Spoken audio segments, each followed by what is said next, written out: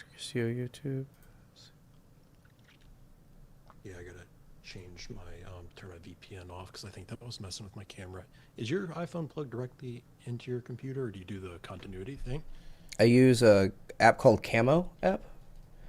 Oh, okay. I might need It's to look into that. yeah, it's very very good. I was using one called Droid Cam, but it was cheap, it's like $2, and Camo was like lifetime 100, but it's significantly better quality, so it's worth it. And since I'm like always using it, then it's it's worth that premium price to me. And then let me just make sure, Hector. I'm gonna try and do that really quick. Actually, Yeah, the Camo continuity app. sucks. Yeah, there's probably other ones that are cheaper. But it works for me. So, Hector Castillo YouTube custom encoder settings. Yeah, exactly. I use it for everything. Audio encoder settings. Custom encoder settings. Output. Where the fuck is the...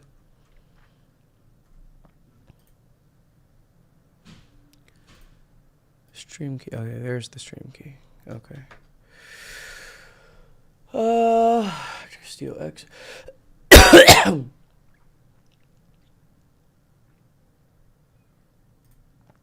Settings. Why am I fucking retarded? Okay, now I got the stream open again.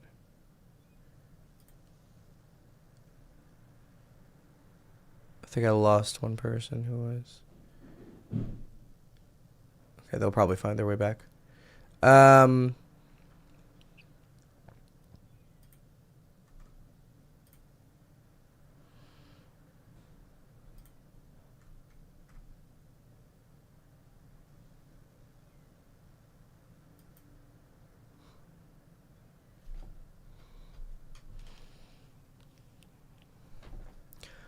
Okay, main and video, critter settings, reuse, main. Okay. Oh, no. Cancel.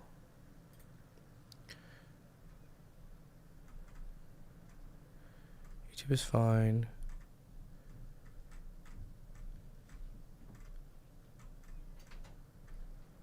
Hi, baby. Thank you.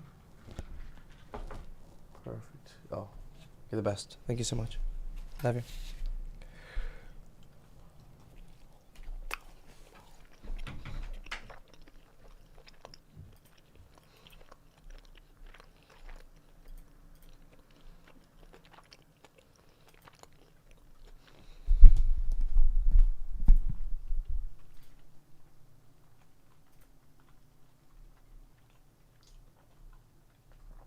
Why am I retarded? Where's the fucking...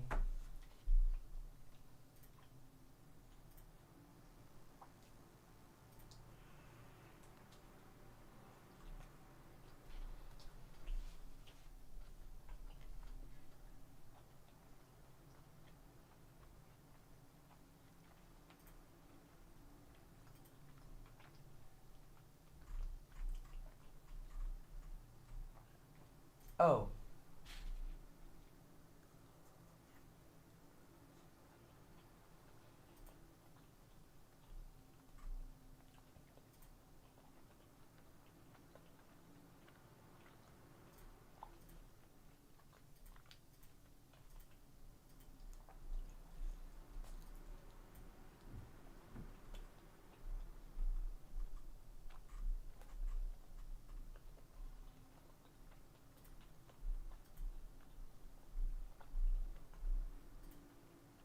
There we go. Like, what the fuck is going on? Here we go.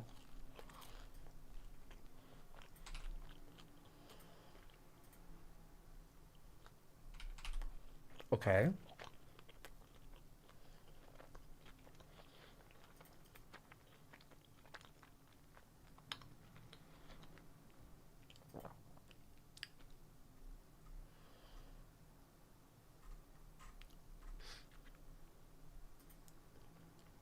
Hey everybody, we're just figuring out some technical things.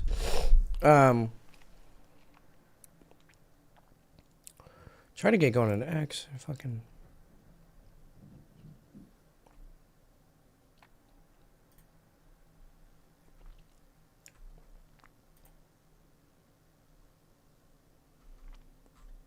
I guess just create broadcast, see what the fuck happens. Error creating broadcast? Why?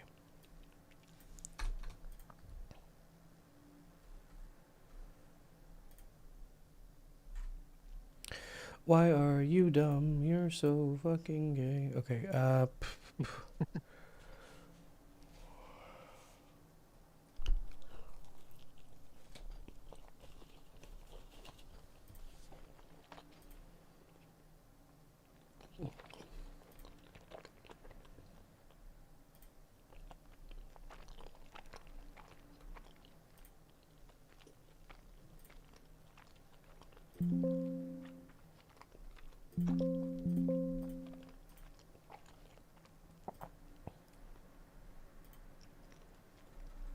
okay.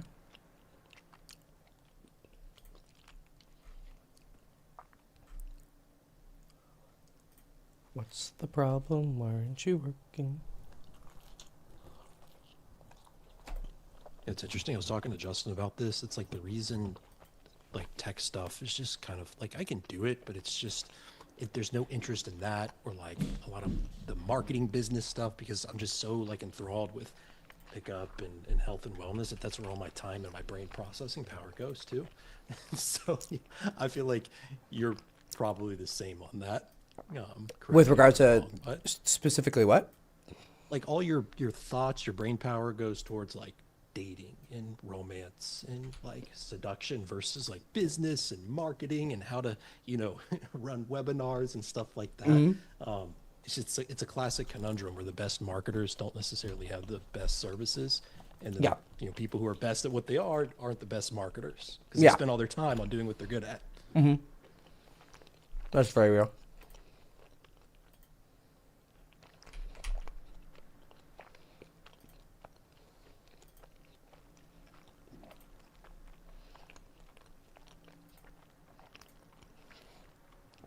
There we go. I figured it out. I just created a new output. Okay, cool. All right. I can go. I am on the twatter. I'm on the twatter.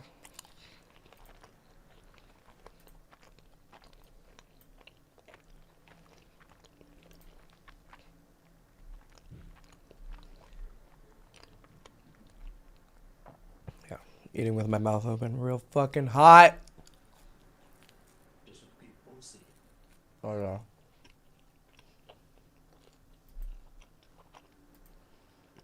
Okay.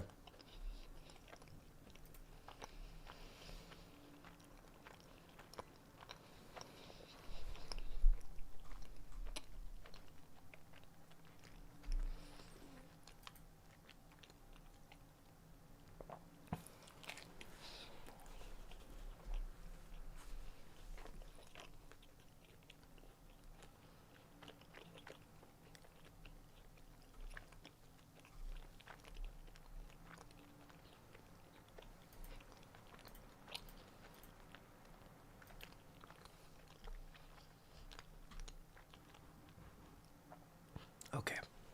So, More than a funk. how is everything going on your end? Did you get camo app? No, according to GPT, that won't solve my blur problem. I think it's just something with the VPN. So Why are you obsessed with using a VPN? What the fuck, dude? No one's gonna hack you.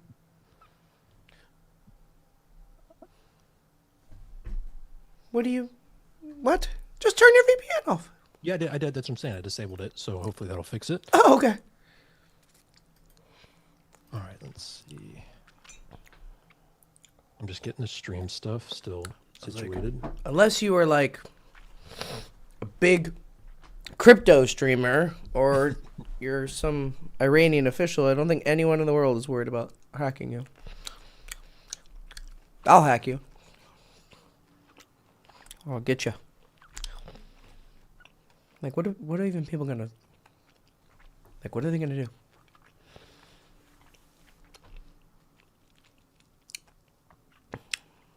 I don't get why people try to. I just don't fundamentally understand even the idea of scamming. It sounds so fucking so gay.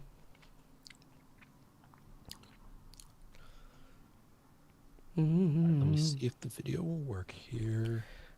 Let's see your pretty face. Yeah, try telling guys not to look, Max, and then look the way you look.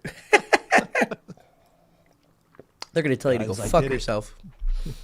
I did it. It does Yeah. not make women proposition you for sex off the bat. Well, well, so they're both gonna hate you, but then also you're kind of the best argument. It's like, okay, Yeah. if I was actually like, you know, if I am this good looking guy, then I should be immediately propositioned. Yeah, that's the strategy I did in college because I was like clueless then. So like me and my friends were just went all out. I'm like going to the gym, just trying to look as good as possible. And like, you know, girls would approach you, yes, but they would like get bored and then leave. And then, you know, you might think, oh, I guess I just wasn't cool enough. It's like, no, you have to know how to like move things forward through the whole process. Mm-hmm. Like, through the whole process. You still have to, they'll give you a chance to take the lead. They'll approach you, like not super frequently, but they'll do it enough to where you then have to pick it up and go from there. Yeah. No, yeah, it'll definitely get your fucking foot in the door. Like, of course, women like men who look good, right? Yeah. That's a no-brainer. The question is that how important is it?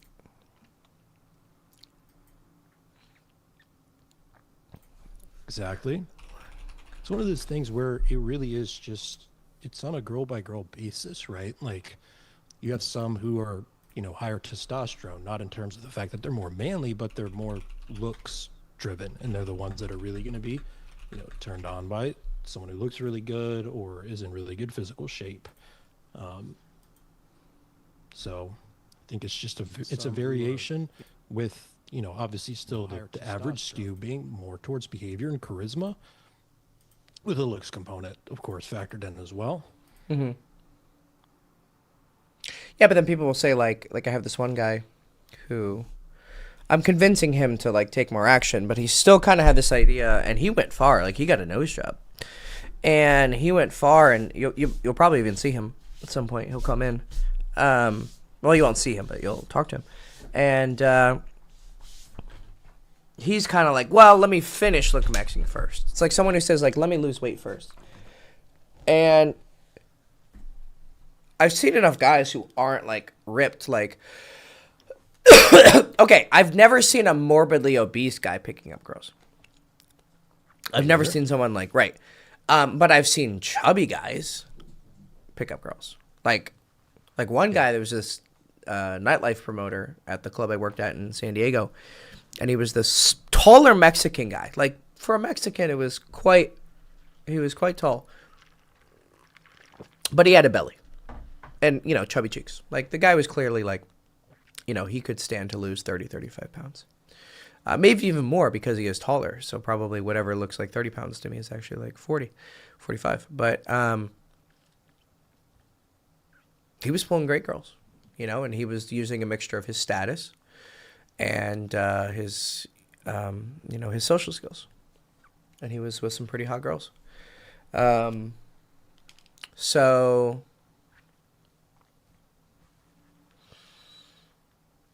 I mean, the problem is, fundamentally, I think you're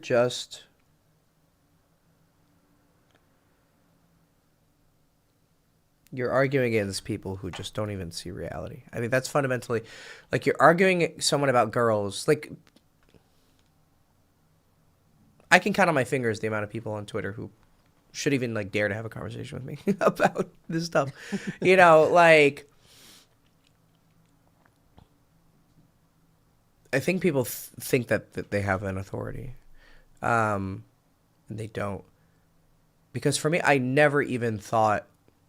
I did have sometimes thinking like certain girls were out of my league. But I don't think it was it wasn't a I'm locked in by my looks kind of thing. It was just a feeling of like I'm kind of out of my depth. But I didn't lock on to a specific like a specific thing of why. But I did think certain girls were maybe out of my league, but it wasn't. Yeah, it wasn't like it's this or it's that, or it's my height, or I don't make enough money. It was just an overall feeling of, you know, this girl's hotter than I can get because I haven't gotten her before, so or gotten a girl on that level, so I haven't proven to myself that I can get that level of girl. But then at some point you just, you know, you just do it, and then you're like, okay. But then there's always a new type of beautiful girl. Like I can go through Instagram and see 100 girls, so I've never gotten a girl who quite looks like that. And she's really hot, but first of all, new pussy always looks better. Always. Like, there's a reason why all of these most beautiful women date, like, other celebrity guys, and those guys cheat on them. It's because probably she was the apple of his eye, and then he, like, got to know her, and she, you know, has fucking annoying habits, or she fucking farts, or she, you know, something, and then the illusion dies, and then, you know, he wants other new pussy. Like, there's a reason why men are just constantly looking for new pussy.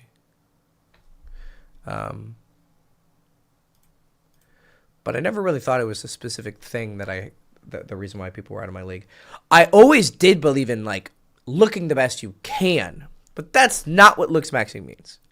It's not in no world. That's like a feminist saying they care about gender equality. You know, it's like, you can say that's what you think. You can say that's what you're really trying to say. But if you look at reality, that's not what they're doing. They're putting it as the number one thing. It's like they're God. And then someone like you gets a bunch of matches, or my friend Serene, who, like, he's not maybe as model looking as you, but he has the, like, hyper masculine, like, amazing physique. And yeah, this dude had, like, he went on Tinder, and within literally hours he was like, not maxed out on matches, but, like, it said, like, whatever the max number was plus, like 99 plus or whatever. And I was like, dude, and there was really hot girls matching with him. Girls that I normally really wouldn't match with on dating apps. Like, I matched with a couple, I would say, beautiful women. But his, like, I would say, like, beautiful, like, whatever.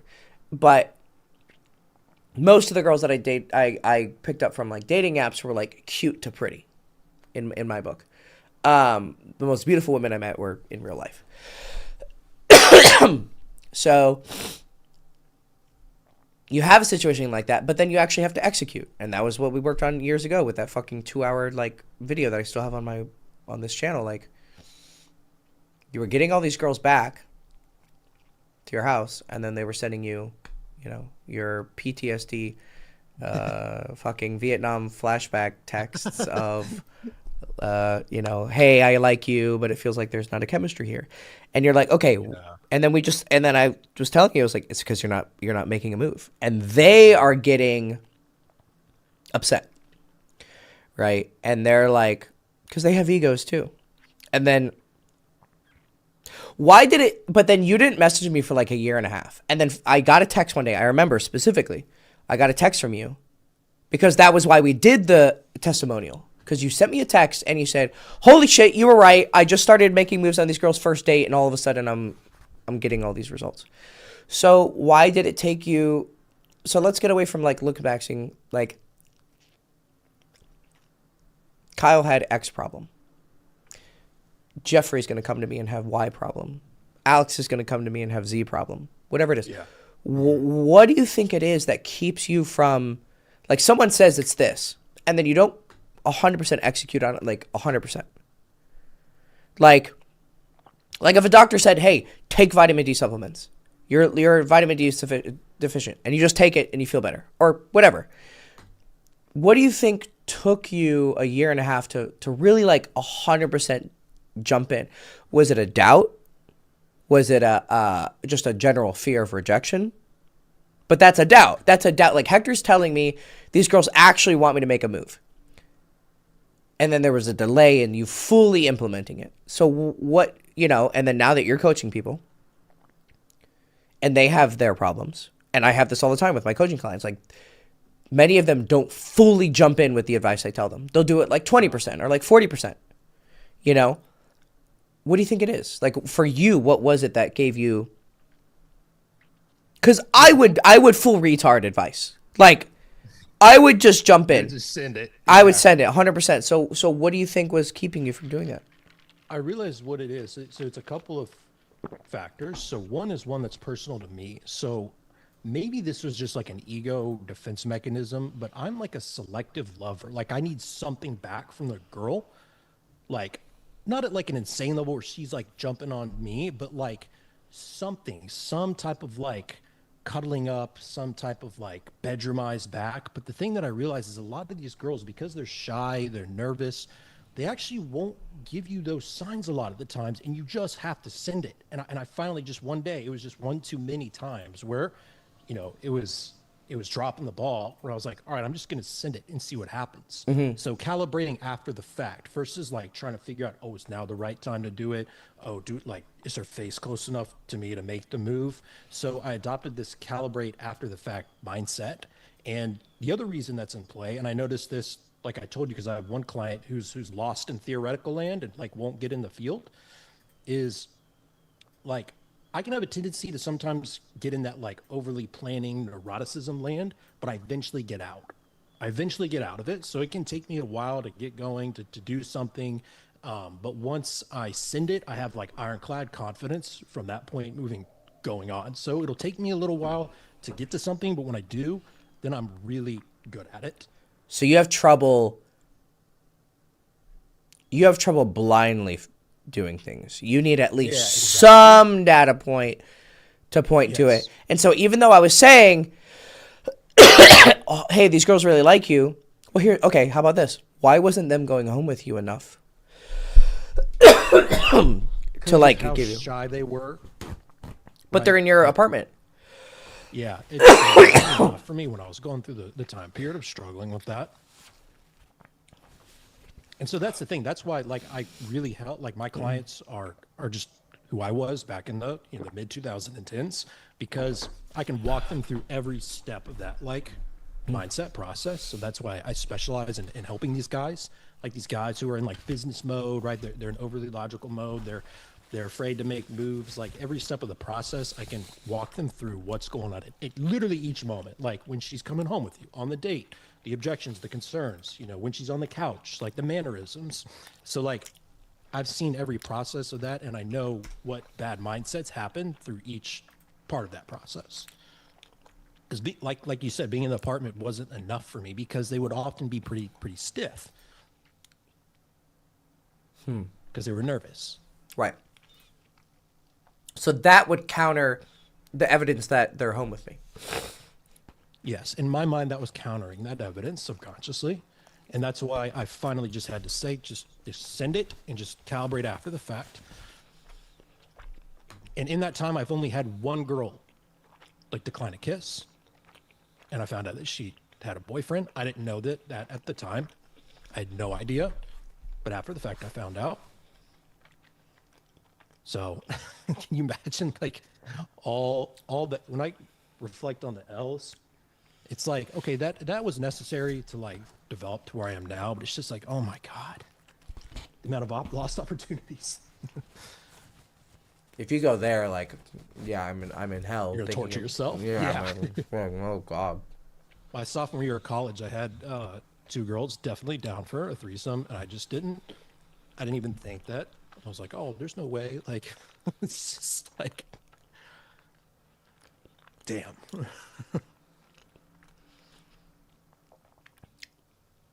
Yeah. That's got to be frustrating for you, for someone like you who just sends it on advice. Like, Yeah, because I have trouble empathizing with it. Like, yeah. it's not like I've never had fear. I mean, I've had approach anxiety. I've avoided approaches before, but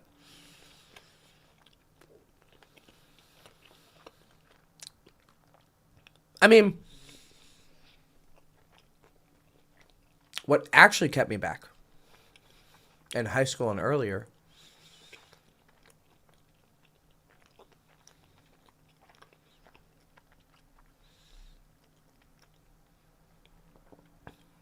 wasn't a lack of data points. That actually never, that wasn't the main thing. It was almost like a moral thing. Like, not like, how do I, like, this is why I think I must have been a monk in my last life. Because I came into this life, like, so, you can't go talk to girls. Like, it almost felt like a like there was something wrong with me doing it. It had nothing to do with, like, I don't remember it being like, oh, I'm a piece of shit. Or I'm unattractive. Those came after the continuous lack of action. And like, okay, there's no girl in my life. Well, that must mean I'm a piece of shit. I just actually felt like you can't go just talk to these girls.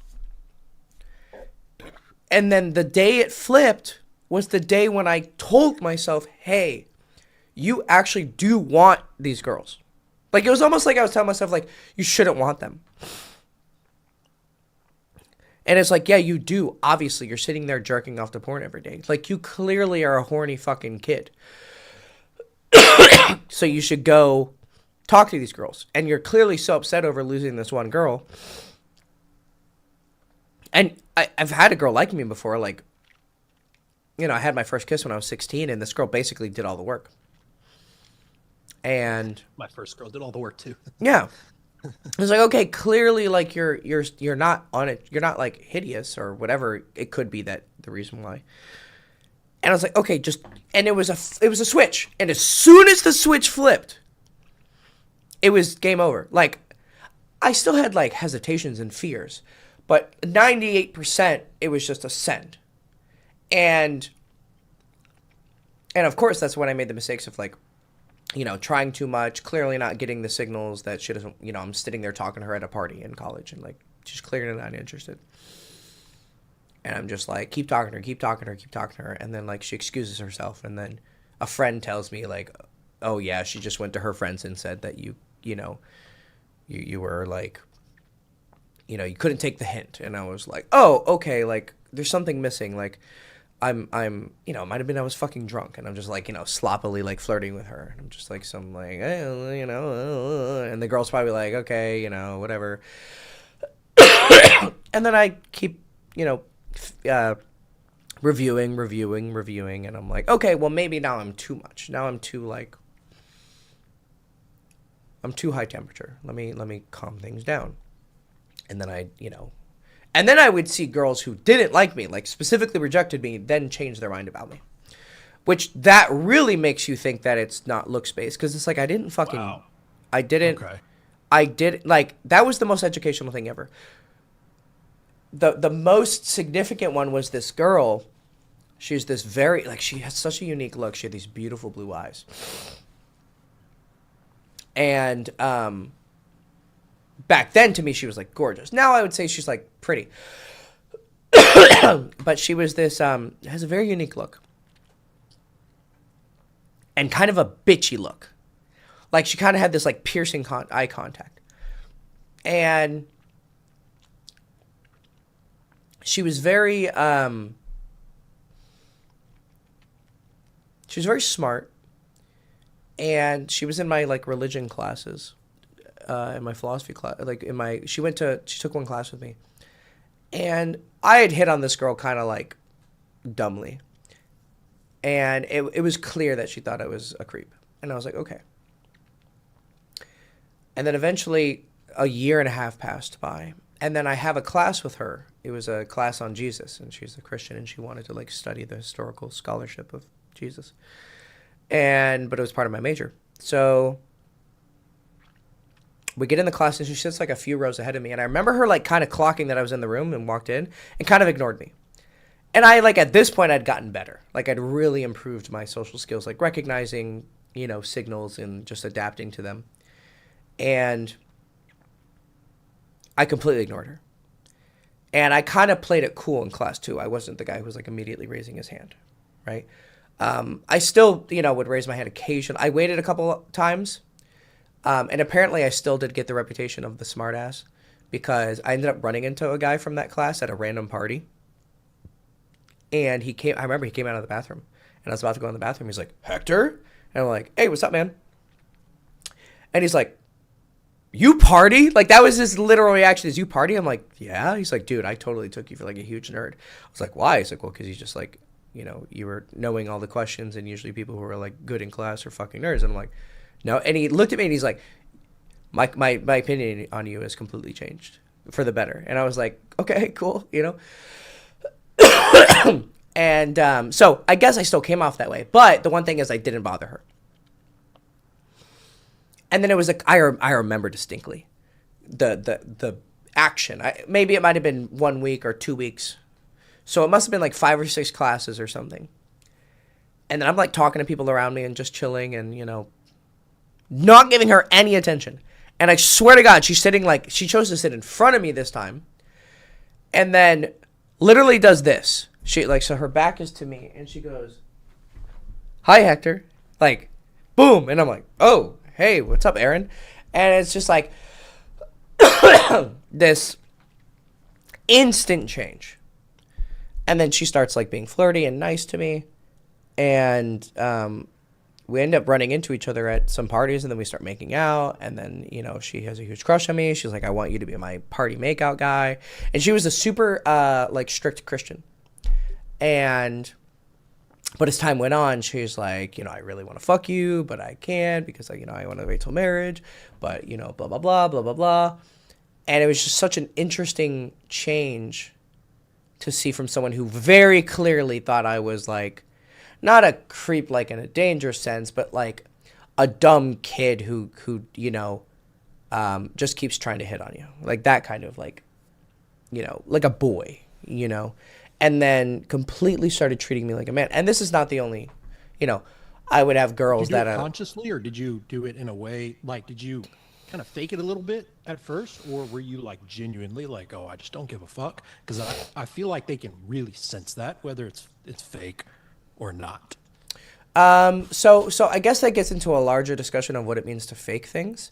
Because if you're forcing yourself to act a certain way, It's technically you're faking it, yeah. well, or you're learning.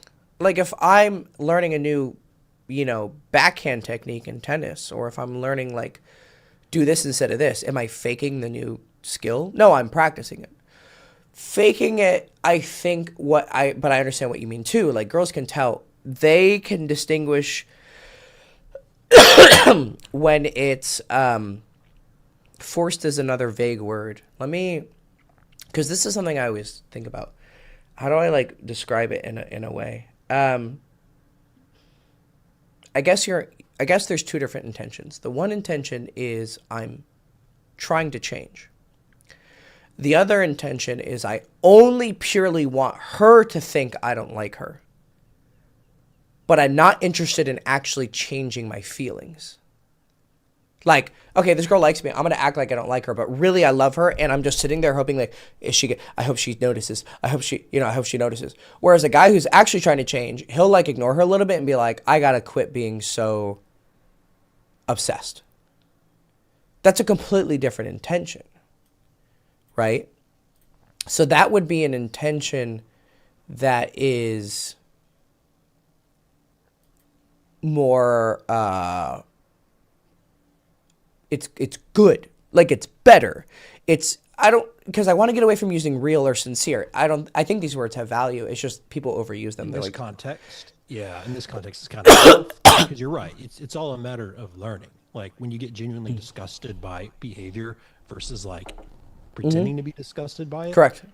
That's another perfect example of this. And something I was only able to learn after getting more abundance. I kind of did it sometimes, but when you're in scarcity, it's easy to like seesaw back and forth between putting up with it and not putting up with it. But the abundance really honed in the philosophy of like not putting up with bad behavior.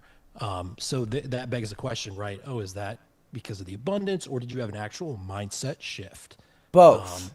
Because, okay, let's imagine someone who's a millionaire, but they spend all their money.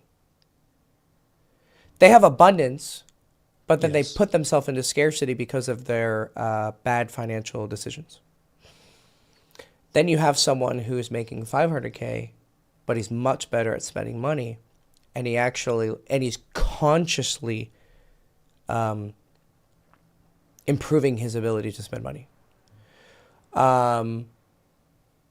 So he's and then when he makes more money, he gets even better at it.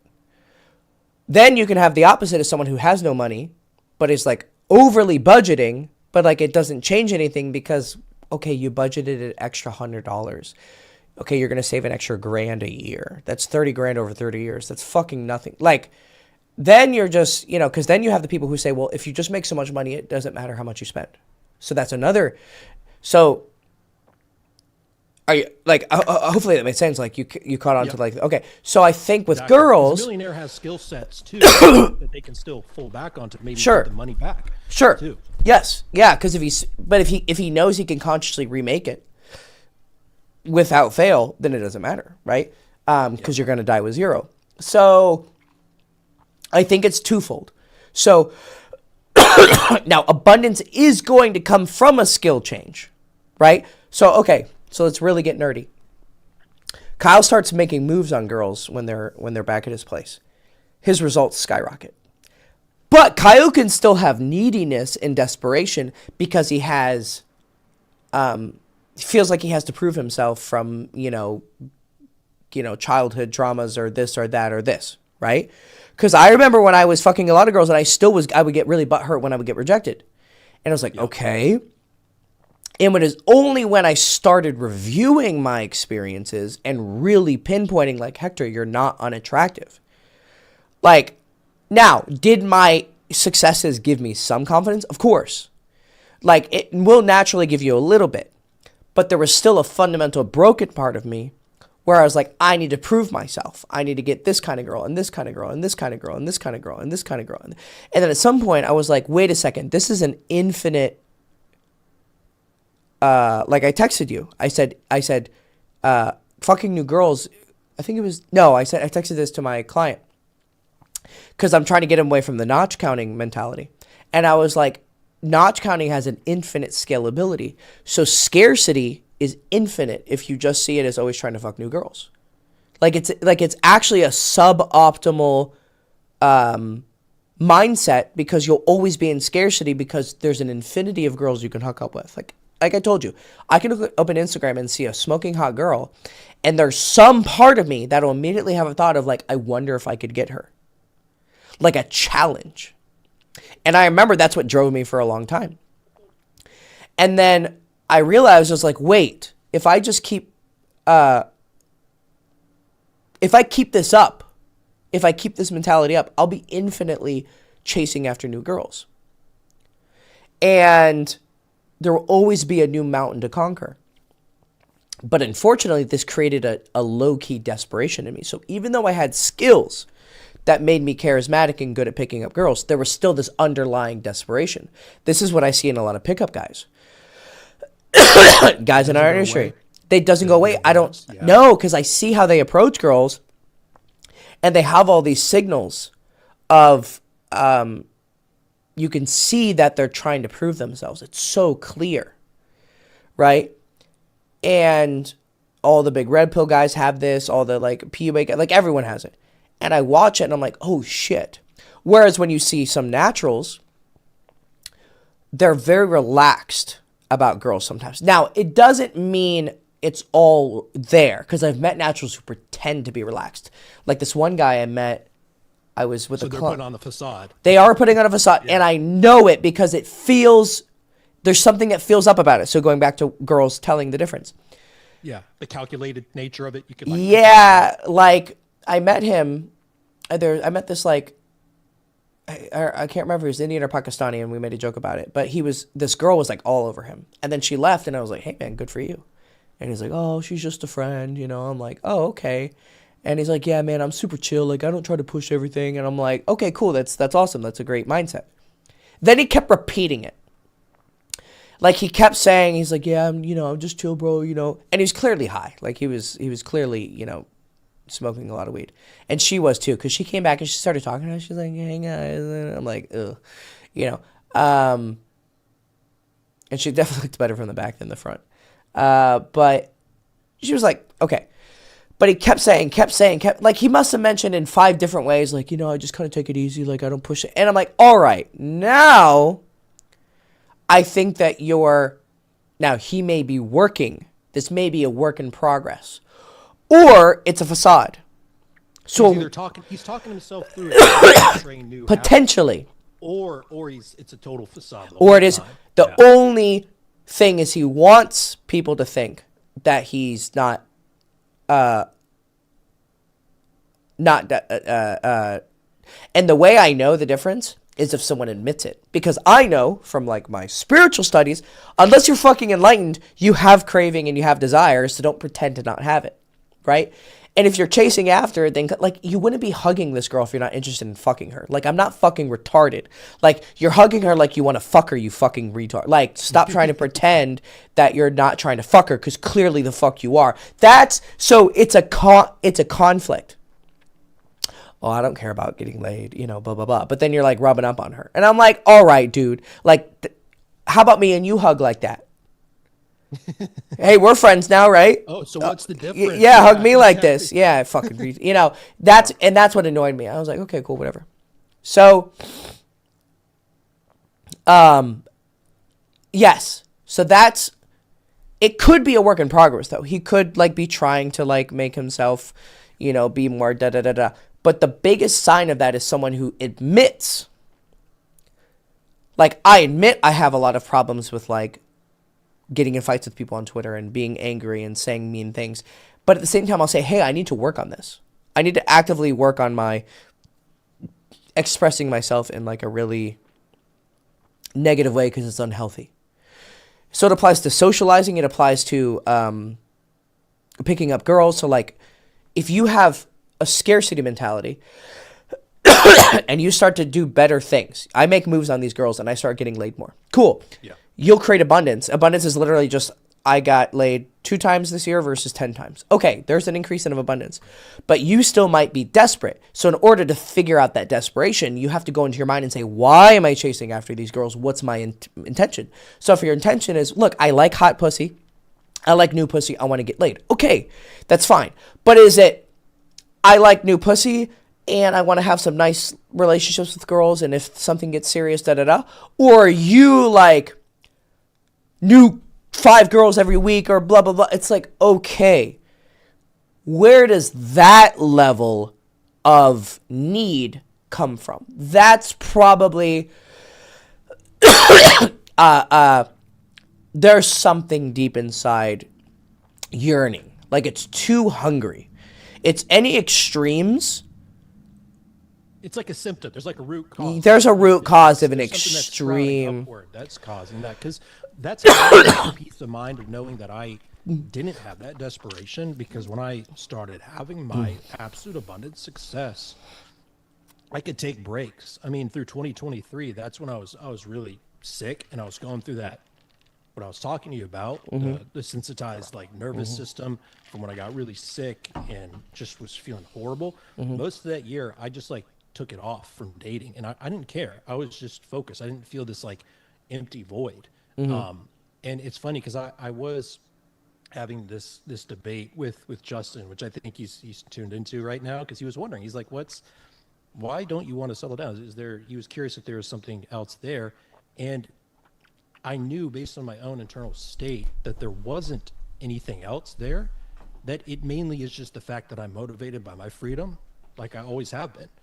I mean, I think I told you this, my parents, like I used to drive them crazy as a kid because I would constantly want to drive so I could like go places on my own when I was young. Like, please can I drive? Please can I drive? Like the way they would, like if they wanted to punish me for any reason, the way they would get me to whip into shape is just to threaten to like put me in my room, because they knew that I hated being confined.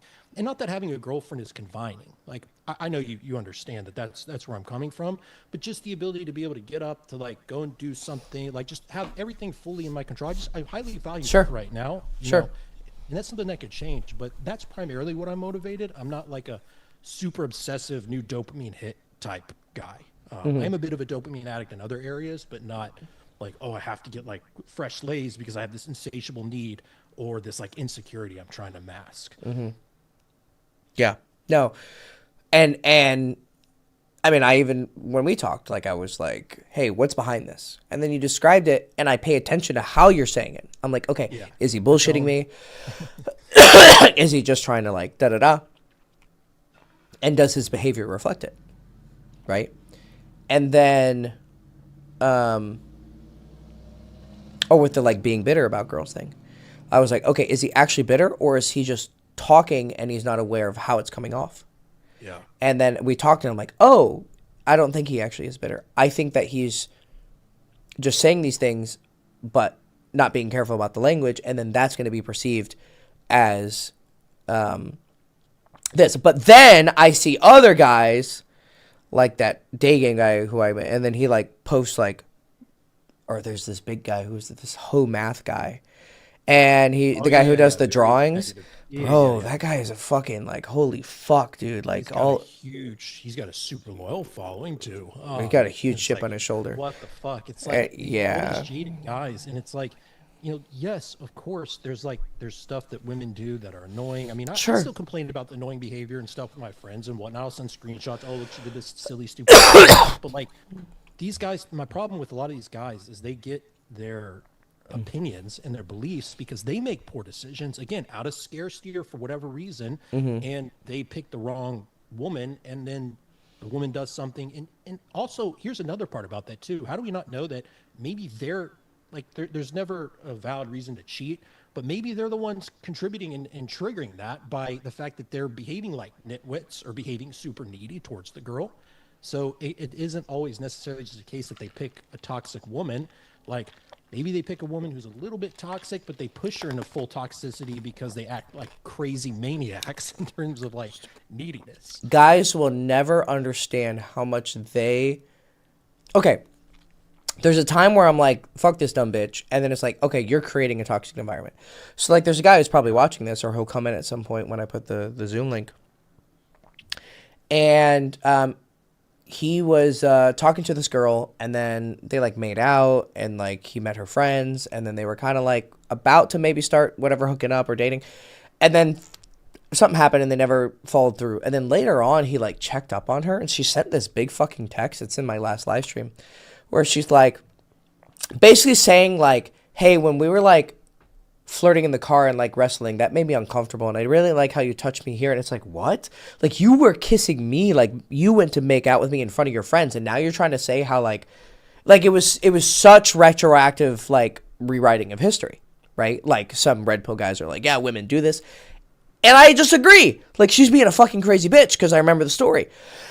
And her text was fucking insane.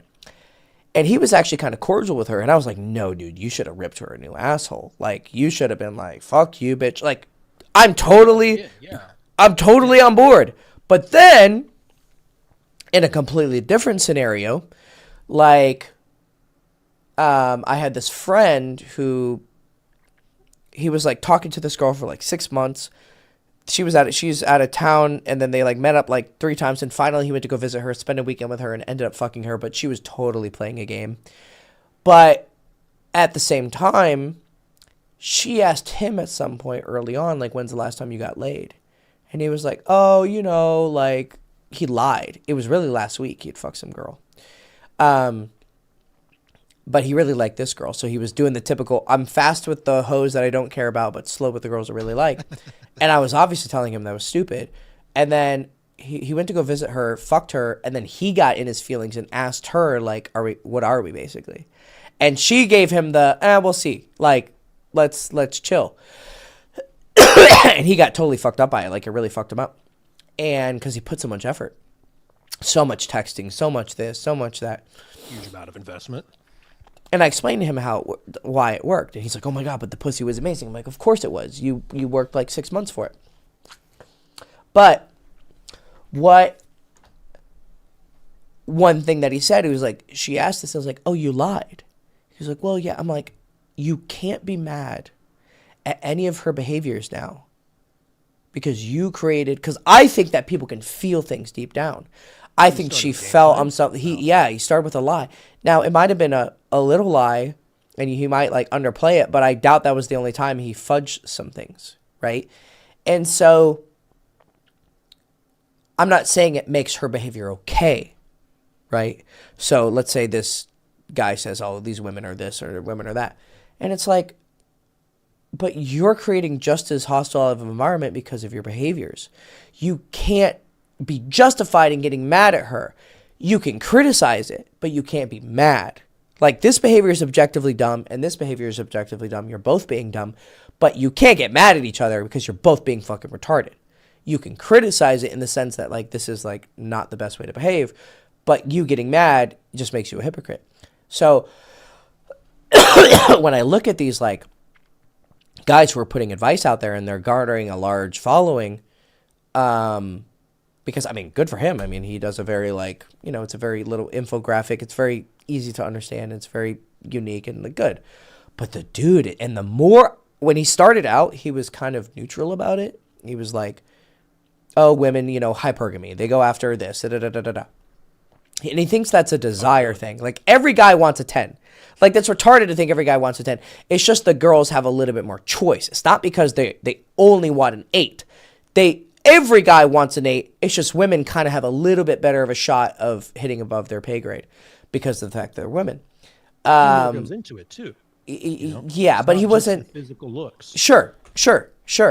But he was just kind of like sketching it. And I was like, okay. And then, like, his posts like recently are just so fun. Like, I'm sure if we went on his Twitter right now, you know, if we just like took a random dart and hit a random post, I'm sure it would be fucking negative.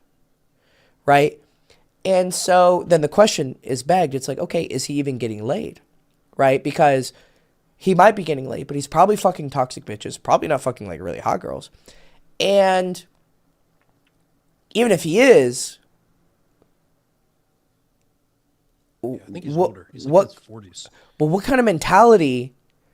He's talking like some guy who's in his early 20s who's kind of learning about, like, you know, the basics. You know, like, I consider all of these things people getting like upset about. I'm like, aren't these the basics? Like, don't date single mothers. Yeah, I was like, it out by now. Like, how do you not have a system in place to where you're like doing well for yourself kind of at this age? Like, yeah, it's okay to be upset. Oh, you know, girls, sure, they have a billion options, whatever. When you're young, you're but like, yeah, you're right. How is he in his 40s and still having this but it's everyone. It's all the people. Yeah. They're all like this. Like, they're all so fucking angry. And I'm like, shouldn't you have because I went through this phase too. Like, you know, all these fucking bitches and they're, you know, the girl you love is getting dicked down this weekend. Like, yeah, I used to say shit like that. Right.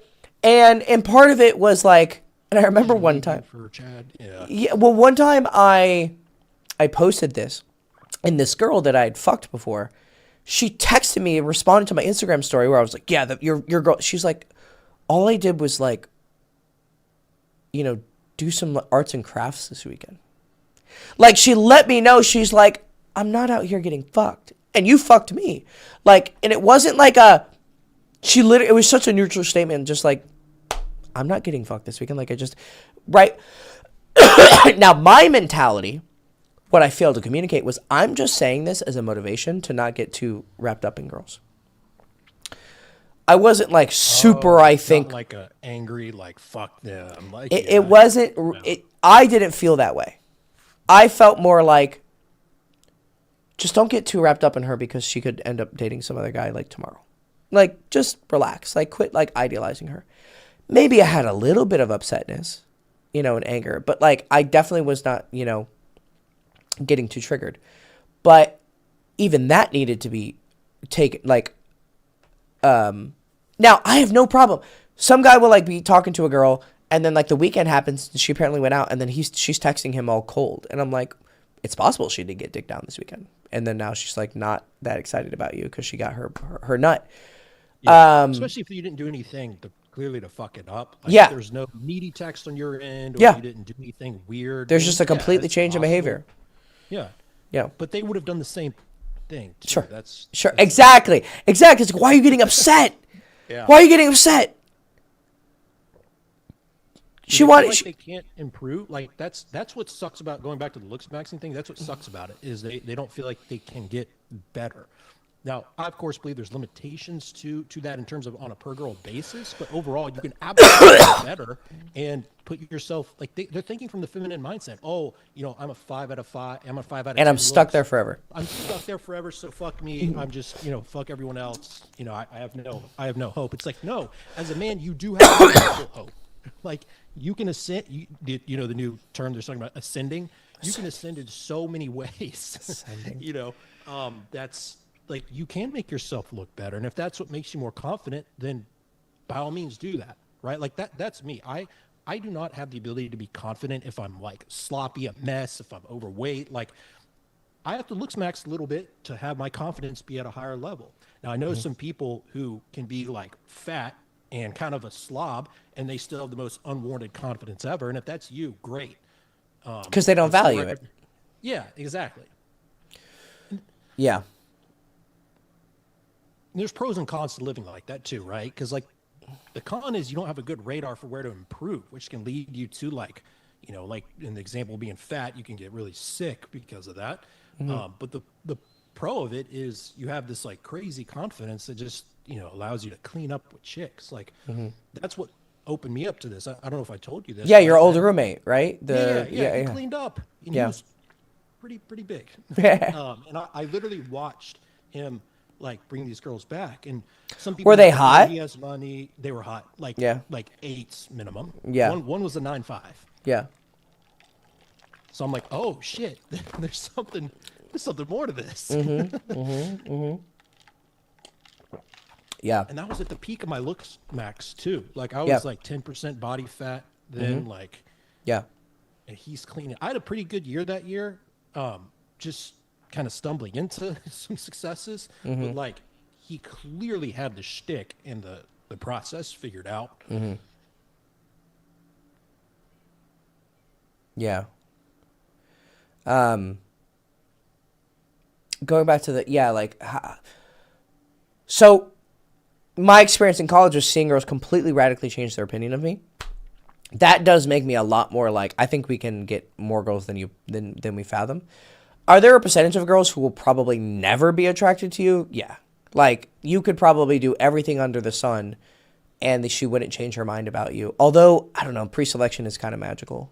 Like, if her friend's fucking you, if you're fucking her friend, then she's probably going to be attracted to you. Like, it's kind of impossible not to. But there's always, here's my argument for, like, there's a radical openness to, like, how good you can get. Everyone has their type, right? Let's just go to like high school cliques. You have jocks, you have like goths, you have this. So like, let's just put people into like general archetypes, okay?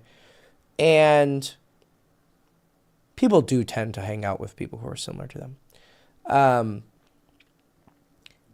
As I socialized more, one of my biggest focuses, especially in college, this was like my main thing in college, was I need to get along with everyone. Every personality type, every background. So I joined every club possible, hung out with everyone, party guys, Japanese language club, anime club, gaming club, joined a fraternity, like everything.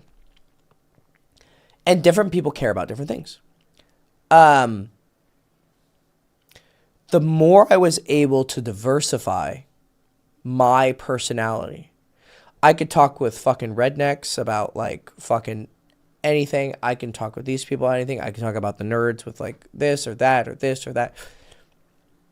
And I can hang out with the socialite people who are like, so like, oh, I'm so cool, what's up, man, da da da da. Like, I don't give a fuck about it. Like, if you can learn their language, I really think that you can adapt to any type of girl. And usually if there's a girl who like flat out does not like you, well, first of all, if she's at least open to the approach and talking to you, there is interest. Now, do I think this should turn into some anxiety ridden, I have to get every girl? No, that's where it becomes dangerous, like we talked about. Yeah. But I have and I did have that. I did have this rabid, I have to get every girl, like I have to be perfect.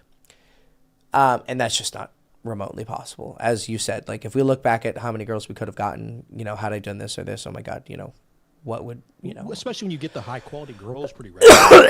yeah, 8.5s up, like you just don't really have to yeah, yeah. keep doing that. And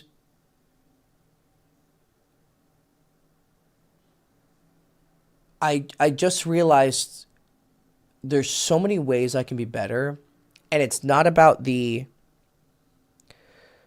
said this emoji versus this emoji. I think when you start getting into the weeds, the biggest percentage increase factor will be in subtleties that are very hard to describe. It'll be like the only way you can describe it is a change in vibe. But really what happened was like with this girl, because you asked me originally, the girl in the religion class who turned around and said, hey, Hector, and totally changed her. Right. Yeah. I was a completely different person. And you asked me, was I faking it? Or like, I changed radically over that year and a half because of how many interactions I had where I slowly chipped away at these small, I wasn't realizing it, but so many small little body link. Now, what we talked about was like, am I like looking at a 45-degree angle versus a 43-degree angle and this and that implies that I'm more interested, and that's too much. That's 2% too much interest. Pull, yeah, you pushed when you should have pulled and pulled when you should have pushed, or that's overemphasis on the active current optimization of your behavior.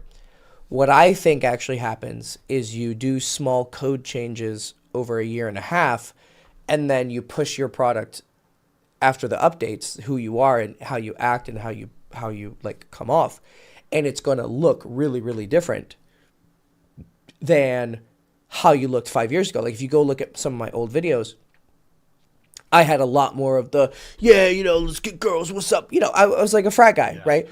Well, that was because I was, only 4 or 5 years out of, being a party boy in college, and that's literally what I trained myself to be like. And then as I started to get feedback from people and girls, I realized, well, a lot of this, so girls would say things like, it feels like you're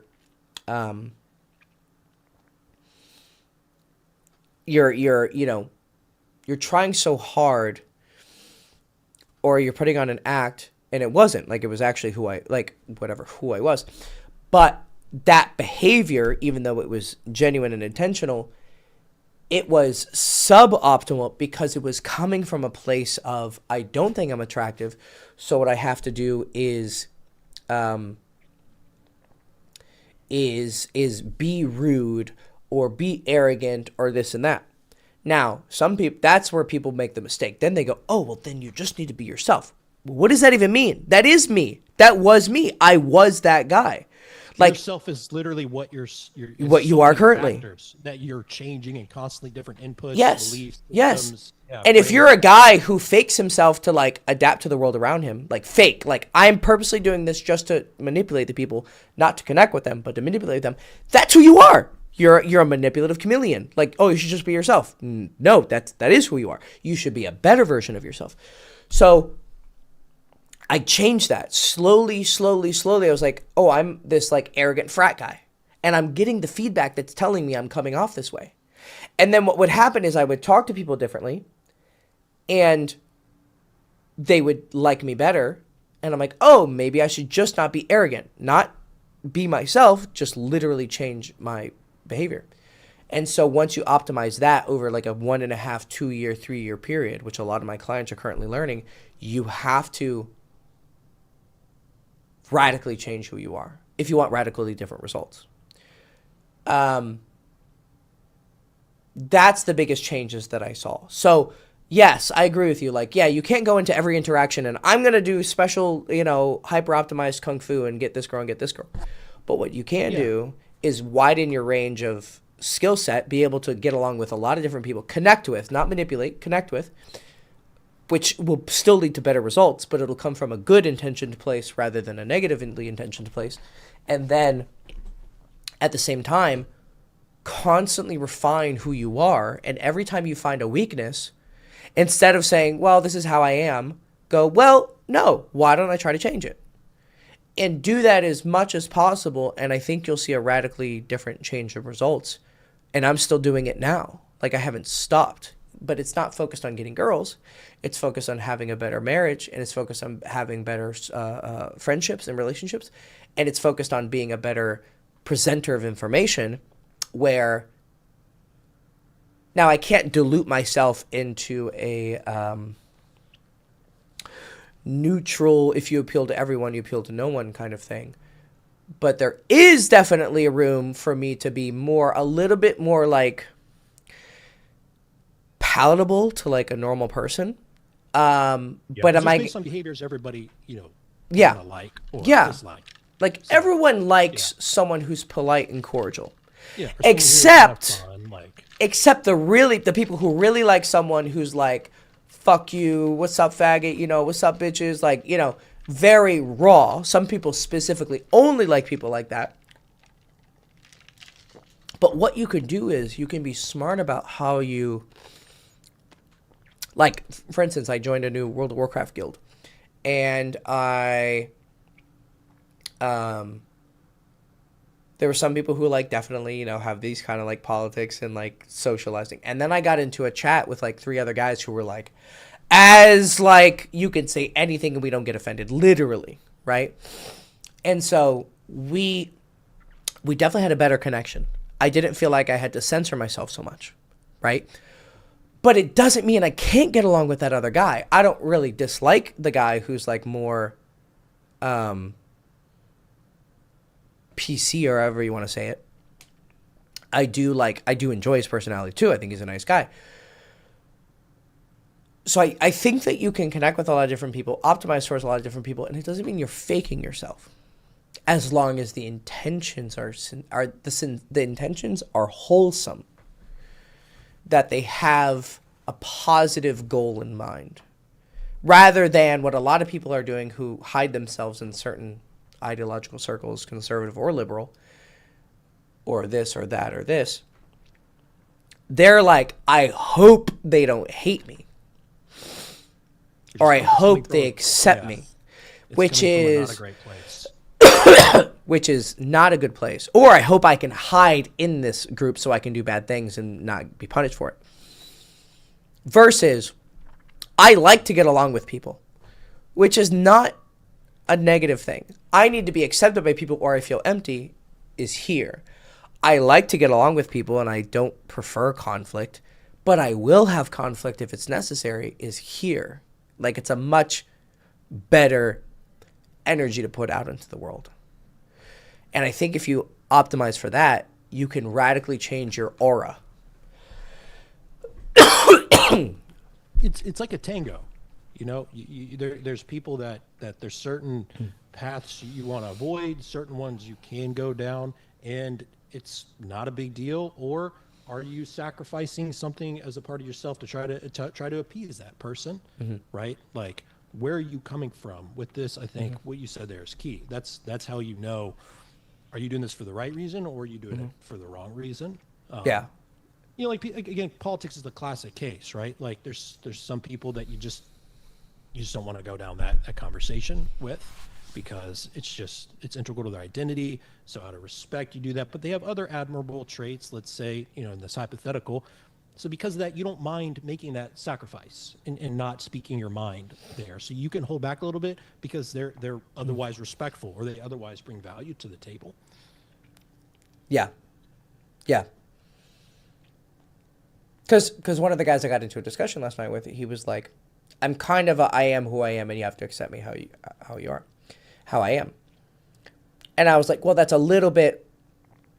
So there's the guy who totally needs acceptance. Piece of shit. Yeah. Well, he's actually a really nice guy. So, but he's very raw. He's autistic. He even says, I mean, it's very clear he's on the spectrum, and he realizes it. But what he said was, I do come off a certain way and I know how I come off. So he's accepting the limitations of his style of expression. He's aware of it and accepts it, which is fine. That's fine. If you know that you're going to have X results and Y output based on your input, okay, cool. It's when people like want better results, but then they're not willing to change.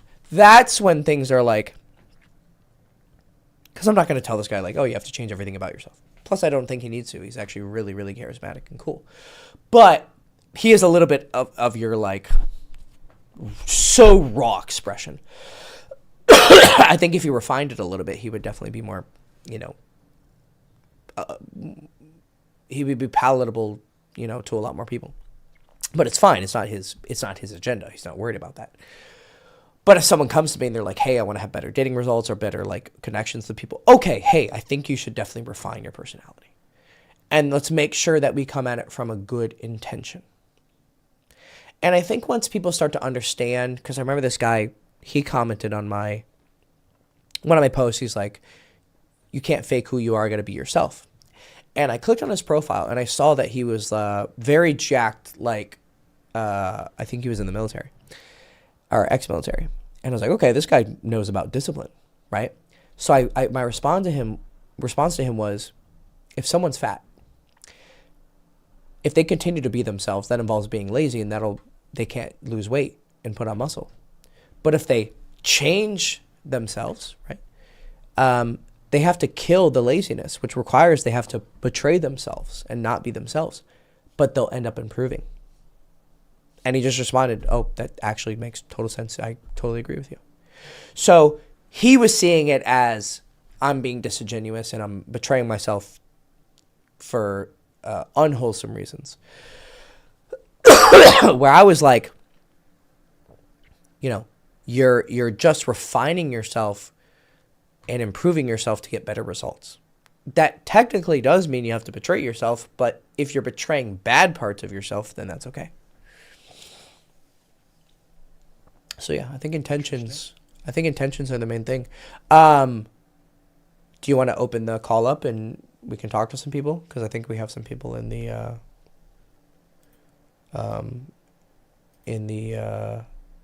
let's see how many people we have. Sure, yeah, let's do it. There's 10 people. So usually what I do is I'm going to give them the link and they can jump in here and we can both give some responses. Okay, everybody. So there's the Zoom link. Feel free to join. Do you have like some like regulars? Yes. That usually? Yeah. Yes, I have some regulars usually.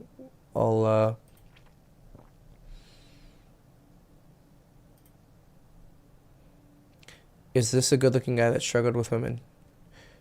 Yeah, he was the guy who was because I often reference you.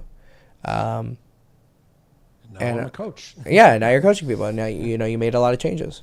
So yeah, this is him. So he's coaching people now. If you guys are interested in, he's one of the only people I really think that you should follow.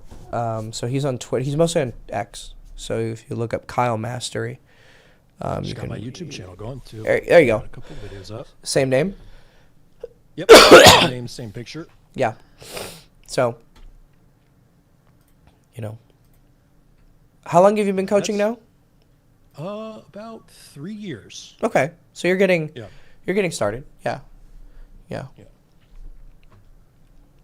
that's good. You're starting to hit your role.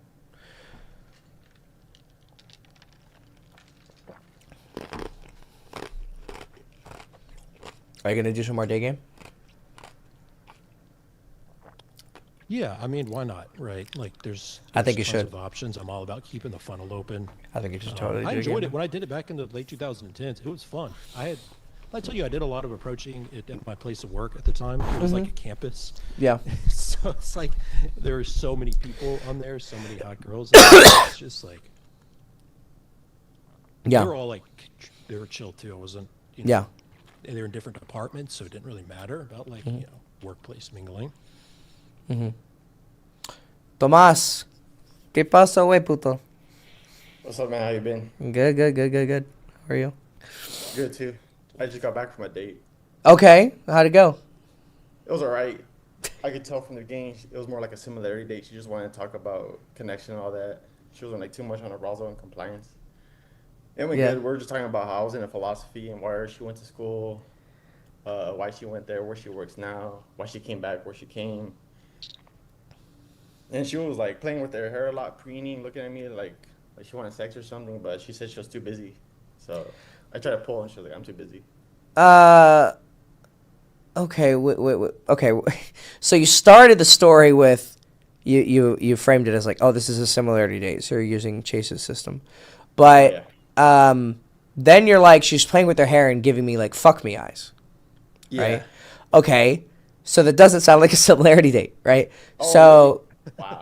right, like that sounds like she was really turned on. So my question to you is, at all during the date, okay, did you make a move on her? Not just asking her to go home with you, but did you make any moves? Did you touch her? Did you kiss her? Did you go for a walk? Yeah, I told her if I could see her hand because she had like a shit ton of jewelry on. Mm-hmm. She was like, "Oh yeah, sure you can do it." And I was like, "All right, that was cool. I like the jewelry, this and that." And then I was like, "Oh." Like I was just out to touch her hand again. I was like, "Oh, is this the same nail polish you had on it the last time we were talking?" She's like, "Oh yeah, yeah, it is. Oh yeah, all that." But then other than that, I didn't really touch that much. How old is she? 23. Oh, okay. Yeah, she's younger. Shit ton of tattoos. Shit ton. Okay, motherfucker. Shit ton of tattoos, and you're telling me this is a similarity date? No, this No, girl wanted some dick, bro. She wanted to but when I fuck. told, she was like, "Oh no, I don't think I That want doesn't to." mean she's not horny. It means you didn't do your job.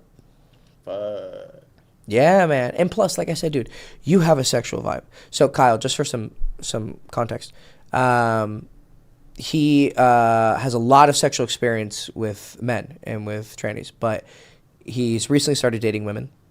But he has a really sexual vibe. Like he went on a couple dates and girls just like were down to fuck immediately, right? So he's a hypersexual guy.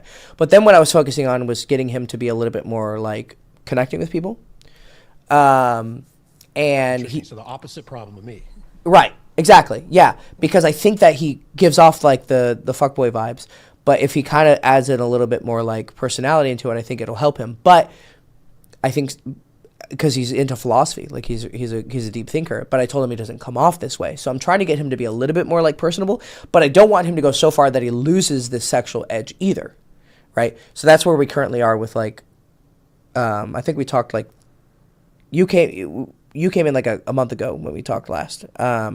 So yeah, that's right. And so okay, so I need a little bit more detail on here. You met her from day game. Yeah. And how long was the date? Probably like 45 minutes, 50 minutes. That's quick.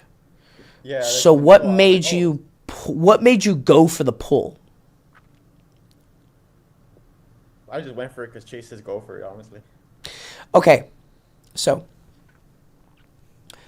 right now what I think you're doing is you're implementing advice, which is totally okay. But I think you're just like pressing buttons, right? You're just like, you're playing Street Fighter and you're like, Shoryuken, and you're pressing Hadouken. You're like, okay, I have to pull. Boom.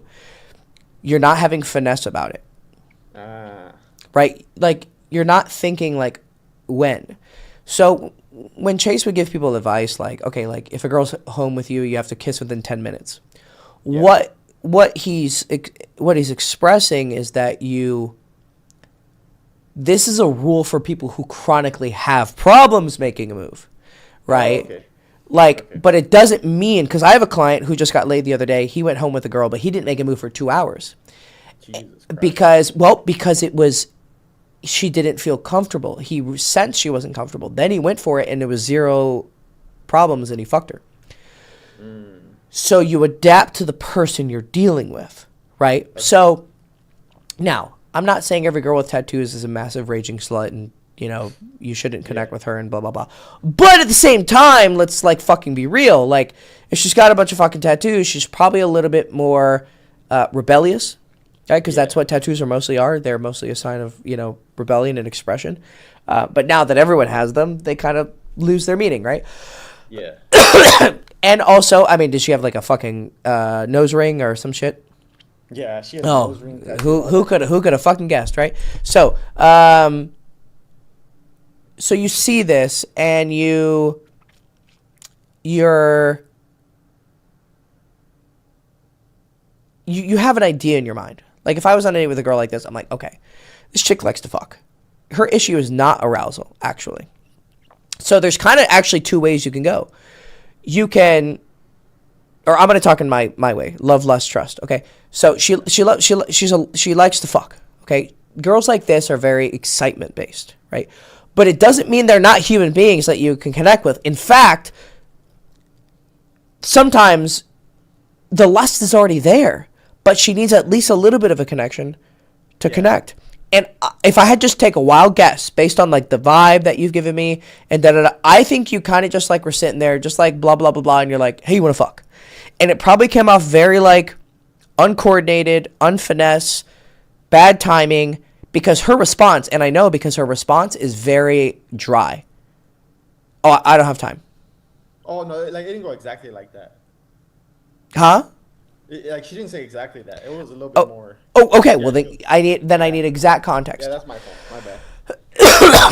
It was like 30, 45 minutes, and I was like, because we were connecting on books. I was like, oh, shit, I got a bunch of books at home. Then like, it kind of died down a little bit. And I was like, I don't know. To me, that I took it as escalation when I was like, oh, actually, I have a pretty cool book collection back at home. We should go check it out. She's like, oh, really? Some philosophy books, huh? I'm like, yeah, I got like a little collection. And then she was like, yeah. And then she started talking about the library right after, so I didn't push on it. Okay. And then She told you she was busy? She later told me that she had to go meet her grandparents too. Okay, wait. The way you presented it is you offered and she responded with I'm busy. So, okay, wait a second. So you mentioned having a book collection. She was like, okay, cool. And then she like changes the subject to start talking about the library. Yeah. And then you're like, okay, I don't want to push it. And then how much later do you go for it again? Yeah, she was like, oh, actually, I wanted to hit the bakery store right in front of where we're at before I leave. I was like, oh, cool, that's fine. And then I think we hit a bakery store, and then we went to a little jewelry store. This is like probably 10, 15 minutes after I asked again, oh, we should go check them out. Then that's when she said, oh, I don't think I'll go this time. And her reasoning was I have to go see my grandparents later? Yeah, because she had to go see her grandparents that were like 30 minutes away, and where I'm at, it's out of the way. I mean, okay, so there's always these two perspectives I have. And the one is if someone really likes you, it doesn't really matter what's going on. But then there's like realism where it's like, okay, someone did have a schedule, right? Yeah. So you could say, well, why don't you just come over after? I want to see you. Because I have another date later. So you're about to go on another date in a couple hours? Yeah. Okay. Has this girl texted you? Which one? The one we're talking about, the one that you just ended with, the one you just got off the date with. She hasn't texted me. So, look, you're probably not going to smash every girl on the first date. It's a pretty difficult thing.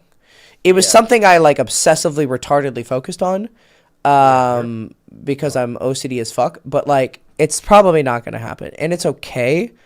Yeah. I'd say like 3 dates is like okay, you know. Yeah, I remember you saying that in a YouTube video. Yeah, it's like it's okay, right? I would prefer to do the first date. Yeah.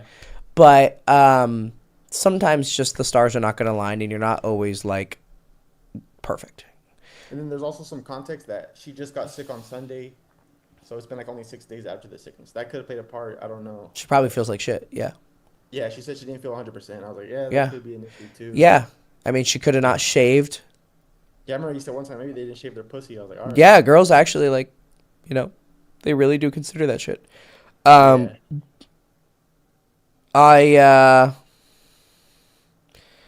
think she liked you. I think you were I think you're sloppy in the way that you execute things, which is totally okay. Yeah.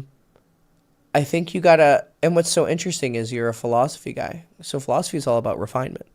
It's all about the refinement of language, and you say this and versus this, and it, you know.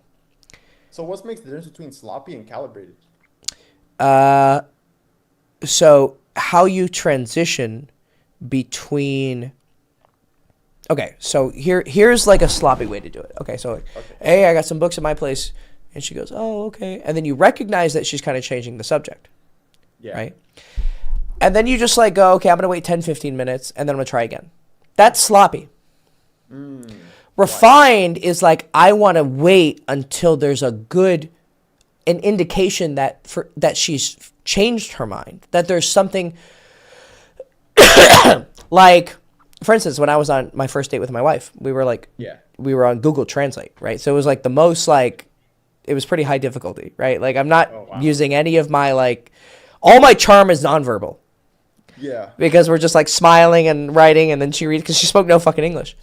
But then like as I put the like phone in front of her to read, I'm like touching her hand, I'm looking at her, you know, like I'm being like cute. And I tell her at some point, like, I want to fuck, right? And she reads it. Like I'm telling her I want to fuck over text in front of her, right? And I remember her reading it, and she goes, like you could see her like, oh, whoa, okay. Yeah. And she responds and she says, well, you know, why don't we wait a little bit, talk a little bit more. Okay. Right? And I'm like, cool. So she gave me like a direct feedback. It's the same thing as this girl like changing the subject to the library, right? Yeah. Unless there was a large pause and you just needed to pull right away. That could also be a possibility. Like if she was like, oh, okay. Like you should just went, all right, let's go. Oh, it could be that, but it could also be exactly how you thought, where she's changing the subject immediately. It depends on like the gap. Like I would have to see her facial expressions and her body language, because it could actually be two different things. But let's assume your read is correct. Then what you do, so you did go to a jewelry store, you're doing this. What you're doing, I think, is you're like, okay, let me just like keep going and then try again. Whereas instead you should be like, okay, if there is a hesitation, what is it?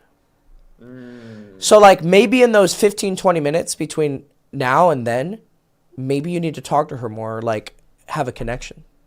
Whereas you're kind of just like, I'm just going to wait and then try again. Yep, which exactly. I waited until I felt an improvement in the vibe. So, you know, my wife texts me like, da-da-da.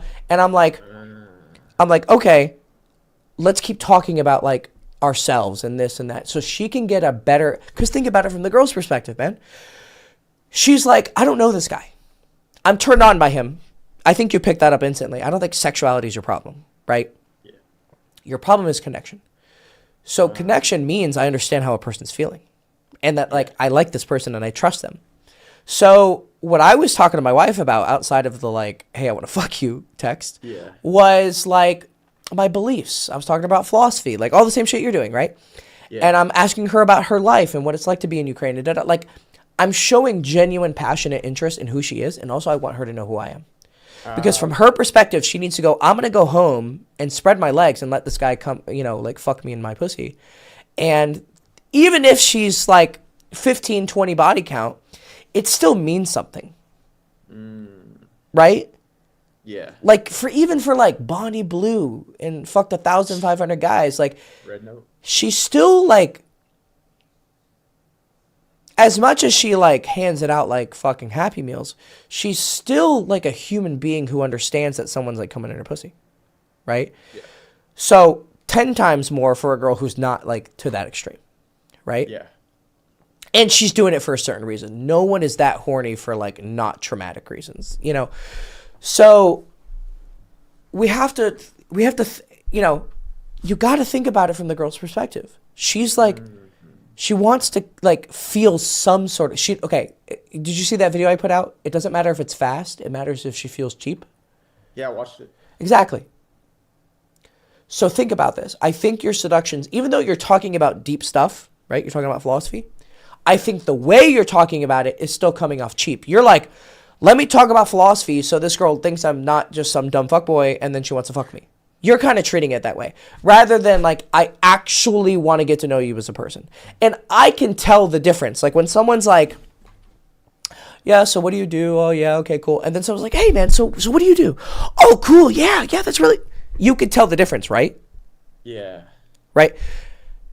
That's what I'm talking about. Is the girl sitting across from you can tell the difference between just like, and sometimes seductions are like that. Like they're just like, yeah, so okay, cool, yeah, and there's just like this intense sexual vibe, and you're like, when I get out of here, and she's just like, yeah. That's when the sexual vibe is so good that it doesn't matter if there's other things. But even if a girl who's like lusty, which is a girl like this is probably, you know, nose rings and fucking tattoos, She still needs like some fucking connection. And I think that you were coming off surface level. And you do come off surface level. Like I told you, dude, you talk like a cholo, right? Like you still come off that way. This is not going to change in 1 month. This is going to require slow, deliberate refinement of who you are and how you express yourself. This shit for years. Yeah. Like, yeah. Yeah. Because there's never no connection in the gay scene. There's no Exactly. Yeah, dude. Well, plus, hey, you want to fuck? Yeah, basically. real quick, I was gonna say the other thing too is these girls, like the more experience they get, who might have a higher body count. If we're looking at it through the SAC model, right, their similarity desire is actually going to increase because they've had so many cheap hookups. Now they're wanting to experience more of a connection because of that experience that they've had. Yeah. Yeah.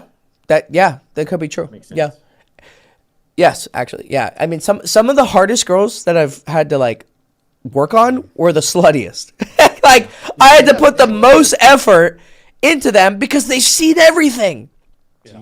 They know everything you're Player doing. charm. Yo, they see through. They're the player. They're the one playing you. Damn. Yeah, so I guess my problem, I'm coming off too surface level. Like, I'm not really, truly, genuinely trying to get to know them.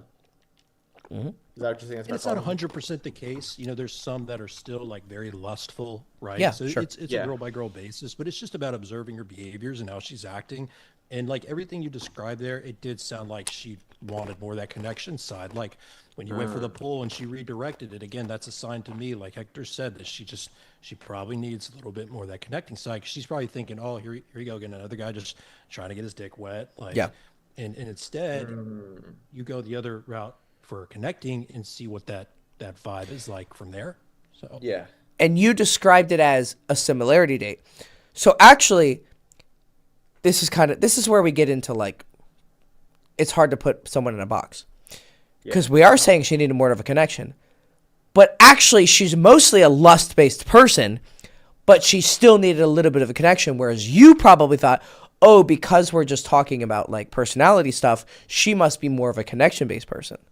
Well, no, she probably is more of like a novelty and fun. And again, I wasn't on the date with her. I'm just going off of what you're saying. But Yeah, you're right. she could still be a lust-based person, but it doesn't mean she totally doesn't need a connection. That's what I'm saying. Whereas you probably thought, oh, she just wanted to talk about herself, so she needed mostly connection. Well, no. She just mostly needed a connection with you because I don't think sexuality is your problem. Was she a white girl? Nah, she was like from Fiji or some shit like that. The fuck? You find some wild-ass people, bro. Yeah, I'm in a very diverse area. Yeah, you Makes are. sense. Yeah, you are. Fiji? Yeah, I don't know. I thought she was Indian. Some of the wildest girls are the foreign ones who are also like if you get a white girl who's like tattooed and like nose ring, it's like all right. But then if you find like a chick from like probably like normally most of the world's conservative, right? So like she comes from one of those places and then goes full like American tattooed septum piercing girl, they're like ultra fucking slutty, Damn. because they're so contrasted with their upbringing. Yeah. Interesting. Yeah, I think you just need to keep driving into, like, but also don't think so one-dimensionally. Don't just think love, lust, trust, or similarity, arousal, compliance. Think about what that actually means. That's just a framework to kind of somewhat guide you. Yeah. Like There's heuristic. Yeah. It's a general heuristic, but you still have to get into the like situation and read it uniquely. Like you can't don't be a reductionist. Oh, she's a similarity girl. Okay, boom. That's like think more nuanced than that. Yeah, it's funny you say the Google Translate because I'm gonna have to do that later because the girl she's straight from Mexico and I don't know that much Spanish. So I'm gonna have to Oh, you don't? communicate. Huh? You have such a heavy accent. You're not fluent in Spanish? You're in Nah, I Spanish? know like the bad words and some things, but not everything. Interesting. Did you not grow up with your dad? Yeah, I grew up with my family. They didn't teach you Spanish? The only ones who spoke Spanish were my great grandma and my mom. But I Oh, in English and she responds in Spanish. interesting. Okay. That's Yeah. really fascinating. I would think you're I mean, I'm not either, so I can't talk shit, but like, Yeah. it's interesting. Um it doesn't matter. The only language you need to speak is womanese, right? But um I mean, Mexican girls are, on average a bit sluttier, I mean, girls are girls, but like South American chicks and black chicks are like the most promiscuous. Yeah, she's a little Um, older. She has like neck tattoos, hand tattoos. I'm like, damn. done, done. Like, wow, holy fuck, dude. Like you I know draw. you said you had another date, but like handling that objection at the end where she said she had a schedule difficulty. This Yeah. is something I used to just give up at that, but I found out that girls, it's not because they're trying to be a pain. They'll just subconsciously throw out these little tests like that, where they'll be like, "Oh, I have to wake up early tomorrow. Oh, I got to go to the gym," and Yeah. they're looking for you to like help them troubleshoot their schedule. Like this is something I implemented that like changed my results drastically by just being like, oh, can you do the workout, another day? Or, oh, Yeah. that's fine. I won't keep you too long. Like overcoming those objections. This is something that like, I don't see a lot of people in the pickup space really talking about is just absolutely massive. It doesn't mean that they're like not down. It's just, they just want you to overcome and help them troubleshoot their schedule. As silly as that sounds, it's just a pattern I observed over and over again. Not sure if you ran into that too, Hector, but I'm about to pull up a message from my client who just got laid, and literally this exact exchange. So a little while later, she catches me staring at her and asks me what I'm thinking. I say I want to kiss her. She says, "Kiss my cheek." I do, and later I kiss her on the lips, and she receives it warmly. And he's in Hong Kong. And then he pulls. He says, "So, want to head back to my place?" Her response, "Oh, I have to get up early tomorrow." Okay, schedule. He responds, "I won't keep you up too late, I promise." Then she responds, "Where do you live?" "I'm at this hotel 10 minutes away. It's actually on the way back to your place. We don't have," and then he adds, "We don't have to do anything. I'm just having a good time with you tonight. I love our energy together and I don't want it to end." Her response, "Me too." He says, "Okay, how about we go back for a little bit then?" Her response, "Okay." Pulls her home. No reservations, straight to fuck. So, like I told you, hey, go see your grandparents. Like, you got to see Mima and Papa, but like, why don't we meet up after? Yeah, that's a problem I'm having. Like what Kyle was saying, because I had another date where I was over, and then I was like, "Oh, should we go in my car?" She was like, "Oh, I don't think I want to do that tonight." And I remember you said be more direct, like ask her, "Oh, why not?" I was Yeah. like, "Oh, really? Why not?" She's like, I'm trying to change some things about me." Okay.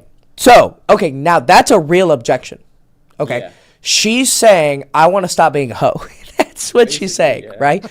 So ask her about it. Be like, okay, yeah. like be up for, like, you want to quit, like you've been hooking up and you don't want to like hook up anymore.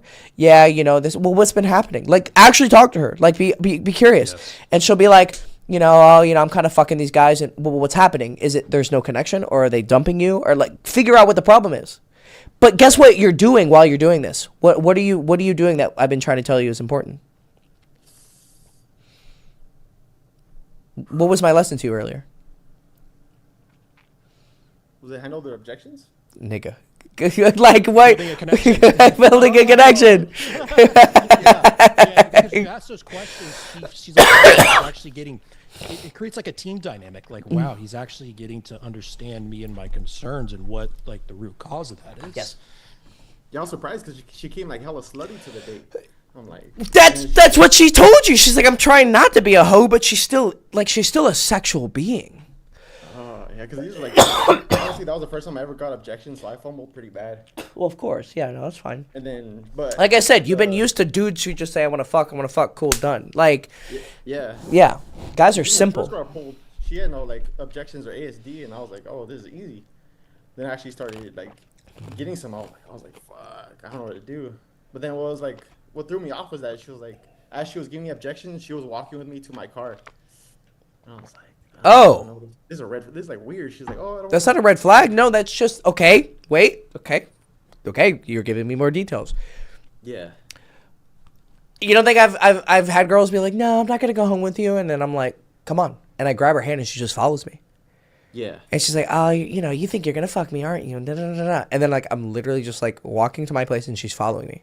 And then I get her in the apartment, and she's like, you think you're so smooth, da, da, da, da, da. You girls probably never say no to you. And then I'm just kissing her, taking off her clothes, and fuck the shit out of her.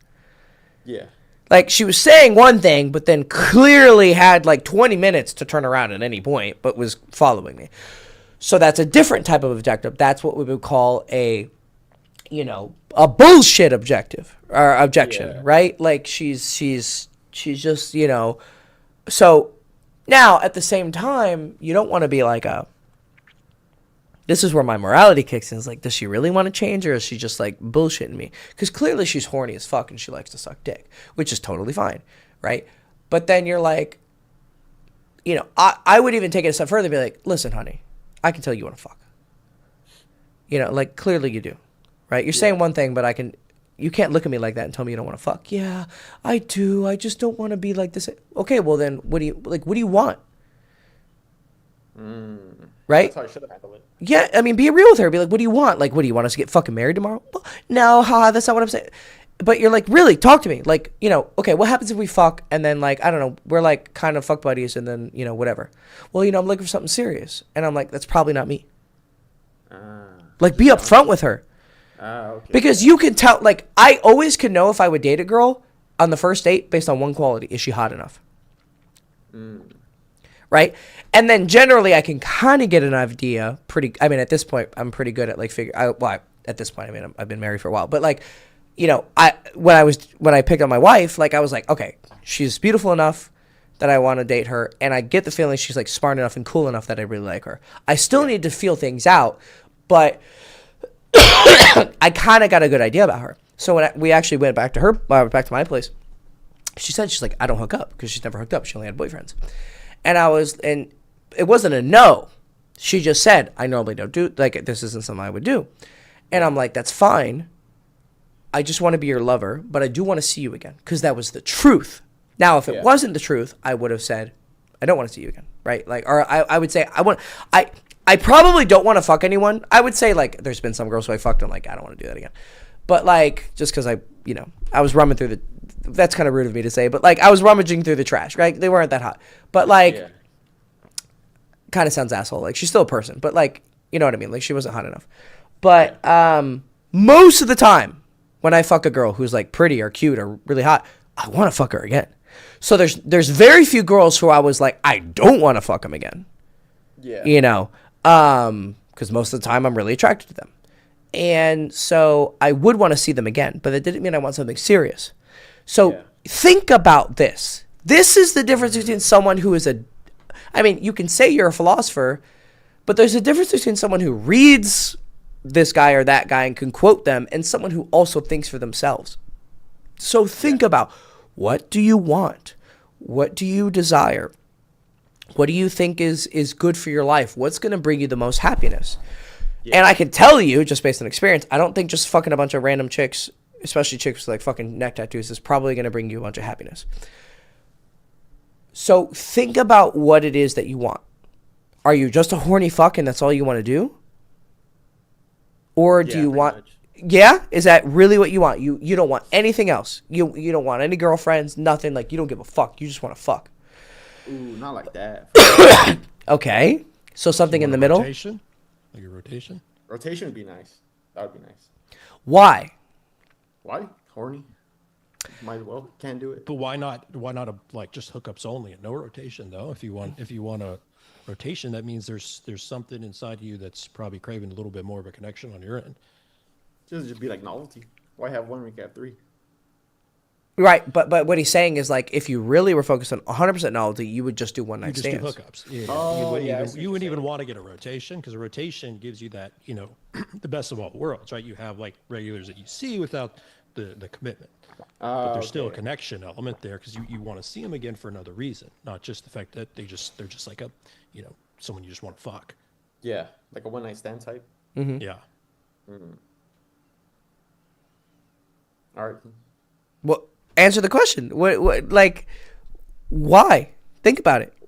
Why do I run a rotation? Yeah. Or is it just laziness? Like, I want to have it unlocked so I don't have to go out and get more. Pretty much. Like I just like right now I'm going through like approaching a lot and trying to get rotations because I'm actually trying to get the skill like passing objections, being good at dates. But like the end goal is a girlfriend. Oh, what Tomas, what the fuck, bro? Like, What? bro, you literally just contradicted yourself like 3 times. Like, you literally just said, You're in the process of figuring out what you want to think. which is fine, Yeah. which is fine. But this is what I mean. Okay, we're gonna get meta. Problems. If you're not clear on this can cause problems. Yeah, like the way you talk to girls is the way you're probably 5 times more open with me than you are with the girls, right? Yeah. If you're this unclear with me, who you're having a really direct, open communication with, Jesus Christ, I bet how bad you're communicating with some of these girls. I found your problem, bro, because I literally just asked you, what do you want? And you're like, oh, I just want to fuck. I'm just a horny fuck. And I'm like, oh, shit, okay.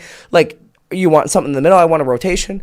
Yeah, I want a rotation. Why? Oh, because you want a connection or because you're lazy and you just want it on top? Yeah. Okay. Yeah, but you know what I really want? I want a girlfriend. What the fuck? That's, like, not at all what you just said. Yeah, So like I want a girlfriend. Like that's like the end goal. That's what I asked you. I said, what do you want? Okay.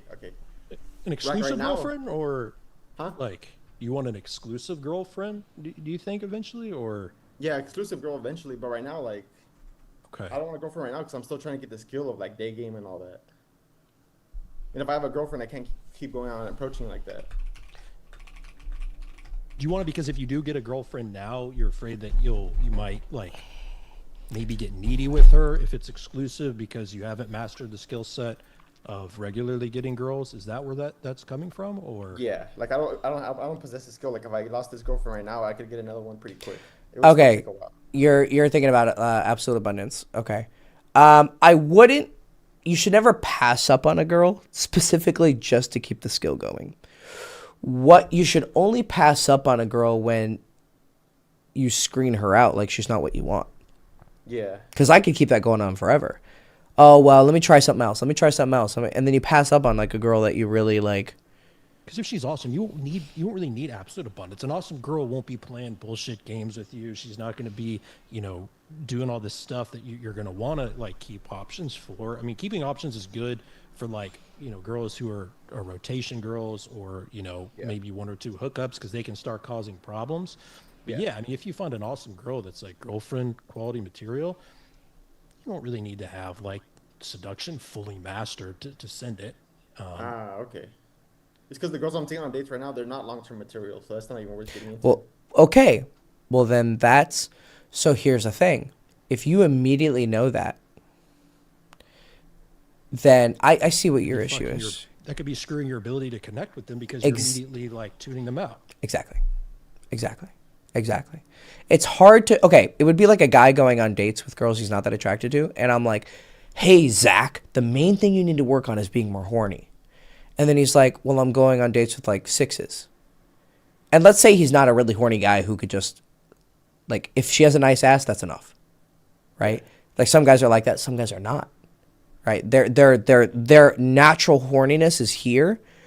So for them to be here, she has to be super attractive. Whereas me, it's like, if she has just a pretty face, that's great. If she has just a fat ass, unless she's like hideous, like it's good enough. Like I'm horny enough that I can, like, if there's one thing that's great, it's enough. Yeah. But with a guy who isn't that good or isn't that horny, I need to like kind of give him a really good bait to get this out of him. So for you, it's not a horniness problem. You're a horny fucking beast. Your problem is connection. Well, if you're meeting these chicks that you just said straight up, like, they're not like my girlfriends. Well, your main thing is building connections. Yeah. And communicating openly. Well, then maybe we should get girls who have a little bit more, like, more natural attraction to, physically and personality-wise. Oh, yeah, there hasn't been a lot of that. There was one of them, but I fumbled her so bad, she was like, nah, I don't want to see you again. And she was attractive, she had nice personality, all that. Not big red flags, but I mean, she didn't want to see me anymore, so that was fine. Well, how'd you fuck it up? I was the one I called the cougar. She's like, I think it would be good as friends. Oh, you insulted her, yeah. It's the importance of you asking that question, Hector. It's such a fundamentally important question, I think, for a lot of guys. I've seen it mess a lot of guys up that are my clients, right? Because Yeah. they have goals. They have goals that are like, politically correct. Like, oh, I want, they say they want one thing, but when I probe deep down, they actually want another. It's usually the opposite of like your case. Like they usually say they want a girlfriend, but they actually want to hook up a lot. And so I have found in my experience with my clients, like getting rid of that incongruence has helped tremendously because now they're honest about what they want and it comes out both internally and externally. So like Hector asking you that question, like was, I think, very important for getting clear on you being able to get in that congruence because girls, they can sense that incongruence and they fucking hate it. Like they hate incongruence and they hate neediness, like the most of like most things. Okay. Yeah, you're if the biggest problem is your connection and you don't care enough to connect with these girls, then how are we going to work on that? That's true. All right. Thank you, guys. Yeah. So find Kyle. better quality girls. All right. Thank you, Kyle. Yeah, you got it, man. Absolutely. Thanks, Hector. All right, buddy. I'll see you soon. Liam Neeson, Taken. Hey, How are you, buddy? good, thanks. How's the campus? You know, pretty good. Getting warmer. Getting warmer. Yeah. Yeah. That does make things easier. Indeed, yeah. Anyway, so I wanted to describe a date I went on Okay. a few days ago, and maybe you could help me understand it. Mm-hmm. Okay, so there's this girl, and she's actually like, I indirect opened because she's actually like another grad student, and like in my department, and we had, but I didn't like know anyone, I didn't. She's not like a friend. It's not social circle though. Anyway, and then so. She's a grad student, so she's not. Yeah. Okay.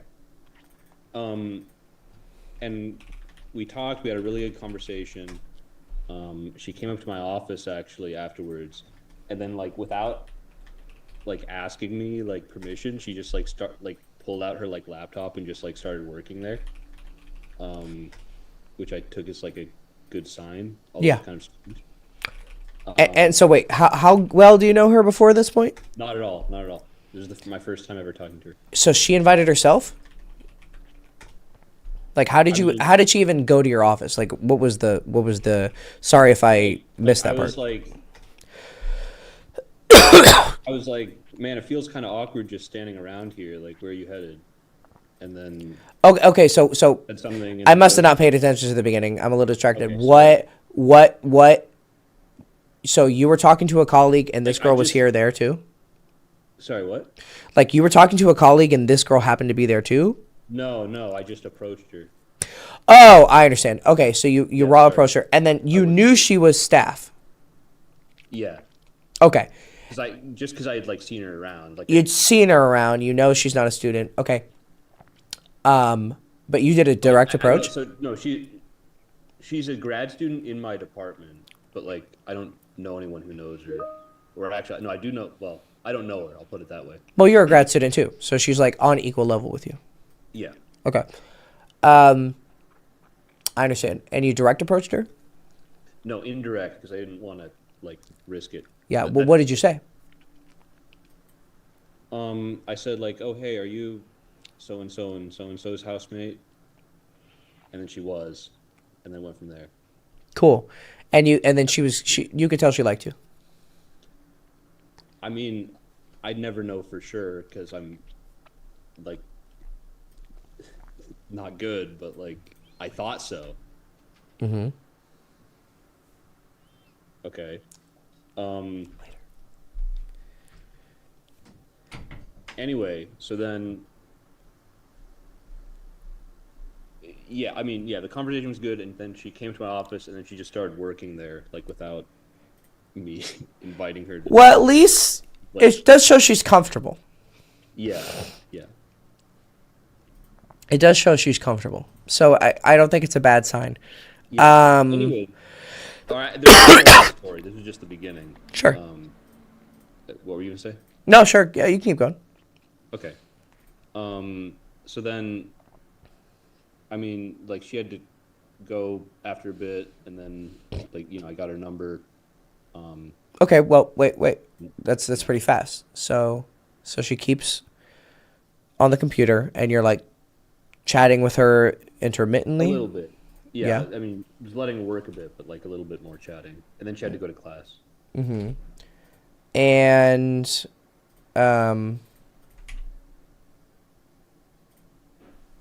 okay. And then as she's leaving, you're like, hey, why don't we hang out sometime or what? I think I had even. I don't remember exactly at what point I said it. I actually think I said it before we even came up to my office. And then I think I got her number right as she left. But like she agreed. Okay. And she seemed excited? I think so. What do you mean you think so? Yeah. And then anyway, then over text I said like, hey, you know, would you like to grab a coffee sometime? And then she said, yes, sure. Okay. And then You should get more confidence in yourself. You're very Why you unsure. say that? Well, because even the way you talk, right? You talk in I guess this is probably a product of academia, right? Uh-huh. They're always teaching Okay. you to be. I hate academia, by the way, so say Says the grad student.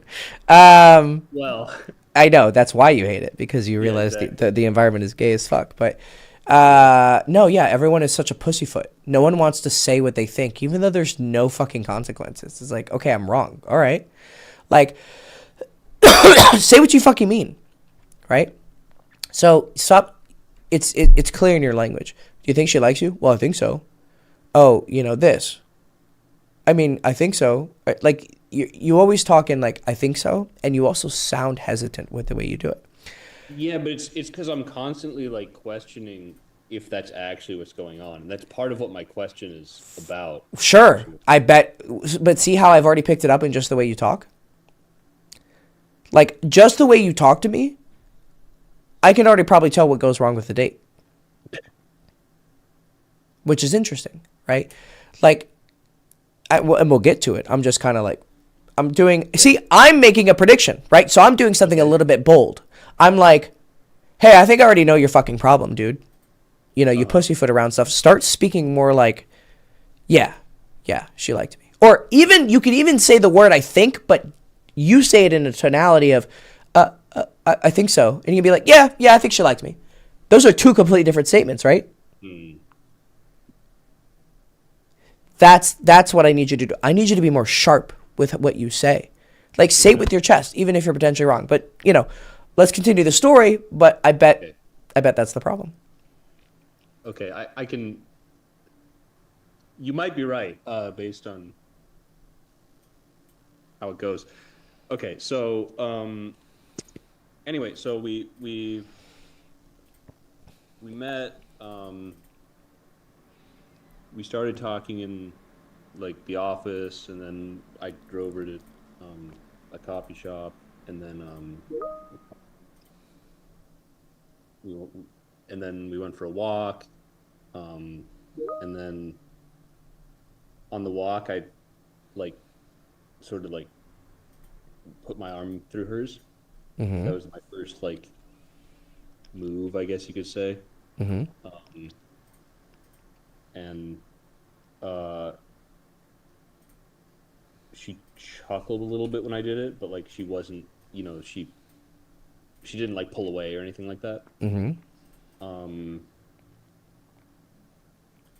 And then we went to this library nearby, and it sort of fit because we were like talking about books, and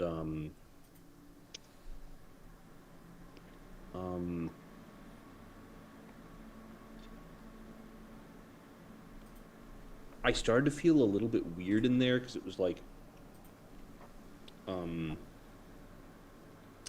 like it felt like she wasn't like following my lead, sort of like it was like she was walking and like I was following or something. Um,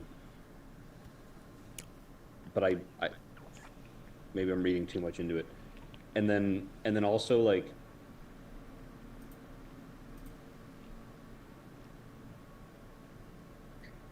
generally the whole time, like the not just in the library, but the conversation felt almost like rushed or something. Like it was like we wouldn't like dwell on a single topic for very long. I don't know. Anyway, and we leave the library, and I ask her to go to my, ask if she wants to see my place, and she says yes. Okay. Okay, Okay.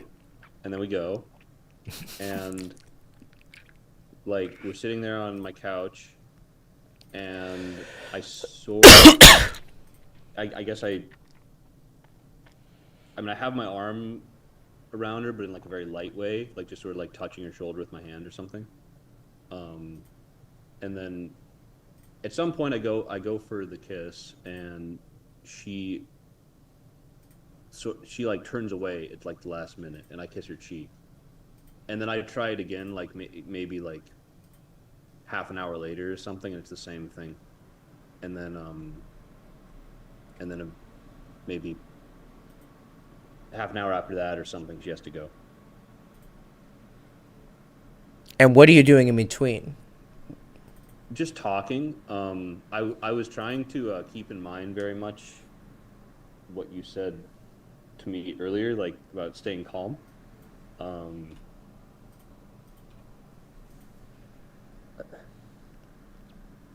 it was the only time I felt extremely nervous was after my attempt to kiss her got like Yes, kind of course. rejected. Of course. Um, And you kind of but I lost your mojo?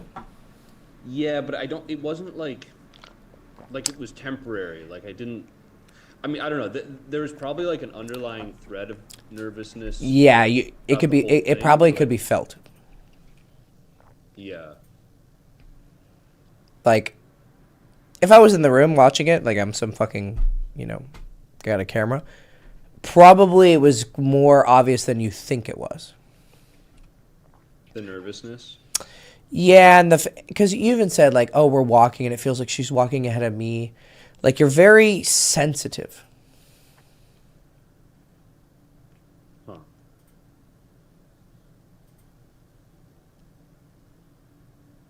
You're a very sensitive guy, which is not necessarily bad. It only becomes bad when,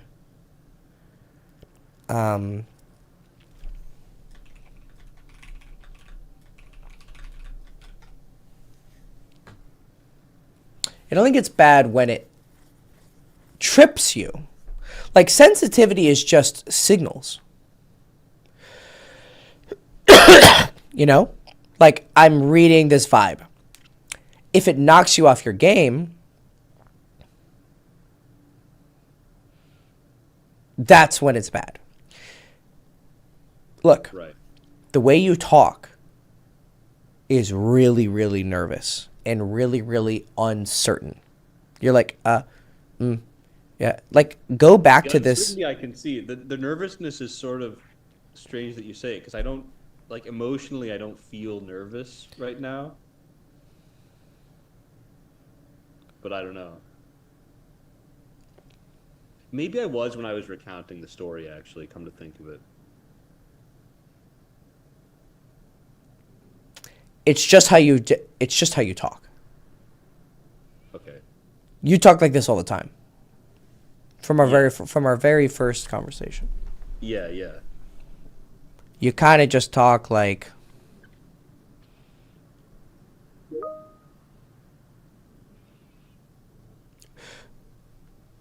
go listen to this after it goes live. Like after like the live finishes, go watch the recording. Okay. and listen to yourself. And listen to how you talk versus how I talk.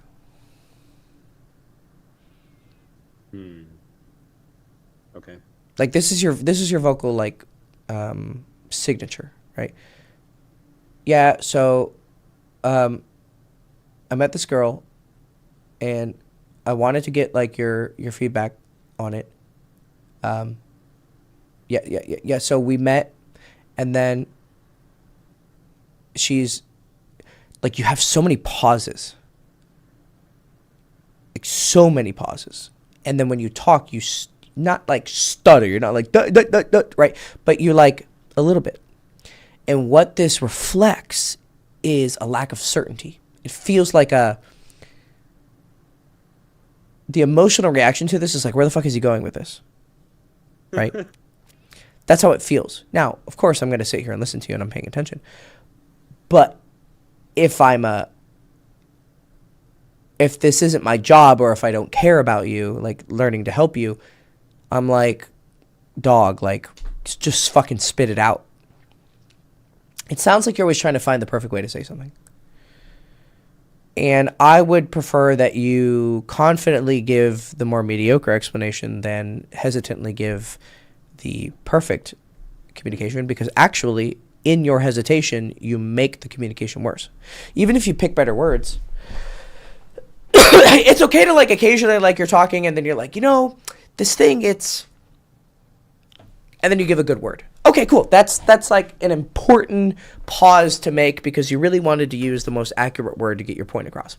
But if every fucking sentence there's 5 pauses and you're saying really basic stuff like we went here and then we went here and then we went here, it's like, why is this taking processing power to tell me that she went to your place or this or that or this? And then I'm like, oh, so you think she likes you, right? From the vibe? I think so. Bro, just say, yeah, I think so. You don't have to be certain in your certainty, but you have to be certain in your uncertainty. Or like, yeah, I think so. Versus, I think so? It's like, bro, like you think so is a certainty. But what you're thinking I'm asking is like, are you 100% sure she liked you on the pain of a guillotine? Are you going to make this declaration of truth? And you're like, I think so, Huh. Even your response, huh? Like, just go, fuck, yeah, I get it. Yeah, I see it. Or do you not see it? Be honest with me. Do you see what I'm saying? You don't see it. Interesting. Why? Kyle, do you see it? Yeah, I do.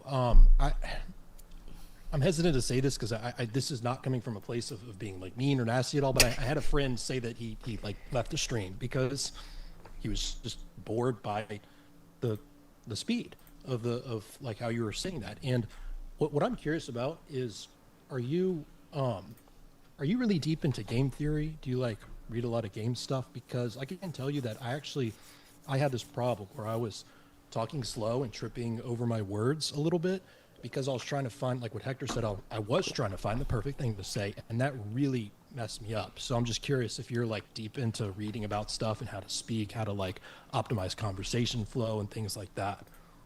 No. No? Okay. Interesting.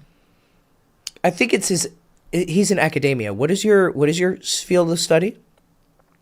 Like math, basically. Oh, okay. There's the fucking answer. There's the answer. So okay, see, look, watch here. I'm going to show you some. Everyone, pay attention to some this is high level conversation. Okay, so Kyle asked you a question. He asked, "Are you into game theory?" Like really, really deep stuff. And because the answer to that question wasn't specifically, "I'm into game theory," you said no. But then I asked you, wait, what do you study again? Mathematics. Brother, game theory is a fucking subset of mathematics. Okay. No, I thought he meant like game as in like seduction, pickup artist stuff or something. That's what it sounded like conversation. Well, he could also mean that, but what was the heart of his question?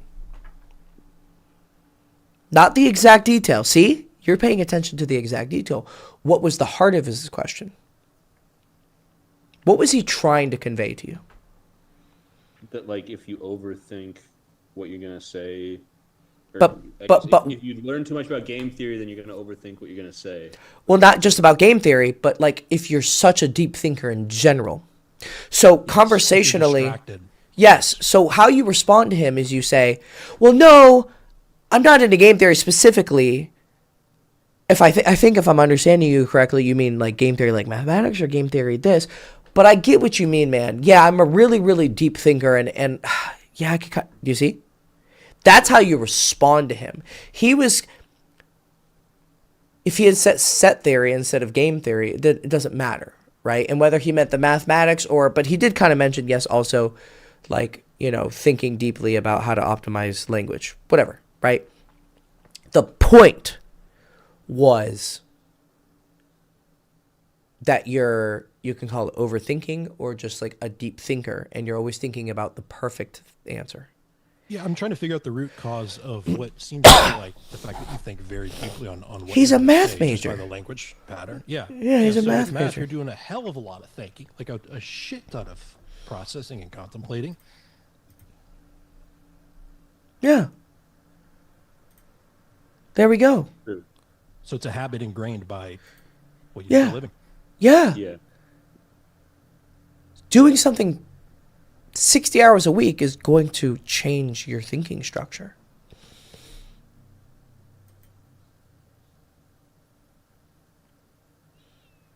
You need to train a literal complete opposite thing. Intuitive, messy thinking. And also the only thing that leads someone to desire putting their life into mathematics is a deep desire to be right. You want to learn what's real, what's true. You have a deep desire to do it. Sure. And you're doing something with a little bit more structure than philosophy. It's a little more abstract than like... philosophy too, by the way. But. Right. I mean, I'm not surprised. But it's not like you're doing... Like chemistry and biology majors don't really have this. Because they deal with more... A little bit less abstract. Like still somewhat certain things. Like this chemical reaction has this and this bond creates this, right? Like they have certainty, but it's not so abstract, right? Whereas mathematics is like one step to the right of philosophy in terms of abstraction. So, and there's some people watching this who have this similar problem, right? Like Mac, right? He's in software, right? So he's sitting there 8 hours a day doing one thing. And then I'm asking you, hey, I want you to go talk to girls and like totally use a different muscle that you barely ever use in your life. Right? So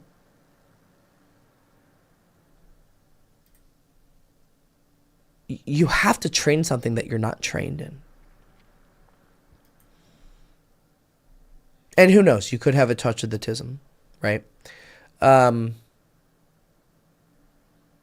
Yeah, definitely possible. Yeah.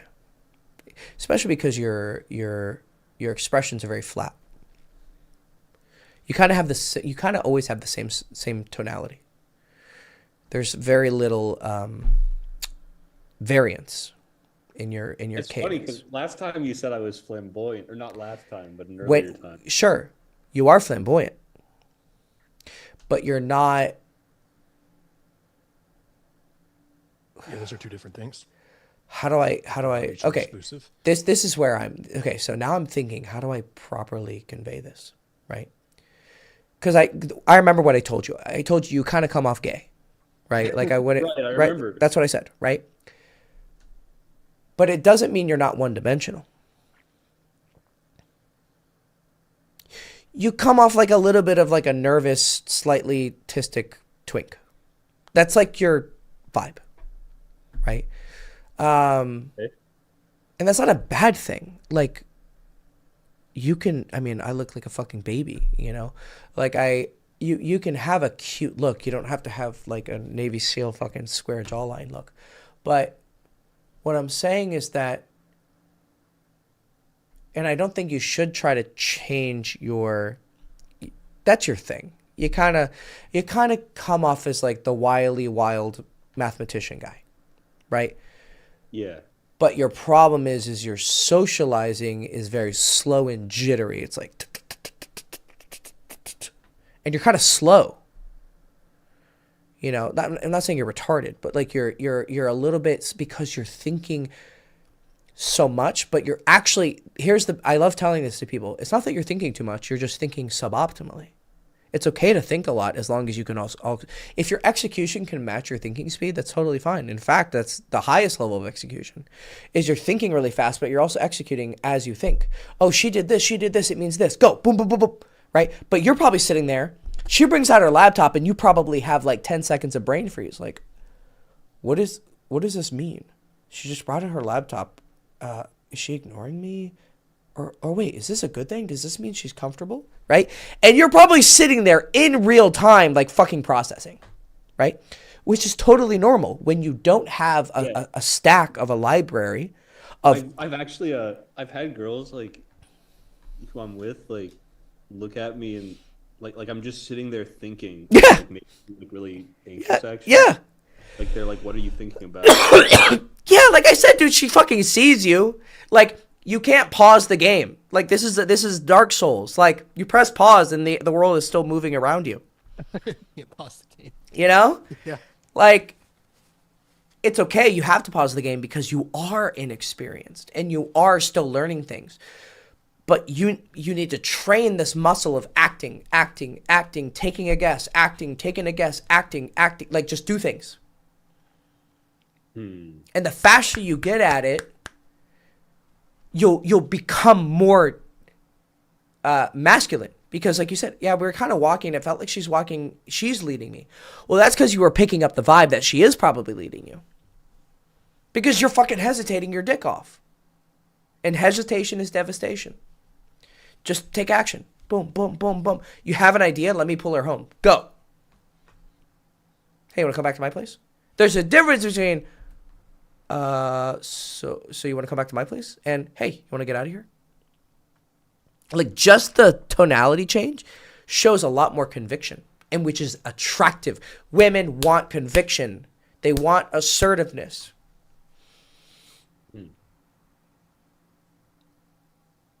And that's your biggest weakness, but it's totally understandable, dude. You're a fucking math major. And you're graduate mathematics. So you've taken it to the next level. What's your specialization? Sort of math having to do with theoretical physics, basically. Oh, well, okay. Well, yeah. Fuck me in the ass. Yeah, okay. Yeah. Definitely. You probably could not have picked something more difficult. Topology. I don't know if you've heard that. Yes. Yeah, I know. Yeah. Yeah, outside of being a set theorist, you probably picked the fucking most, like, wild shit you could pick. Yeah, it is pretty abstract for sure. Yeah. And it's theoretical physics. You don't even know if what you're doing is fucking right. You're just fucking shooting into the fucking void. Well, yeah, I mean, the math's right. We don't Well, the math's right. Of course the math's right. But is it actually... That's why it requires so much thinking. Yeah. Theoretical is the most thinking imaginable. Right. Yeah. It's real math, but are you applying it to the right thing? Right. Yeah, dude. It requires you to be lost in your headspace. Mm-hmm.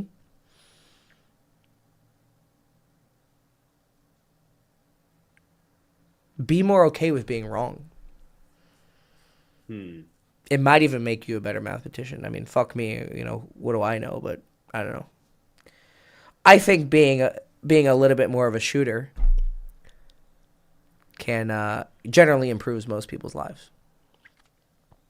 Unless you're like a surgeon, If you're not making like split-second decisions that make someone die or live, I think you can. You're writing fucking math on paper, right? Now, if you're at CERN and you're like doing fucking particle collision bullshit, yeah, you better check your shit like 100 times, right? You don't want to create a black hole or some crazy shit, but like Just start shooting.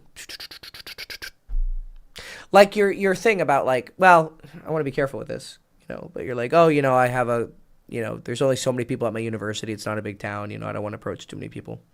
I don't know, man. Quit being a bitch.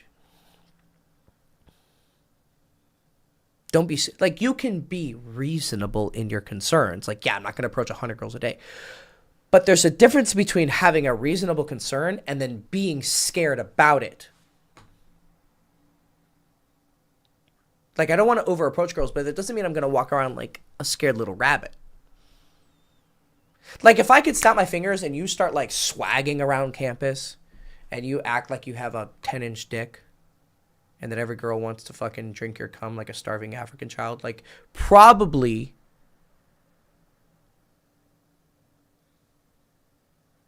you're gonna be more attractive. Does that resonate? Because when you say, see, that doesn't come off as understanding.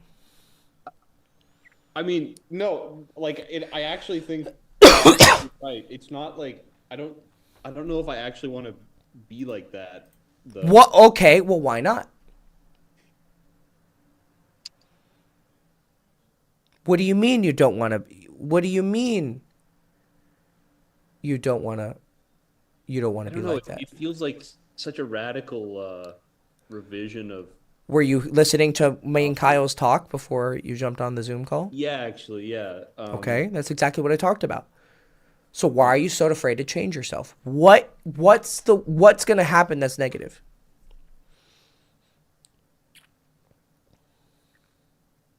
What's so great about how you are right now that you don't want to change it? You do know you're going to die, right? Yeah, I mean. Okay.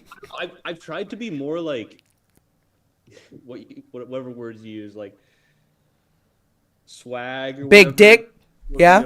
BDE before or whatever, and like it just don't say BDE, say big dick energy. Yeah, okay, big dick energy. There we go. It just comes off as like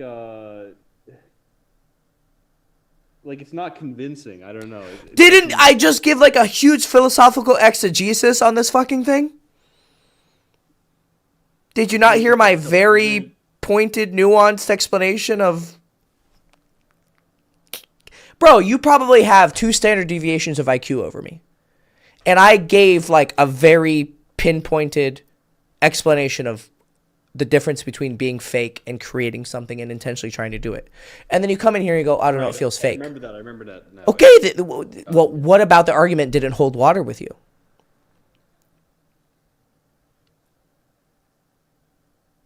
I don't know. I think I just wasn't thinking of it. You were seeing you it have as... to completely change your personality, like, to something you're not. Like, it's still, within, there's certain areas to operate within it. So he's not, correct me if I'm wrong, Hector, but like, you're not saying completely, totally, utterly change every bit of your personality. 20%. Like, it has to be still natural within you, but you have to develop a little bit more of that side. Otherwise, you're just going to have to go for girls who are similar to you. Extremely Which is basically nerdy. what I've done. I mean, with the, The problem is you're gonna date dominant women. I'm telling you right now, you're gonna date very dominant women. Dominant women are attracted to your personality.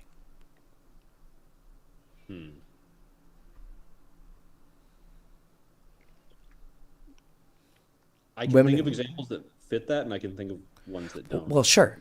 Like Well, sure. But guess what? If you're not a dominant man, you're not gonna choose. Like, you're gonna have certain choice in the fact that you're approaching, but you're not gonna have a lot of autonomy over like who actually comes through. Yeah. Because your behavior is objectively not as attractive as it could be. It doesn't mean you have to be like me. Niche. Yeah, it's very So niche. You don't have to be like me. But you should take some pieces of how I am or how someone else is. You don't have to pick me. I'm telling you, if you just change like 10, 15, 20%, and what I mean is like speak with more conviction, be okay with being wrong, and take actions a little bit more courageously, which is kind of it's a product of this, but this is like a mental thing and this is an actual execution thing. Like, be okay with being messy. You don't have to have a neat proof, right? And express that in your life as often as you can and as creative. Like, that's just an idea. It's an abstract idea, but you can change the output in a lot of different ways. Like when you're talking to me, hey, do you understand this? Huh. Versus, yeah, you know what? I get it, Hector. Or at least tell me your concerns in a conviction way, like with conviction. Hector, you know what? I'm listening what you're hearing. I'm putting in the logic together. I get it. I just still feel like I'm betraying myself. Okay, and then I say, well, hey, didn't you listen to my fucking huge explanation on how you're not betraying yourself? Yeah, but, tell me why it wasn't a good argument. What do you mean betray yourself? What does that even mean? Right. I mean, yeah, Talk. I don't have great answers. That's Talk. Okay. Then that either means there isn't a good answer or you haven't done the processing for it. Yeah. Like you're thinking right now, right? But can't you see how this might be a little bit unattractive? Now, then some people will say, well, you know what? I'm going to find someone who accepts me for who I am. Okay. That's fine. What precisely is it that you say is unattractive? You hesitate too much and it's unmasculine. You need to be okay. It almost lacks courage because it's coming from a place you're afraid of being wrong. Because if you weren't be afraid of being wrong, you know what you would do? You would say, you know what, Hector, I'm not sure if I've done the processing to fully agree with you, but why not try it? Because you said you've tried it, but I don't know what that means. So you know what, Hector, I'm going to spend the next 6 months to a year trying to be more assertive and courageous and just like going big dick energy. And I'm going to test because, okay, let's go back. When CERN turned on the LHC, there was two prevailing theories of supersymmetry and string theory about the Higgs boson, correct? No, but Yes, they were. And then they predicted that I did a huge paper on this, and they predicted supersymmetry predicted that the mass of the Higgs boson would be this much, and string theory predicted it would be this much, and then the mass of the Higgs boson was measured to be something in the middle. So they were both proven to be incorrect. I did a huge paper on it. that's not completely right. No. Okay, well, give me a little bit more information. Like, quickly. You're trying to get me to be assertive. Huh? Good. There you go. Be assertive. Correct me. No, I mean, oh crap! Now I'm hesitating. Let's String go. theory has nothing to do with The Higgs boson? particle collider directly. Like it's only relevant at scales that are Okay.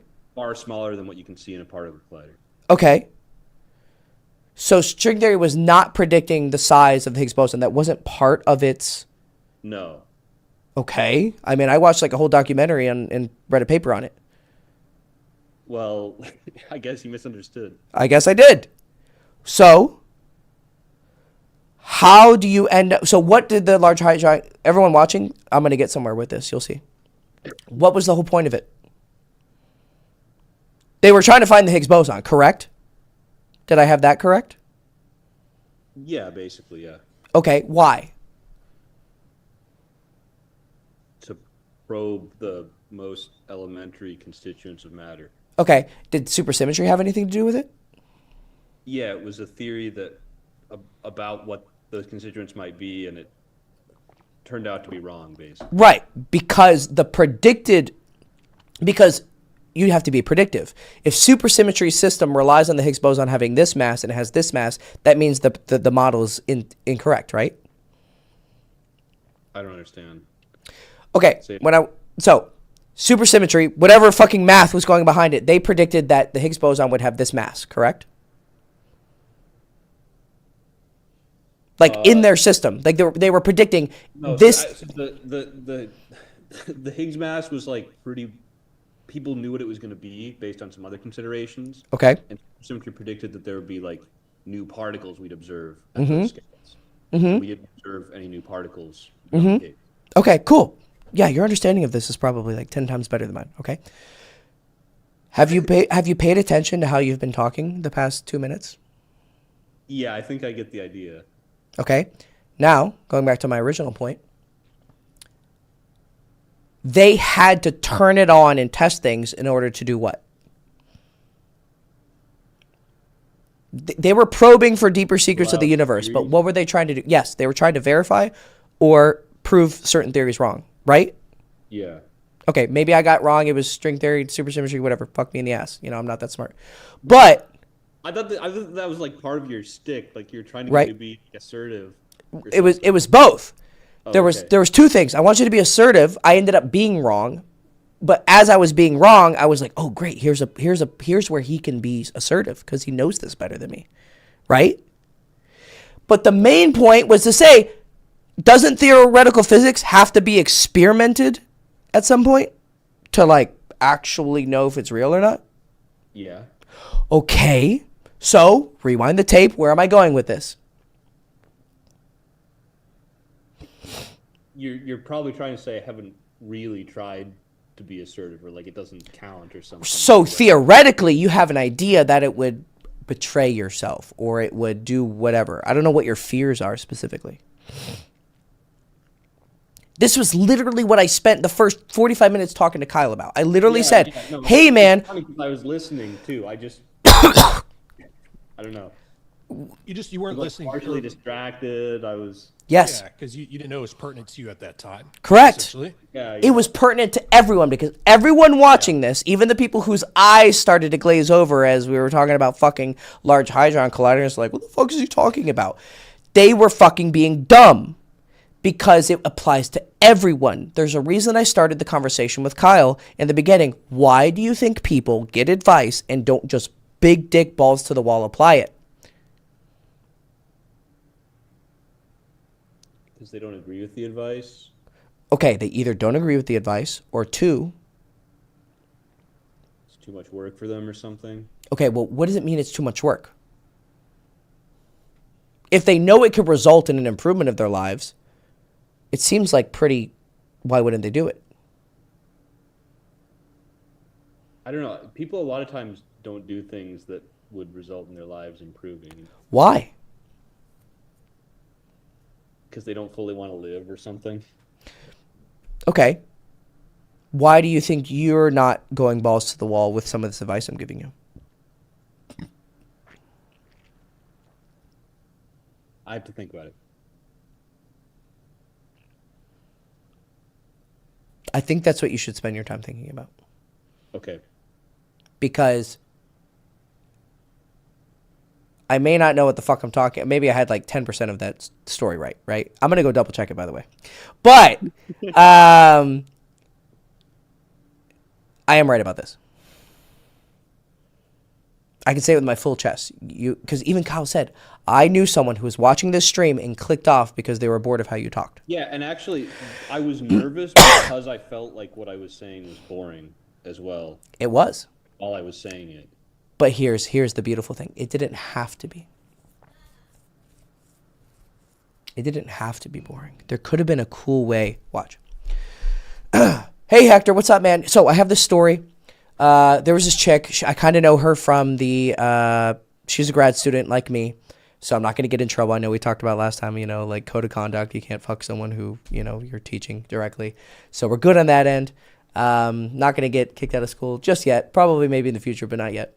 So I saw her. I walked up. I did kind of an indirect opener. I wanted to be kind of safe.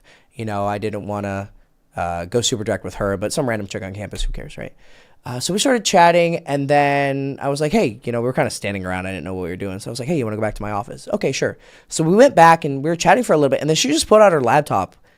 And I don't really know what that meant. Like, I kind of thought that maybe she was bored, but that doesn't make any sense. Like, I mean, now that I think about it, like, maybe that just means she's really comfortable, because why would she come back to my office if she's, like, not interested? I mean, I guess it could be a social thing. Do you see how I can be interesting even though I'm thinking about multiple variables and different, like, possibilities, hypothetical scenarios? Yeah, because you're explaining your thinking. Right. And I'm being expressive. I'm being expressive. You're like, well, but then as soon as we started talking about things and you were able to prove me wrong, you were like, that's not it. You said that so confidently. I felt it in my fucking ass. I was like, whoa. Like I puckered up. I was like, okay, here we go. Here's some fire, right? There's this great funny meme. It was, I don't know, some post. And it was like, I used to ask people questions on like, I don't know, some programming, Stack forum. And no one would ever answer me. So what I would do was post my question and then get a second account and give a really obviously bad, wrong answer. And within 5 minutes, someone would come in to explain why I'm wrong and perfectly explain how to actually do it correctly without fail. And it was right because people are more interested in feeling smarter than someone else than educating someone. Like it's a funny meme. So To show my dominance. yeah, your fire came out when Hector started, from your perspective, talking out of his ass. Right? Yeah. Good. Now have that fire when you're just talking to a random girl you want to fuck her. Quit being such a nerd. Get your dick wet. Right? And women like expressive dudes. I mean, So I went through a phase where, and this is a problem that was different than yours, Liam, but it had the same effect. So I went through this phase of trying to like play cool, like super stoic.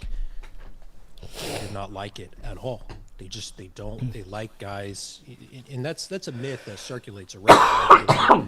Guys who are like super stoic and not expressive. It gets peddled everywhere, but like me and Hector are both similar in that regard. We're pretty expressive with our vocal tone.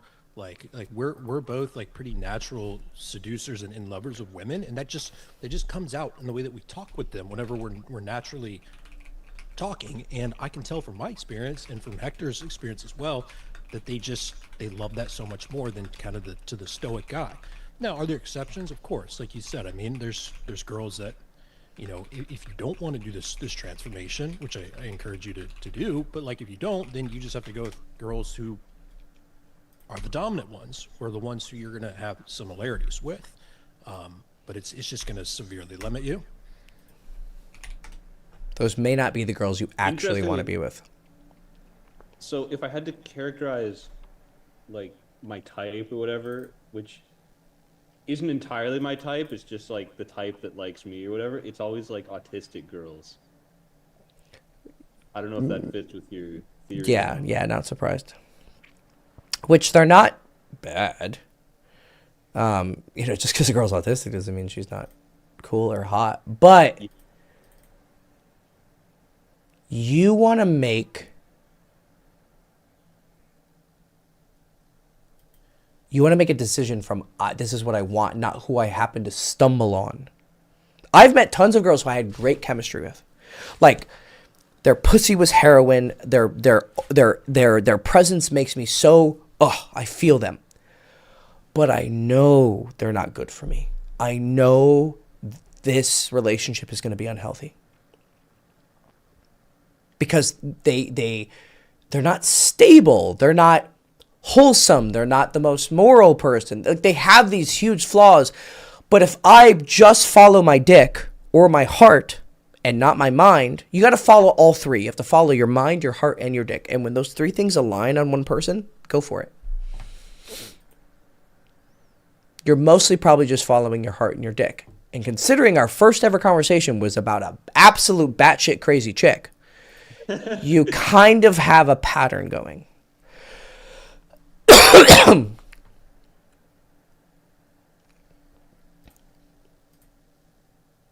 I don't understand what the pattern is. What do you mean? You said I have a pattern going. Like what? I don't see what you see. I Okay. don't know what the pattern is. So, our first call was about the chick that was like really batshit insane, the one who just like randomly cut you off after you met her. Yeah. She met your parents or you met her parents? Which one? I meant hers. Yeah, exactly. Which is like even like 2 times as much. And then all of a sudden it was just like, you know what? Let's not break up or let's stop talking or whatever. And then just went totally cold. Yeah, and like no explanation and Right. etc. And the fact that you didn't immediately register this chick was nuts. And you were kind of asking me how to fix things, even, right? And I was like, Yeah. Maybe just don't. Just like move on. If I see this behavior, I'm like, okay, well, if he meets another hot girl who like gets him all riled up, because first of all, chicks fuck really good. And that's why I asked you. She sucked dick really good. It was great sex, right? And you're like, yeah, it's the best sex of my life, or something like that, right? Okay, you're going to be drawn to that, but then you didn't have the fail safe in your head to go, this is bad for me. So if I see this, you have the software in your head, that means you're probably going to do it again. And if you don't, and also here's the thing, I'll be really honest with you.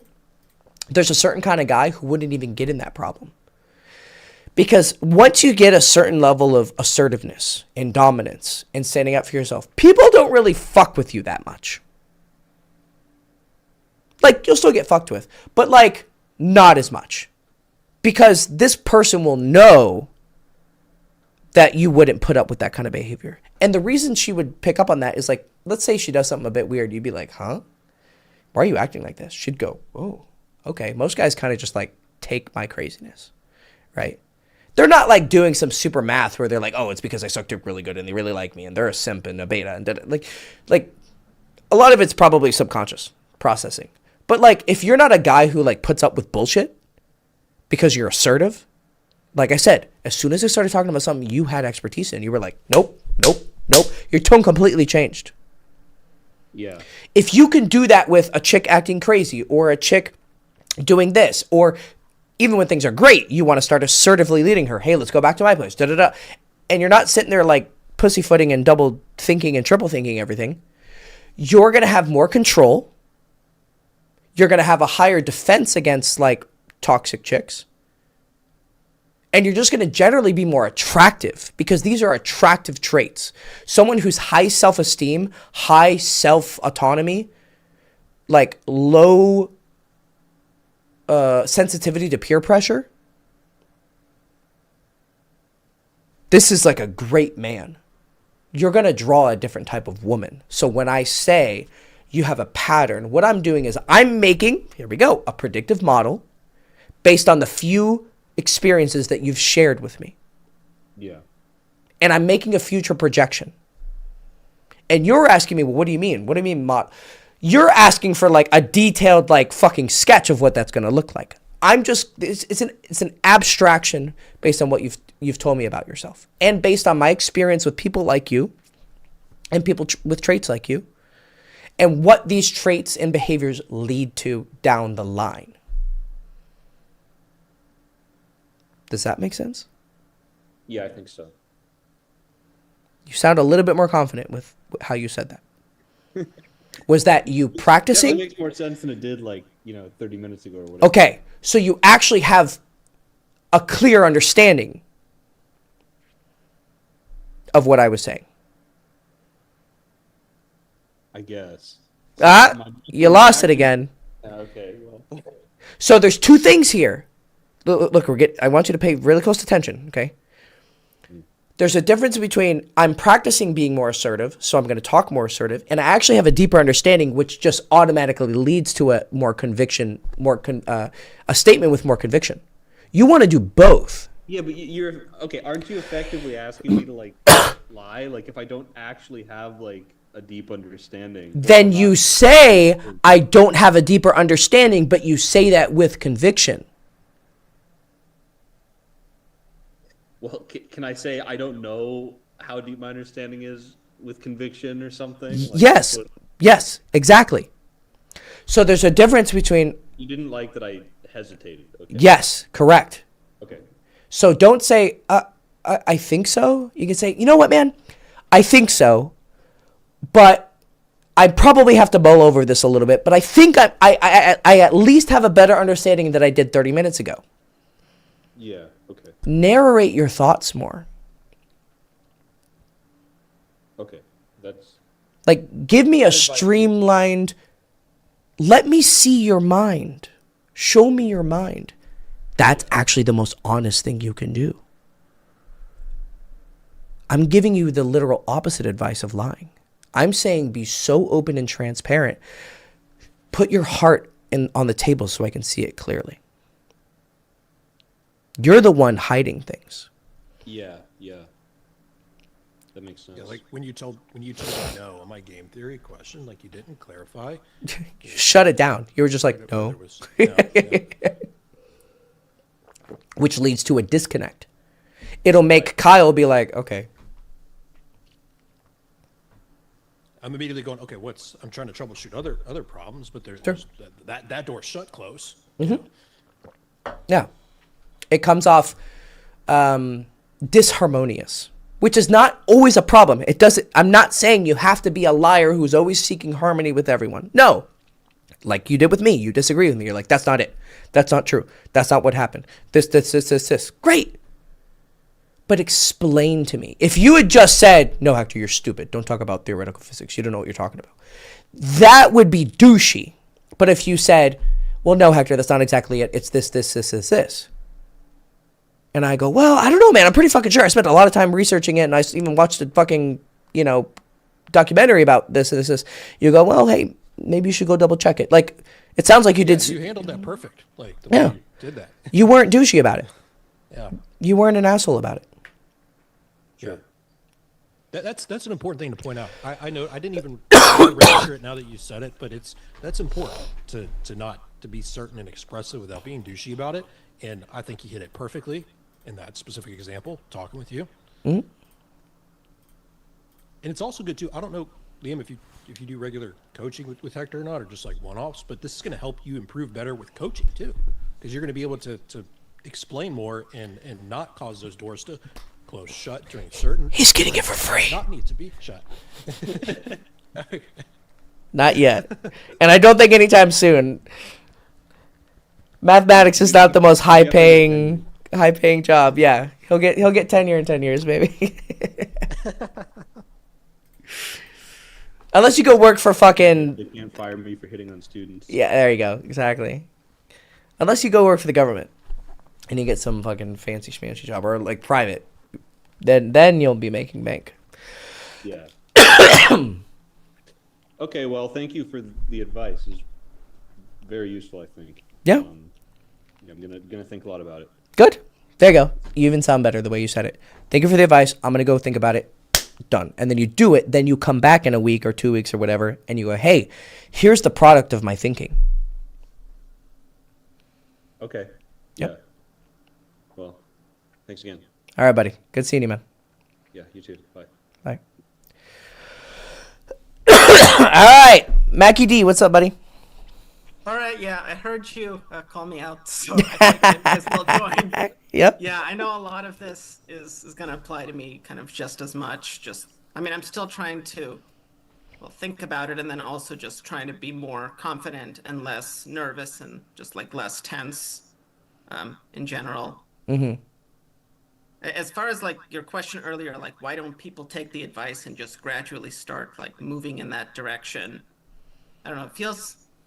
I know some of this is just like putting mental barriers. I don't know how much this applies like in general, but at least for me, it seems like there's this big valley of like, I can either be in the archetype that I know, like the kind of shy, quiet guy that you probably don't want to leave with, but maybe can do your taxes. Right. To like go and be the super like hyper and social and kind of talking with your hands and like this kind of big other personality. Like in between is just kind of seems, I don't know, like moving towards that, like if you want to be kind of one or the other, but if you're kind of too much or you switch a lot like in between different situations, like if I'm really feeling it one day and then another day I just completely do something different. Seems like there's kind of a, like if I'm not going all the way, it doesn't matter, which is objectively wrong, but I don't know, I'm kind of stuck in that mental loop. I have a lot of mental loops. Okay. So you went to university for 4 years to learn software engineering, right? Or computer science, right? 5 years, I got a master's. 5 years. Okay. So how much did you know about programming computer science before you went to college? Not that much. Okay. So then after 5 years, did you get a job immediately? Yeah. We got an internship in that Internship. Okay. And you got hired by the same place that gave you an internship. Yeah. So essentially, like, once you got the training, you had the sufficient whatever IQ, problem solving skills for them to pay you pretty good money. Mhm. That means you're providing value to the company. They weren't giving you charity, right? Right. They're like, oh, Mac's such a sweet guy. Let's give him, $200,000 a year to, suck his own dick. It was because you could provide value to the company, correct? Right. Okay. So you went from not really getting it to 5 years later being able to provide value for a company that's, probably pulling in a good amount of money to pay you a lot of money, right? Yeah. Okay. How is this any different? I mean, some of this is just me kind of having those mental barriers so that I don't have to do stuff. But Why didn't you have those I mental think it- barriers about learning computer science? Did you do well in school? right. I mean, because there's like if I kind of go with my personality and I try to like show up and try to like really, I don't know, pretend I'm a character and like just try that for a while, it just seems like it would come off very,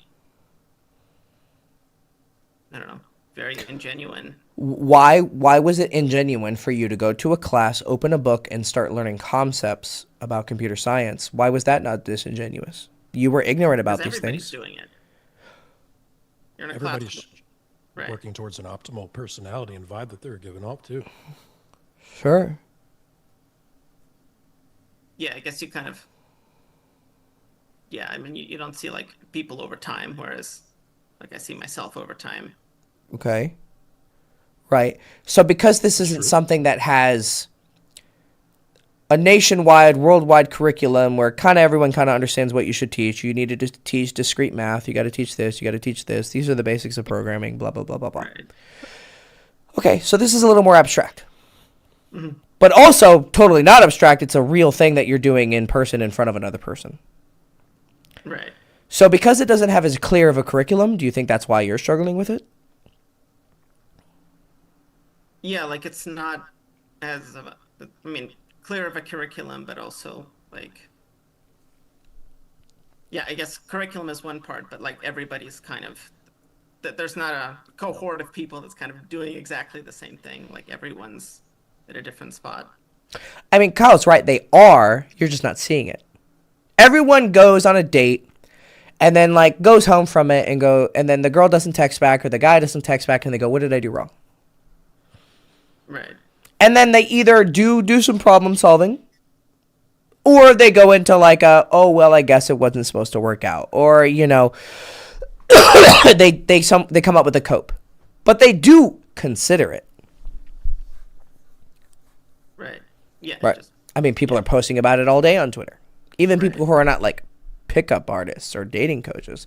They're like, oh, this guy texted me this. What did he mean by this? Girls are going to their girlfriends and saying, hey, this guy did this. What, I mean, my wife literally like gets calls from her friends all the time. There's this one girl who just has chronic problems with her fucking husband because he's a kind of a piece of shit. And then, he just like gives her a lot of money and she's always traveling, but she's always bitching. She'll bitch that there wasn't a Prada store and da-da-da-da-da. What she's doing is she's looking for someone to connect to, someone to vent to, someone to do this. But in the process of doing that, there's probably some part of her that's like trying to figure out a solution, right? Mm-hmm. Now, she's not smart about it because the chick clearly is fucking retarded. But like, there's some part of her that is attempting to do what we're doing, just in a very inefficient way. right. Okay? Whereas you're kind of taking a little bit more of a scholastic approach. Here's a guy I want to learn from. Maybe he has some good ideas, maybe not. Here's what he says. Let me implement his advice and then see the results of it, right? Right. But it's not formal. I think Right. It's not formalized. formal, kind of. Right. Exactly. There's some guy, he's just on stream, he's drinking his coffee, he's fucking coughing his lungs up, he's fucking saying fucking shit and talking about this. Yeah.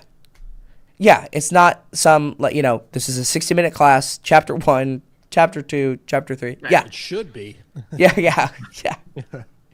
Right.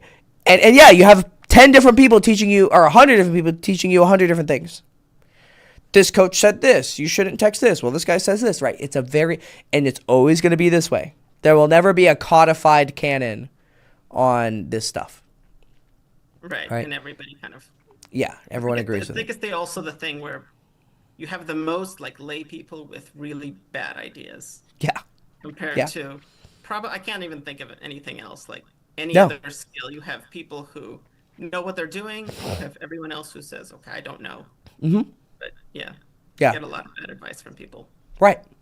Yeah, there's never going to be, like you said, there's not going to be a consensus on this, so it makes so your hesitations, the way you described it, if I'm understanding correctly, it's very reasonable to have. I mean, this is kind of essentially what you said in the beginning, Hector, right? About how you felt a little bit of this moral thing at first that probably was stemming from the same root cause, which is the fact that it's not like a formalized thing. So your internals are trying to gauge, is this okay? Is this something that I should be putting my attention towards? So it does create there's a lot of internal problems that learning this stuff can create because of this exact reason. So like it's very legitimate what you're experiencing. And I completely went through it as well.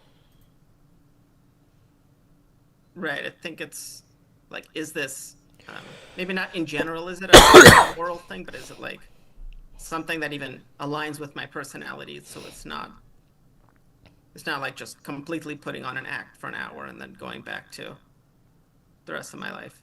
Okay. Well, let's try the opposite extreme.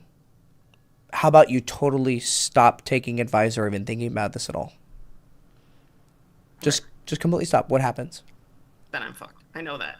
Right. Okay. So that extreme, you instantly gave that was an answer with conviction, right? You said that so clearly, right? And then the opposite answer is a little bit more hazy. You're like, well, I don't want to be disingenuous, but so why don't you find something in here, right? But for instance, I mean, you heard how soon did you come into the call? Were you here from the beginning of those? I came like 20 minutes in. So you heard my general thesis on like, okay, so was there any holes in the argument that you felt? No, I think it makes sense. It's just easy to think like something doesn't apply to me just because, I don't know, my personality is different or kind of. Well, why are you special? Yeah. Right. I don't have a good answer to that. Okay, so if you don't have a good answer to it, but there's still uncertainty. I'm not pretending tomorrow you're going to go. If I was able to do that with clients, I could charge $1 million. Because I would just change your life instantly. How can we take some steps in this direction? What do you think we can do? How can I can always do kind of the easier thing, like go to social events where like I know people, and then it's easy to kind of go from there. Okay. Like, Have you done any approaches? Because I gave you my day game course, didn't I? You gave me the texting book. yeah. Okay. Give me 1 second.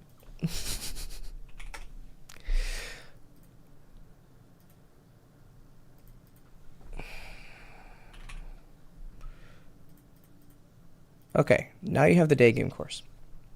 Okay, great. Did you start reading the texting book? Yeah, I'm like a quarter in through it. Okay. If you said no, I was about to go back and cut your access to it. I was about to say, what the fuck was the point of giving it to you if you didn't fucking read it? Okay, good. No, I'm reading it. Okay. What do you think? I mean, I think it makes sense. Okay. Like, it's definitely different than what I'm doing, but kind of what I'm doing is not very. It's too safe. Like, just kind of, yeah. Okay. Good. So you're like a percentage bought into like what I'm saying, right? Right. You're like, okay, kind of, right? Because if you were 100%, you'd be like, let's do coaching right now, blah, blah, blah, blah, blah, right? So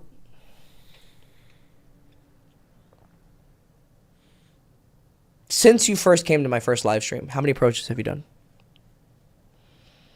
I went to a bar yesterday trying to, but I couldn't get any in, so 0. Well, okay, bars are a little bit harder, I would say. Nightlife environments are definitely not for the weak. Like I was thinking, like, should I just like go to? I hate going to clubs, but I guess I could. I mean, I know, I can logistically make it work. Like they have stuff where I am. I'm terrible in that kind of environment. It's very hard. It's like massively more complicated than day game. Mainly because you're People dealing you with can go other out men. with? Yes, but if I go with them, then I'm just gonna Talk focus with on them. spending time with them and not Are they not actually. social? Most people I know are not super social either. Right. Right. Okay. That could help in night game for sure. In fact, that could really make it substantially better. At least in my experience, is if you do find people who are social by chance to go out with. I mean, that's because then your energy's up, your vibe's up, and it makes just approaching pretty effortless, really. And then like girls are going to be drawn to you because you're having so much fun. So I don't know how realistic that is, but like that definitely is a big hack for night game. I just wanted to throw out there.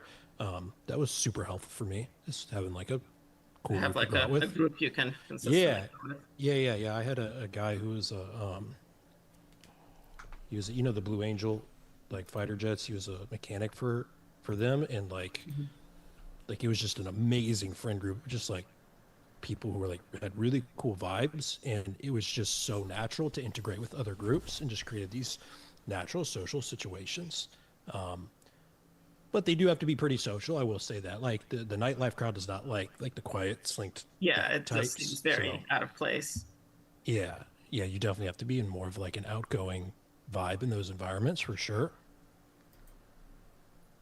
Yeah. Because day game can be hard too, because you're not like social, you're not socially lubricated, right? Like I often can get caught working inside for like a really long time. So when I go out, I'm just like my brain's still in work mode, and it's just like I can't even muster up an approach because I'm like not in that social mindset. But in night game, I've been talking to people, maybe talk to this person, talk to the bartender, and so now I'm just like in this mode to like talk.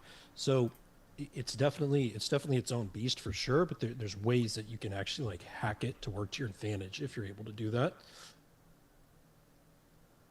Yeah, I mean, there's definitely benefits to that. It's just very high energy, and like I need to, like it'll drain my social battery 10 times faster than just Good.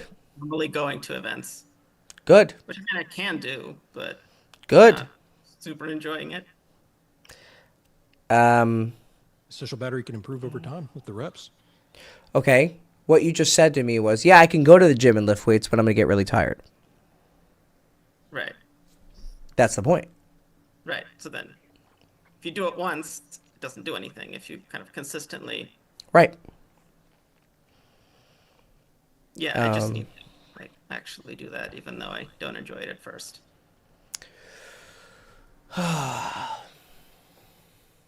We should probably, it would help if I could get on the phone with you and do a session while I'm on the phone with you and you're out talking to a girl.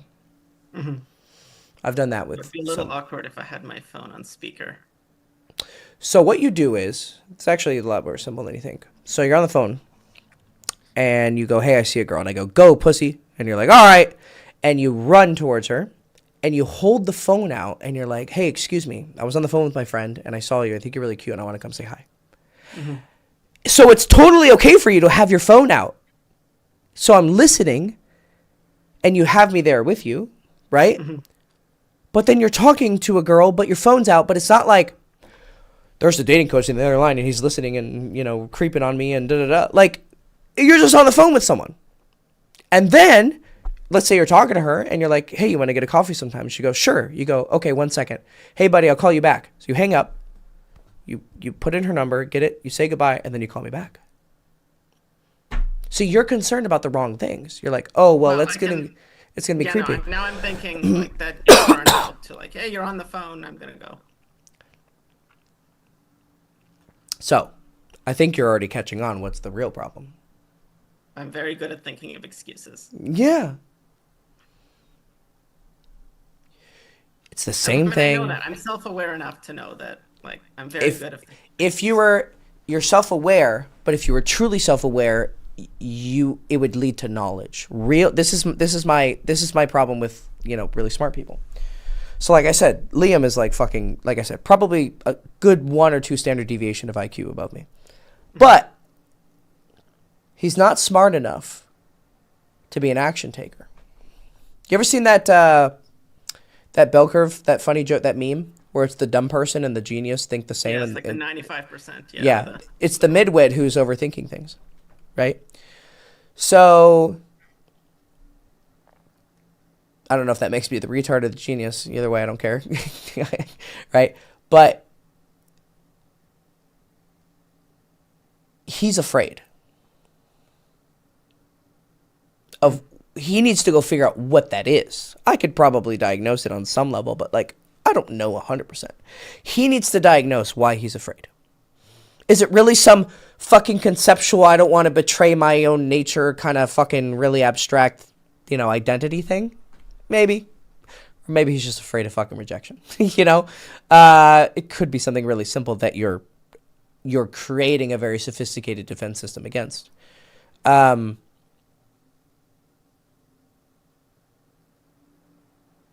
can make some guesses as to why you're not doing it. Right? And it's probably not that complicated. It's probably not that complicated. So if the problem's not that complicated, then the solution is probably not that complicated either.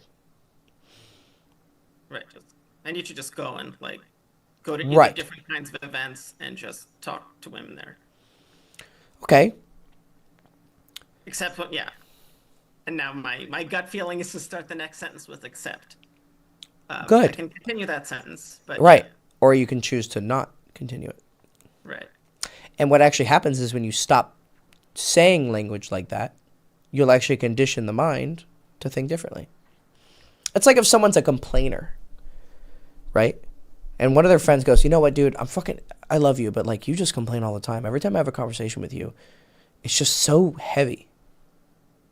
And the guy goes, okay, well, how can I stop that? Well, maybe stop fucking complaining so much. So every time he catches himself trying to complain, he has to forcefully stop himself. That's what I mean. So you caught yourself and you stopped. That you're starting to approach actual awareness, because if you had full awareness, it would be immediately obvious that this is unhelpful to your life. Right. And that you probably should start taking action. But if you really got it, you would already be taking action. That's my point. So what I do with really intelligent people is I'm hoping to kick their ego a little bit and be like, you're not as smart as you think you are, because if you were smart enough, you would already figured out your problem. Right. I feel I need to, try to invent stuff, which maybe makes a little bit of sense, but not just building. Yeah. So go tell 10 girls you think they're pretty and then ask them to get a coffee during the day. Right. I mean, today's Saturday. Do the logistics and kind of figure out where to go, but that's not. Okay. Tomorrow, between 10 a.m. to probably 4 or 5, go downtown in the nearest big city. Mm-hmm. Yeah. Go to the park. I mean, that's all doable. It's just kind of mental blocks against. But, I mean, then every time something comes up, fear of rejection and all you're gonna get rejected. Pillars that are built on that. Yeah. You're 100% gonna get rejected, and probably more often than not. Right. It's gonna suck. Right. But you're gonna survive. Right. Yeah. And that will be first day of class at computer science class. Mm-hmm. You'll open chapter 1. And then every time you go out, you're flipping pages. Mm-hmm. Eventually, after 5 years, you can have a master's degree. Yeah. Yeah. Or sense. at least comparatively to where you are now, a master's degree. Mm-hmm. Yeah, no, I get it. I mean, yeah, I just need to go and do it. Whether it's, probably what meshes with my personality better is just go downtown, like you said. Okay. So go do it tomorrow, Okay. and then send me an email that you did it, Okay. because you have my email. Yeah.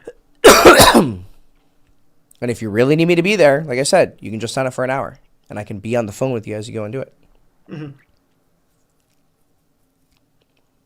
Yeah, then I have the incentive of not just walking around for the whole hour.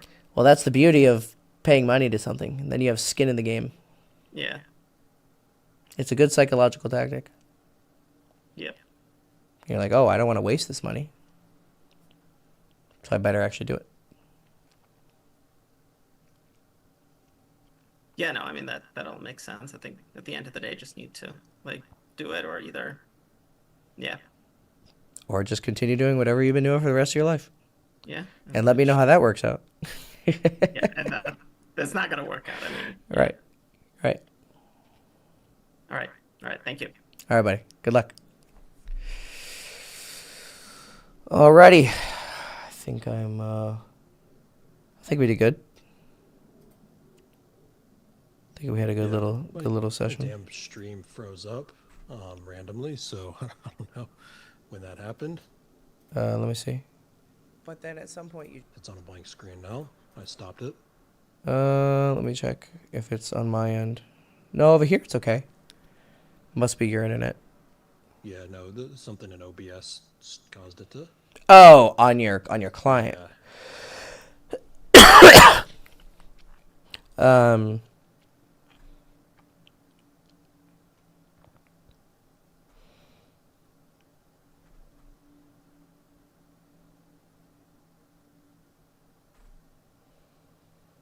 So I do need to go make the MP3 files for that guy.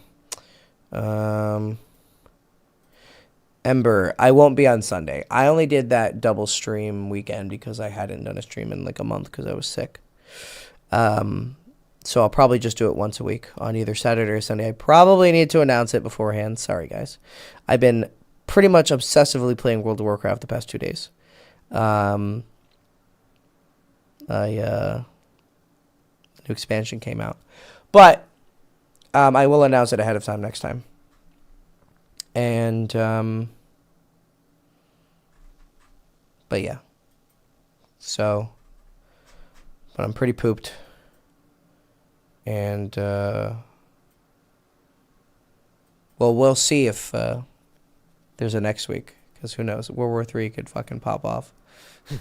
Fucking hell. But yeah. So, if you guys want to find, someone asked about where to contact you, actually. What was his name? Thomas. So I gave him your YouTube and Yeah, it's the same name as my display name. That's my username on YouTube and my user on X. yeah. And I think some comments. Yeah, for everyone watching this, Kyle used to be a client of mine, and then he's now been coaching for 3 years. So he's a good guy. He knows what he's talking about. He's definitely very positive, not like all these toxic people out there. So go give him a follow. And Ember. Yeah, I remember your guy problem. So Ember's a girl, and she's asking. She has a friend, and that girl's ex is interested in her. And then she's also seeing a guy having a situationship, and he's giving her mixed signals and like telling her that he wants something more, but then kind of is wishy-washy. So if you're having fun fucking him, then okay, continue. But if he's being wishy-washy, I would be really direct with him, especially if he's like bringing up actual interest in like something long-term, and like kind of be like, what's going on? Like, you know, what do you want? Like, just be direct. And then with the girl who, and I remember you said that this friend of yours was a big bitch to this ex-boyfriend, but she was there. I remember you said she was there for you when you went through a difficult time, so you kind of have some loyalty to her. Oh, there's an update. You were direct, and he didn't like that very much. Well, he sounds like a fucking pussy.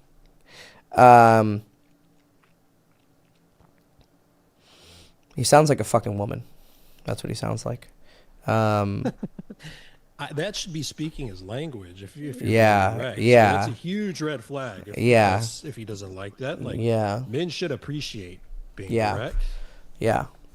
So what did you say exactly? And Ember, if you like I said, if you just jump in the call, it will be a lot easier to diagnose what's going on. Shy. She's shy. I've asked her like 3 times. Like, it would be so much easier to get context. These very small messages are very difficult to decode. But if you're shy and you don't bite, like, it's fine. But if you don't want to come in, okay, but you got to give me more context, please. Like, give me a little more detail. He also asked why I was upset at him. I told him, and he asked me if I wanted him. 1 second. He asked why I was upset. I told him, and then he asked me if I want him to make up for it. Okay.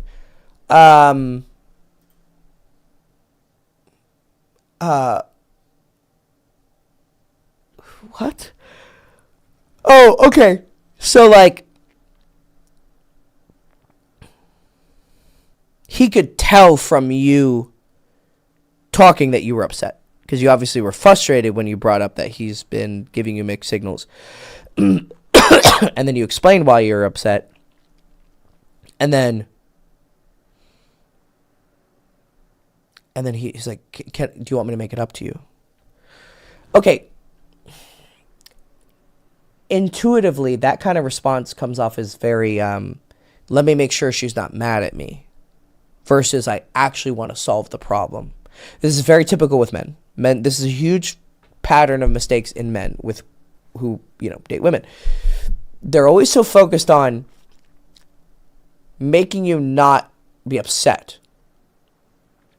But one of the best ways to make a girl not upset and to prevent it happening in the future is just to solve whatever problem there is. So the problem is he's been giving you weird mixed signals about wanting something more, but then not really being direct about it. You call him out on it, and then he's upset at that. And then he just keeps focusing on your emotions, and then doesn't actually address the root problem. Like, did he give you a direct answer on what he wants? Yes or no? Did he say for a fact, I really like you and I want you as a girlfriend, or I don't want something? He did not. Okay, which would not be a problem if he had not initiated making things complicated in the first place. Because I asked her last time, what did she mean by he's giving mixed signals? Is he just like acting more romantic, or is he actually saying like direct things about wanting more? Like, I don't know, I want you to meet your friends, or I didn't get an exact answer, and she said it was more of the latter, of him like actually communicating he wants more. But then a different time hanging out with her kind of changing his mind.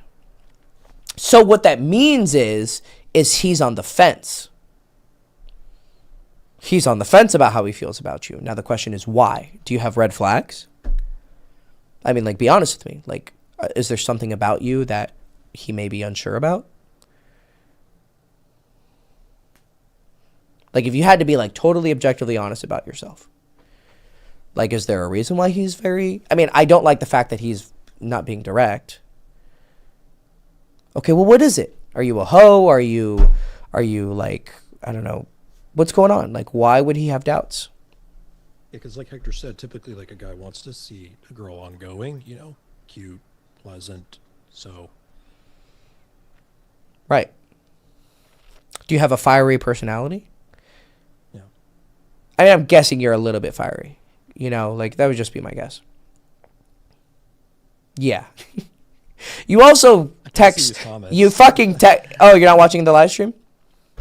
Oh, yeah. Like, her texts are like the archetypical what pisses off a guy. Like, if you text her on like dating apps, you'd be like, hey, how's your day going? Good. All right. You know, like this. Yeah. I'd be like, God damn it. Yeah. The 3 response only. Yeah. Honey, you gotta fucking communicate. Please, I'm begging you.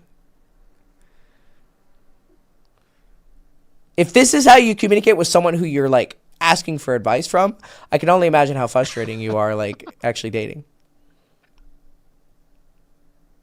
I normally go into more detail on replies. What do you mean on replies? I'm asking you questions, so reply to me. Be a girl. Give me like fucking a paragraph.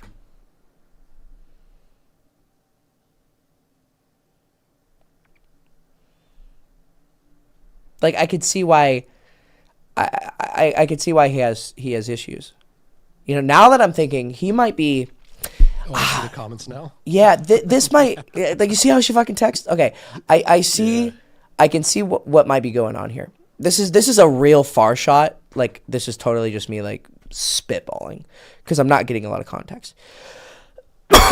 I've dated girls that I really liked, like love fucking her, she's hot, blah blah blah.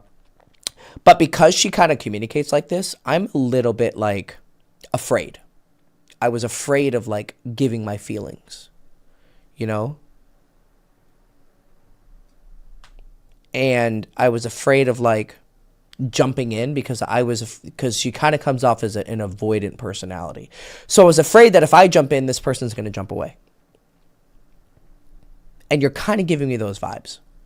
And I said, do you have red flags? And you said, probably most likely. So are you kind of emotionally unavailable? So you're a little bit fiery, you said. And then I'm guessing you're a little bit emotionally unavailable. I'm guessing you have some bad relationship experiences which cause you to not be the most emotionally open. Is that a far-fetched guess? I do. Okay. Right. All right. So I think I'm getting the picture. Now I don't like the fact that he was a pussy about when you called him out. Right? That's a mark down in masculine attractiveness for me. Right? If I'm coaching a girl and a guy she's talking to pulls that, I go, I don't like that. Because that means he's not a great communicator. And usually people kind of attract the energy they put out, right? So he's probably doing the same shit. I mean, actually he is. He's being really wishy-washy. He probably has issues too in the past. And of course everyone's afraid to be the first one to like open up because then they're afraid the other person's going to like be unattracted. It's not that one-dimensional. But you know, he thinks you're hot. Obviously, he's fucking you. And he likes you. Otherwise, he wouldn't have gotten emotional. So you're attractive. He likes you. Occasionally, his feelings slip through, but then he kind of like reels it back. And then you have the same problems. You want to express yourself emotionally and like get deeper with someone, but you also have your fears, right? And to be honest, here's the funny part. He's demonstrating those exact traits that are going to lead you to have another. This guy sounds like he's about to be another story that makes you bitter about relationships, right? Where he's inconsistent, right? So it sounds like you have to find someone who's more consistent. Now here, the trouble is that then you meet a guy who's consistent, but then he's fucking boring, right? He's not exciting.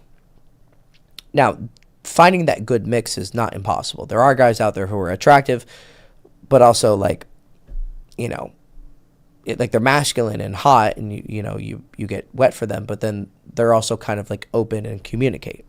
Now there is a possibility that sometimes your baggage can make you not be attracted to stability and you kind of like this up and down game, this roller coaster, because it's exciting. And it gives you a dopamine hit, but it's very unhealthy. So with your limited one-word responses, and the fact that you're not even like laughing about it, like I'm joking that you're not like, giving me one-word responses, and you're not even like, ha ha ha, yeah, that's totally me. Like you're probably like a bit rough, like I can imagine you're probably. And I saw in the commentary you said that you call. So I have definitely dated girls before who were like very dry over text, but were cool and lively in person. They were just a little bit, just not as expressive. So it's kind of hard to tell if she wouldn't just jump on the call. Yeah, exactly. Like it's so funny. Like you say you're about phone calls, and I'm like, okay, get on the Zoom call, like so we can literally. But you don't even address that question. Here's what's funny: is I'm like, hey, get on the call so we can get details, and you won't even say, hey, no, I think you're a fucking creep. I don't want to get on the call, or you're not like, I don't know, whatever the reason is, right? Like, oh, I don't want to like, I don't know, talk in front of people, right? Like I'm shy. Could just be that, but you're not even like directly responding to that. So here's what's funny. Here's the fucking irony, darling. You are complaining about a guy being emotionally wishy-washy, but then you're being emotionally wishy-washy, and you're not being open and communicative with someone who's trying to give you advice. So imagine how fucking difficult you are to date. You know what you need to work on? The same thing I've been fucking telling the first guy to work on, or Liam to work on. Like, be more open. Okay, finally I got some humor. Ha ha ha, that's not it. Thank God she has emotions. I just don't want to disrupt the people around me right now. What do you mean the people around you? Step outside, get on your phone and just jump on a Zoom call. Are you in a fucking commune? Is it drum circle time? Like, what's going on? I'm guessing you're a grown woman. Go outside. I could instantly, like, peg who you are if you got in a call. I think it would take me, like, 3 minutes, and I'd be like, oh, I get your fucking problem. You're like this, or you're like that. Because you could be actually pretty, like, chill. I'll give you a couple minutes to, like, go find somewhere to get on the call. Because I need more fucking context here. And you keep bringing up this ex, your friend's ex. Do you want to fuck the guy or not? Like, because there's a part of you that's like, I really want to fuck this guy.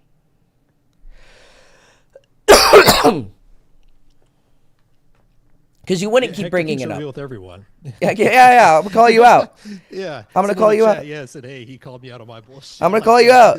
He spares no one. No one.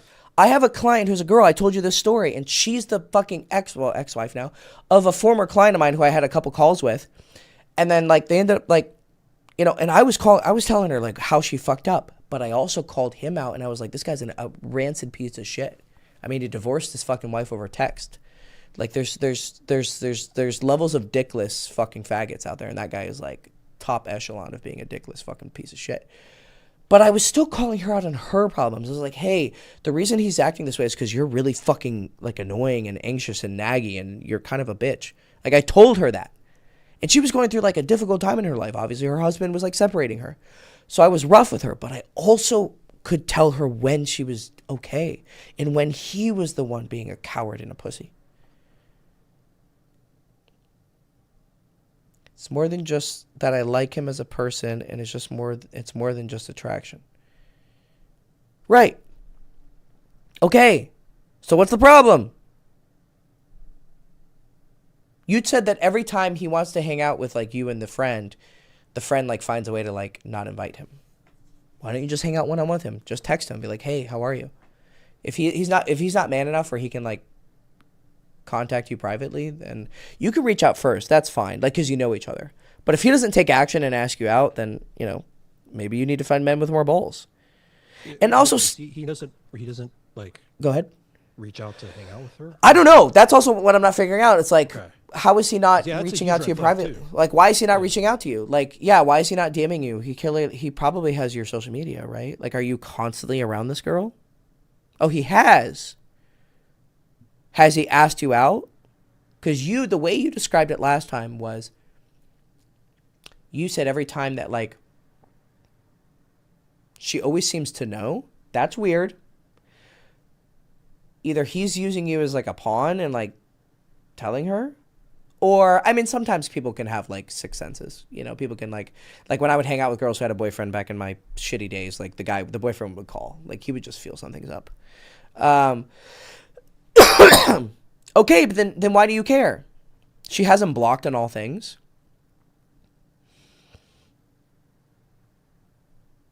It sounds like you're becoming more and more convinced you don't care about if she has a problem with it or not. And you said she was really shitty to him. So unless you're just doing that as like a justification and really she wasn't shitty to him, but if she was shitty to him, she's probably not a good person. I don't know why you're friends with her. If she was there for you when you had a hard time, that's cool. But okay, let me think about it. Let me flip it. Okay, I have a friend. Let's put myself in this situation. I have a friend and he was a shit boyfriend to this girl and he cheated on her, whatever. And then they break up and then like a year later, she's like texting me and flirting with me. I mean, my first reaction would be maybe she's trying to get back at him. But like, let's say there's some chemistry. Would I go out with her? If he was a piece of shit, maybe. Yeah. I mean, I kind of had like a hardcore rule to not like go with any girls that like my friends dated, but then, you know, if they're a piece of shit, then I really wouldn't trust any man who cheats on his girlfriend now. I would consider that a red flag.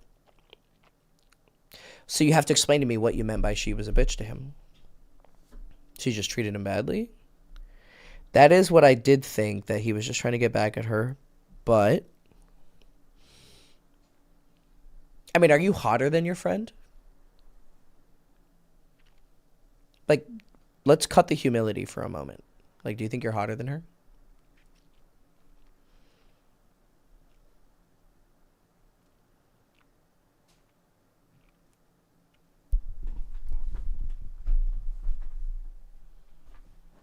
I have been told I am. Okay, then yeah, probably you are. Okay, so that gives me more reason why he probably actually likes you.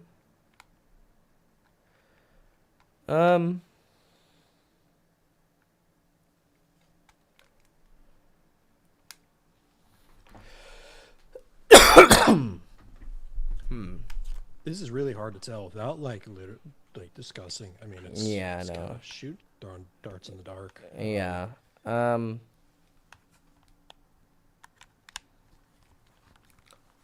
Either way, you need to work on your baggage. Like, regardless of who you choose, you need to work on your baggage. You can't let the past determine the future. Like, whatever, like, I normally am sweet and kind, but I don't put up with any bullshit. And yes, I do. Okay. I think I'm starting to put together your personality. Like, you're a little bit more dry than the average girl.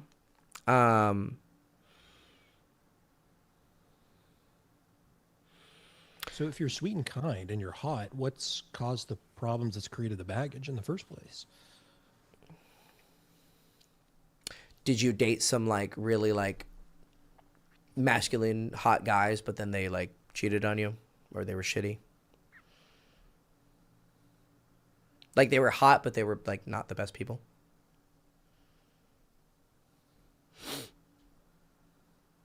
Because no matter how hot and sweet you are, like, if you're dating a bad person, they're still going to do shitty stuff.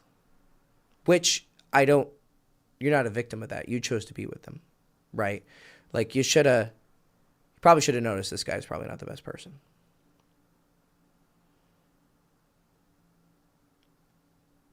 So were you actually getting commitment from this guys and then they were shitty and cheated on you? Or you were getting, like, fucked and then they wouldn't commit to you?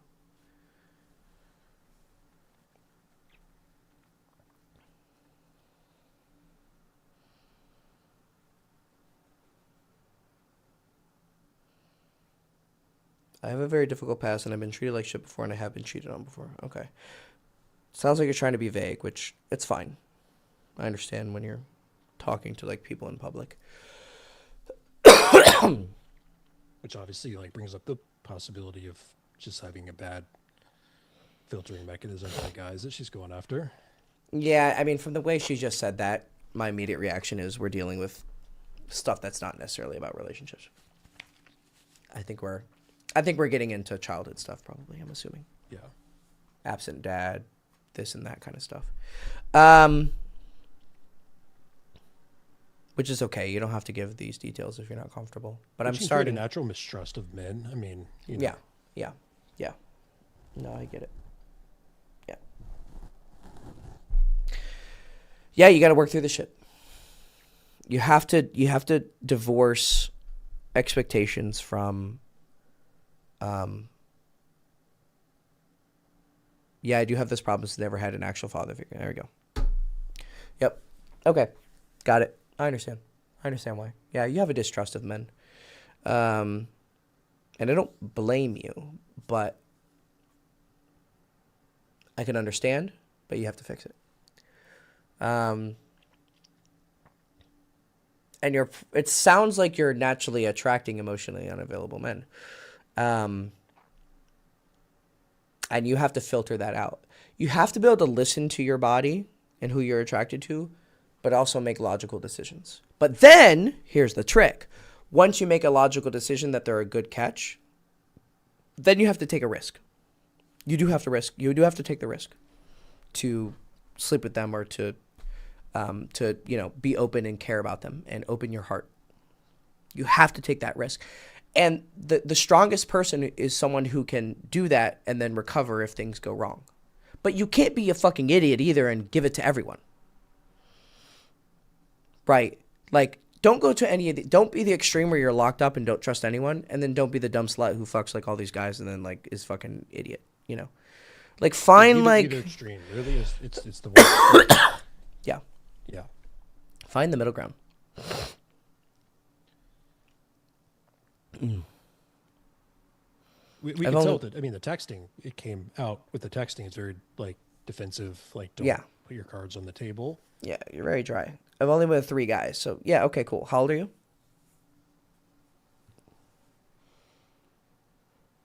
I'm gonna take a shot in the dark. 26. No, younger. 21. Yep. I was about to go younger.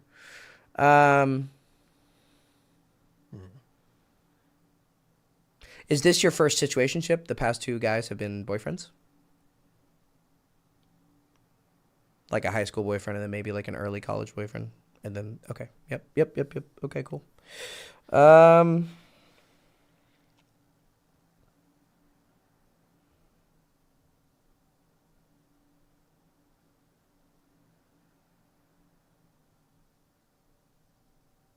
you stuck on this one guy? Or are you out meeting other guys? Do you use the dating apps at all? Like, well, it sounds like, so she has a situationship and then she kind of likes this ex-boyfriend, but yeah, I don't know. Yeah, that is good. Like, are you actively looking for other guys, or are you you're kind of in this like tango with these two, like the potential like ex-boyfriend of your friend and the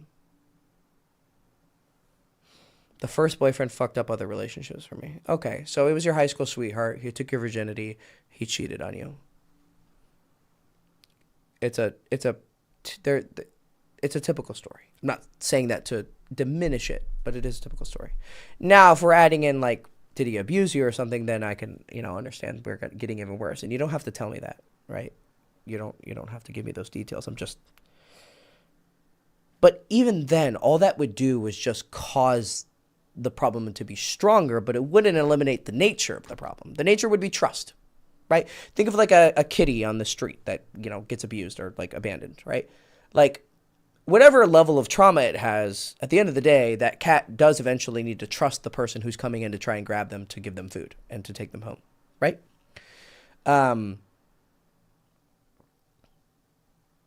Or they have to fend for themselves on the street for the rest of their life,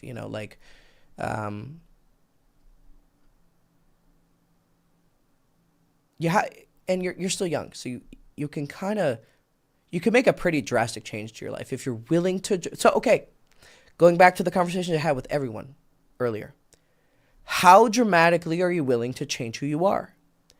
Because if you're willing to really completely change who you are, like a solid 20% alteration to like your personality, even in the face of adversity and trauma and whatever, how bad it is, okay?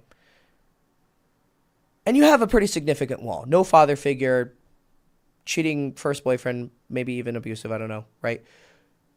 Okay, that's pretty difficult. And I'm very sorry. But, okay, here we go. He was my best friend since we were children. He was sweet and all that. And then, like, after the 3rd year, I found him with the one girl I actually considered a friend back then. Okay. Okay. Now I see why you're so fucking hesitant to date the ex-boyfriend of your friend, because you don't want to be this girl. You don't want to be her, even though it's kind of different because they're not together. But the point is, it's going to create blocks. That's Right. going to prevent you from connecting with him for Right. a long-term type relationship.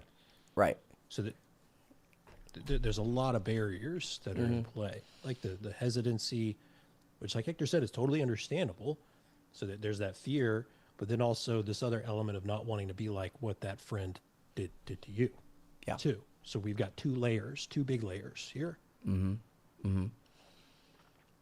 So, yeah, you don't want to like be who you hate, even though you're not. Well, we already got the fact that you're not cheating, like you're not being the homewrecker, right? Because they're broken up, and she was shitty to him.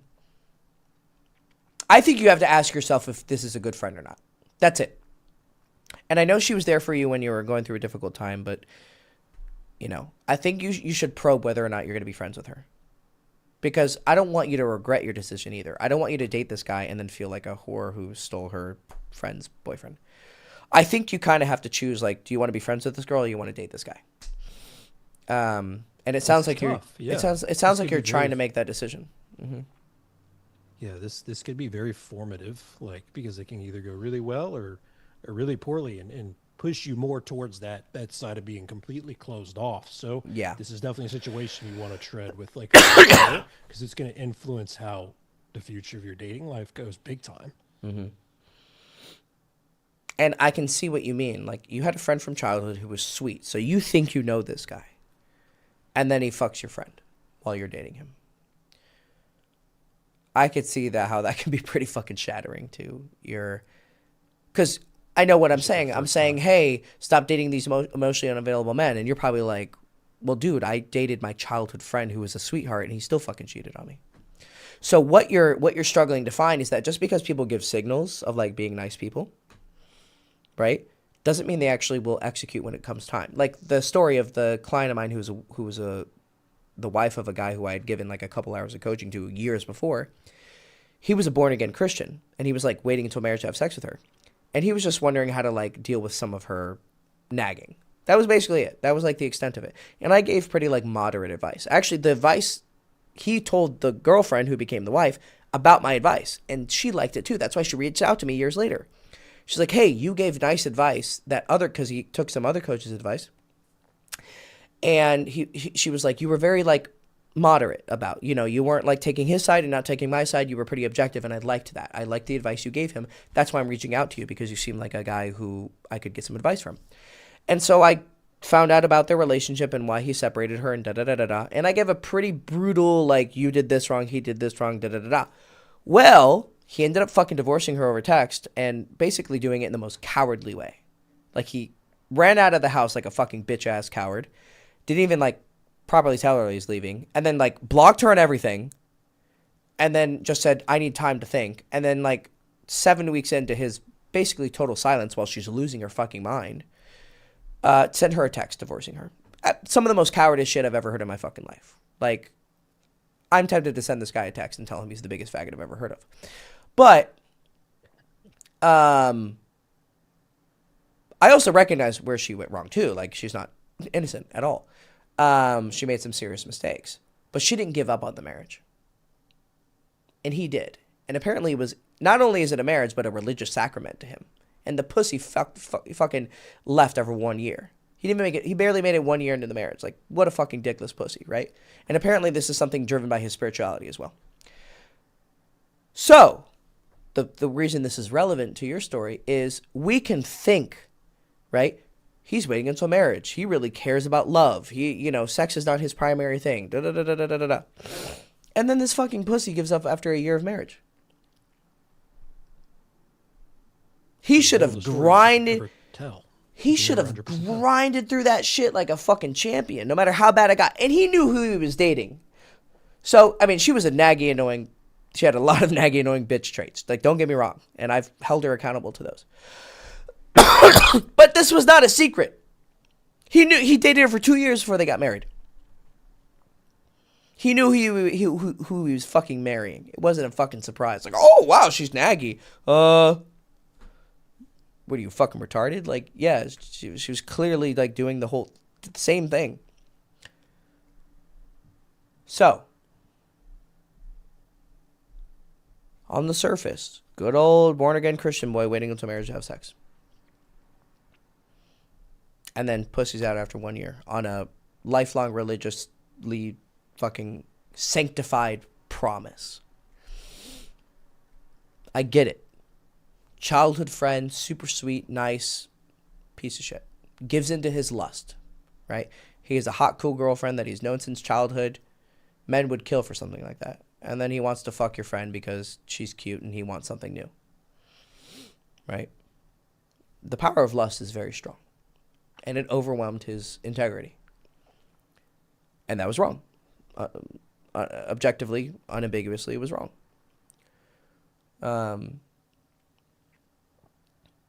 Okay. We got to move on. What are you going to do about it? What are you going to do about it? Yeah. We got to move on.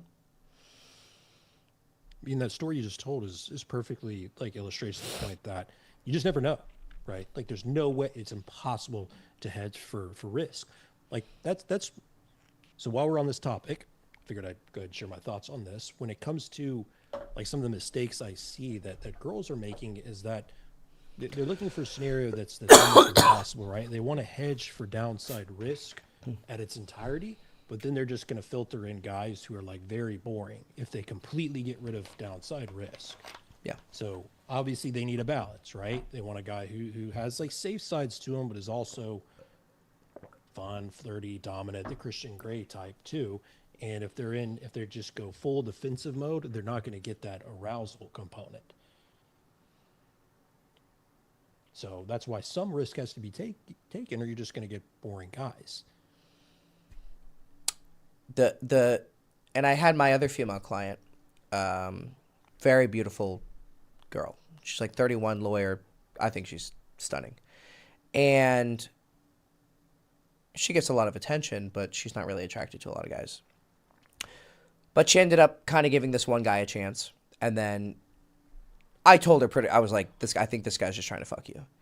And one thing led to another, and she ended up sleeping with him. And then he rug pulled her, right? And then like totally went ghost. And on their second date, when they went home together, she, and I told her, first of all, she set up wrong expectations. She was trying to flirt with him over text. And I was like, honey, you were coming off like you're going to fuck him like the moment you see him. And she's like, really? I'm like, yeah, like, holy shit, like, stop texting him like this. Like, so she did set up the wrong expectations. But it doesn't mean she has to fuck him, right?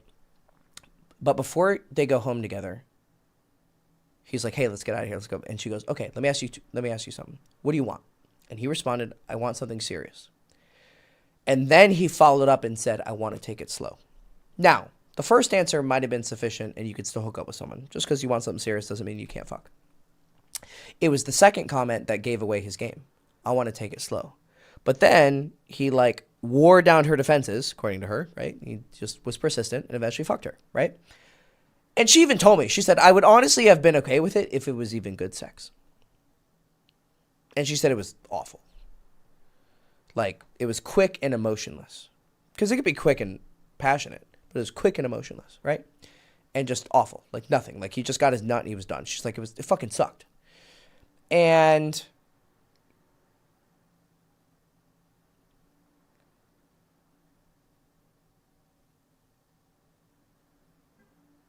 she was wondering what's the solution, like Kyle was talking about. Okay, girls want the nice guy, they want to play it safe, but then if they hedge too far in that direction, then they give up the excitement. But then if they go for excitement, then they have a higher risk, right? It's just like the stock market. You do risky stocks, you can make a lot of money or lose it all. If you do blue chip stocks or index funds, you'll make money. It's going to take 30 years. And she's like, okay, so should I wait till a relationship to have sex? I'm like, no, that's not a guarantee because some guy can just rug pull you. Like I said, oh yeah, baby, you're so serious, and then fuck you, and then boom. And most guys do that as their strategy. A lot of guys do that to get laid. Like, you'll be surprised.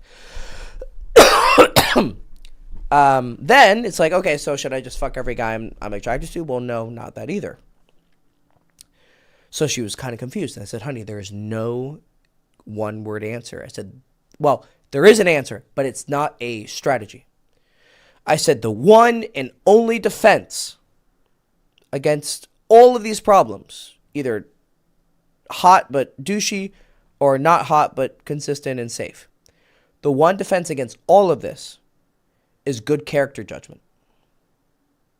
How good are you at seeing through the bullshit? And a lot of what blinds us to bullshit is insecurities. So let's say a girl is like moderately good at judging people, but then she's really attracted to a guy and, you know, she has some insecurities of whether she's worthy of love or whatever. Just think of your typical baggage that people have. That's going to impact her ability to make a good judgment. This is why people fall for scams, right? Fast money. So they go into it, they get tricked. Normally, they're usually probably pretty good at telling what's bullshit, but let's say they recently got fired from their job and They're in a place of desperation. So like Kyle and I talked about earlier in the call, scarcity, right? If you've been told you're a hot girl, and I mean, I can kind of see your picture, you know, it only has your body, but like, yeah, I don't know, it's kind of baggy clothes, but you're probably hot, right? If people are telling you you're hot and people are telling you that you're hotter than your friend who treated her ex-boyfriend, you're probably like pretty hot. Okay. You need to have confidence in your physical attraction. I mean, some guys might not find you attractive, but whatever, right? But then you have to have confidence in your emotional attraction. Like, are you a interesting person, right? Now, you're young, so you're probably still figuring out who you want to be. But if you're not fucking brain dead, retarded, and, you know, you're sweet, like you said, and you're, you know, you have some interesting qualities, you're probably attractive on a personality level too, right? So you have to get confidence in that. And if you don't have confidence in it, you need to create value. You need to make yourself a better person. Make yourself more interesting. Make yourself more intelligent. These are all things that can be improved. You are not a slave of who you were born as. And then the third quality, I would say, is something that I would call character, right? Like integrity, generosity, you know, self-sacrifice, selflessness. Now, you're demonstrating some of that with your hesitance to hook up with your friend's ex-boyfriend. Like, you're realizing, hey, I went through something where a friend of mine fucked my boyfriend. But again, there's some different context. You were actually dating that boyfriend, and then she cheated on you. This is an ex-boyfriend situation of, I think you said, like 1 year. So there's some different context, so that already changes the playing field. But you're applying a past hurt to this girl. And you even said, she was there for me during a difficult time. So you're demonstrating character. You're demonstrating, like, good qualities.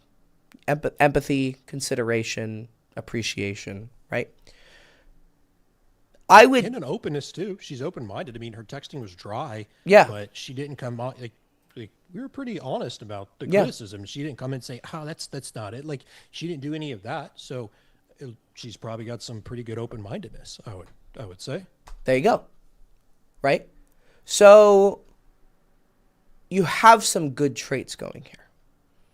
Physically attractive, I'm assuming somewhat emotionally attractive. You say you're sweet, right? And, you know, if this guy is interested in you this much, this ex-boyfriend of her, he probably, like, really likes you, right? And then the situationship. Like, I think he's a pussy in that he's, like, wishy-washy with his emotions. But the fact that he even is conflicted is a sign that you're attractive. He's just scared to jump in for his reasons and maybe your reasons too. Or, like, behaviors that you have that make him afraid to fully commit. And then on top of that, your character seems, like, pretty decent, right? So I think you should be a little bit more confident in yourself. Like, hey, I have some value. But of course, again, you have things hurting you. You have the ex-boyfriend and you have an absentee father. So you feel like you're not loved. Well, listen up, honey. My dad left when I was 2 years old. He was a coke addict and a partier, and he went off and this and that. He only came back when I was 12 because my mom had a ulcer rupture and, you know, had to have surgery. And, like, probably if we hadn't gotten out on it that fast, maybe she could have died, right? And he decided to cold turkey cut drugs. It wasn't as cold turkey as he said. I found out later he still struggled with it a little bit, but pretty much cut out his old lifestyle to come back into my life. But 2 to 12, I like saw him a total of like 12 times probably. So that fucked me up, obviously, right? Some sort of subconscious, I'm not worthy of love kind of bullshit. I don't feel that anymore. In fact, it's probably a good thing he wasn't around, right? And maybe subconsciously he did that on purpose. He knew he was fucked up and didn't want to like influence me negatively. So it's better that he wasn't there at all than whatever. So I don't know if it was choice that your father wasn't around. Maybe he died. I don't know, right? All you said was he never had an actual father figure. Whatever the case is, doesn't matter. I tend to lack confidence in myself. Yeah, I know. That's why I'm telling you this. So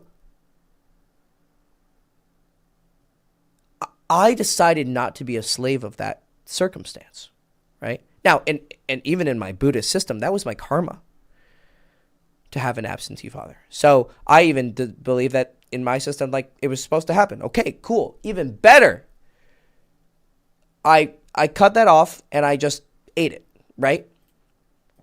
I went into this stuff. I asked myself these questions. Well, does that mean I'm not worthy of love? Well, no. There could be 10 different contexts influencing why he wasn't around, right? But I was a fucking baby. My son is not high value enough for me to be around. Like, there wasn't any like fucking weird like consideration like that. Like he just wasn't around. Okay, cool. Why does that have to affect me now? And of course I cried my tears and I had conversations with him. And maybe that helped that I was able to actually converse with him. And he did pretty much say, hey, Hector, I was fucked up. I didn't know what I was doing. Like I felt sympathy for him. Now, if you don't have your father actively to talk to, maybe the healing process will be a little bit more difficult because you don't have someone to converse with about it. But at the end of the day, no matter what his decision was or his motivations or if he died, whatever, that doesn't make you unworthy. He died of a heart attack before I was born to a drug overdose and then I was thrown into a foster home. Yeah. Okay, there we go. So he didn't choose to abandon you. You weren't worthless. Right? And again, I'm just going off of personal experience. I'm not a therapist, everybody. I'm just like talking from the heart here, okay? Okay, so he's gone and you can't talk to him about this. So that's going to affect things. But it wasn't some conscious choice. He was obviously in pain and went through a difficult life. And he decided to turn to drugs and went too far and he died. And then you went through foster homes and probably weren't treated very well. I can guess as to like some of the experiences you had.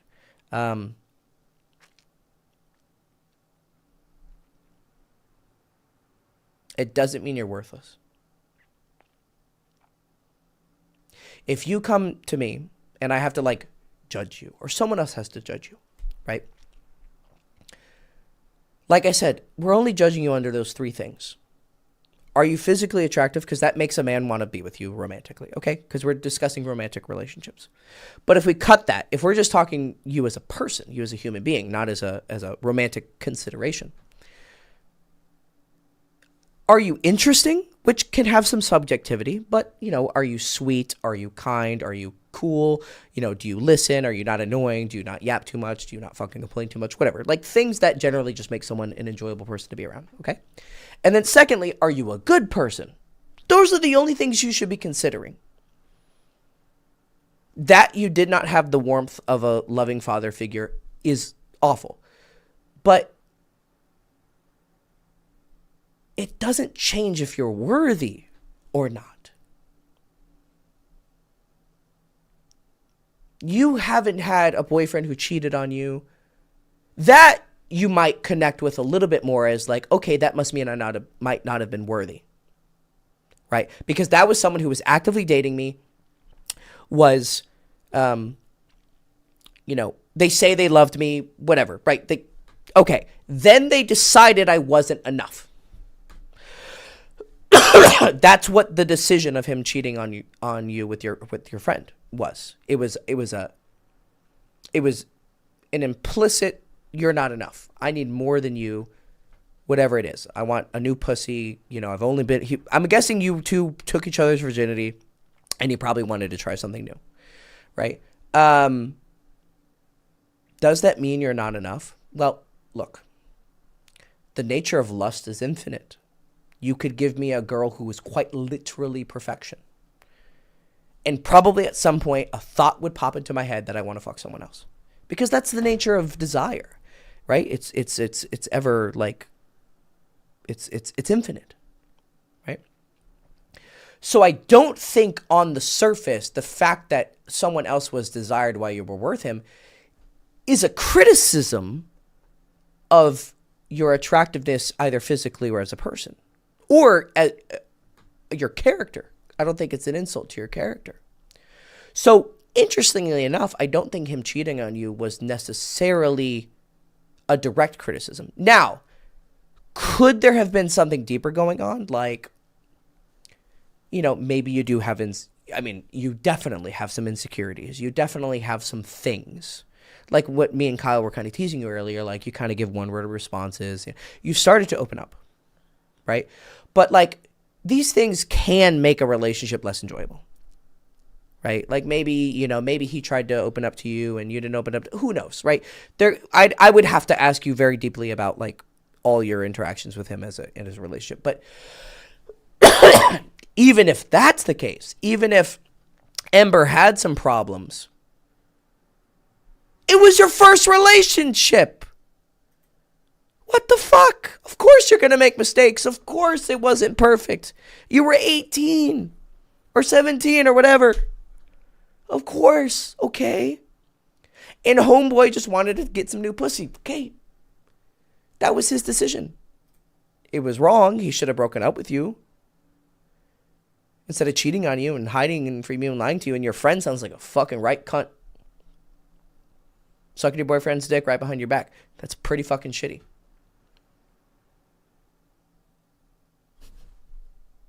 You could be the most attractive, great person in the world. I could be okay, let's not think relationships. I could be the best friend. Loyal, generous, give you everything, da-da-da. You don't think I still had friends who ended up being shitty friends? Of course I did. And don't you think I went, what the fuck? I was a really great friend. It didn't matter. If you're dealing with bad people, it doesn't matter how great you are. They're going to do shitty things because they're shitty people. Yeah. Did you take him cheating on you as like a reflection of your attractiveness or like who you were as a person? Like, did you blame yourself for a while, or like, how was your reaction to that?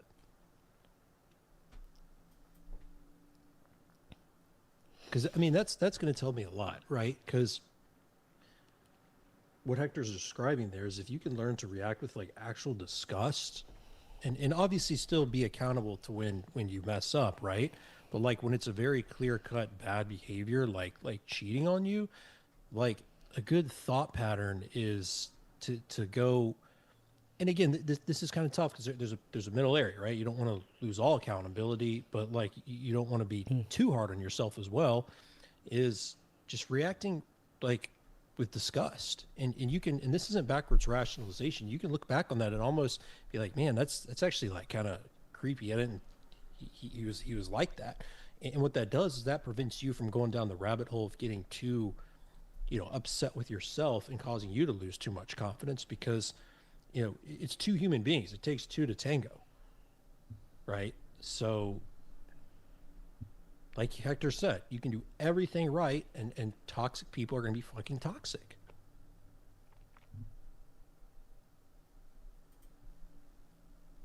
So you have to have the right reaction to when stuff like that happens versus thinking, oh, it was all my fault, or oh, it was all their fault. Because I think maybe she's hanging on to the fact that the good memories, versus the bad stuff that might have happened because it was the first love, right? So when someone just hangs on to the selective good side, that can make it hard to move on. Maybe there were some other bad traits, maybe listing down those bad traits if that situation is preventing you from being able to move on and you know, reflecting on the bad stuff he did that you didn't like.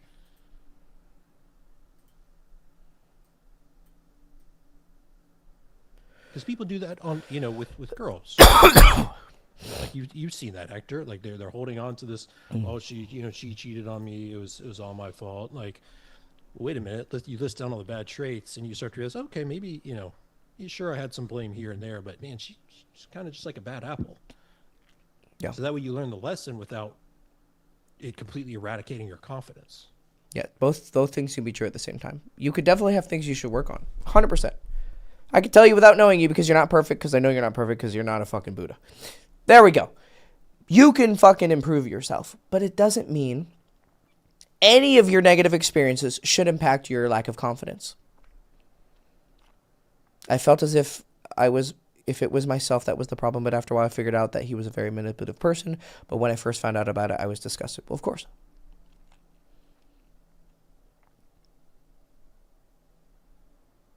So I think some things... So she was disgusted, but she also thought it was her that was the problem? Yeah. Well, it's complicated. Like, you can, you know, she's holding all of these things at once. Like, is it me? Is it him? You know, like, yeah, Right. like multivariate emotional response. But your situation with your situationship, the guy who you're sleeping with right now, and him kind of being wishy-washy, this is revealing to me that you still have things obviously to work on, because first of all, I confronted him about it and he turned it all around. Like like he tried to gaslight you? Like you were the one who like caused him to cheat? Yeah. Yeah. Yeah, it's really shitty. Yeah. Okay. Well, okay. I've blamed him. There's one thing I want to kind of watch.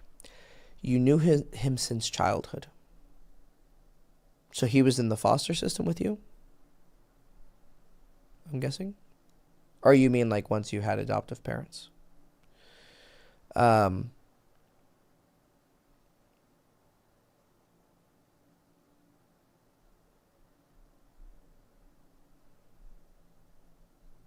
Once I was adopted. Okay.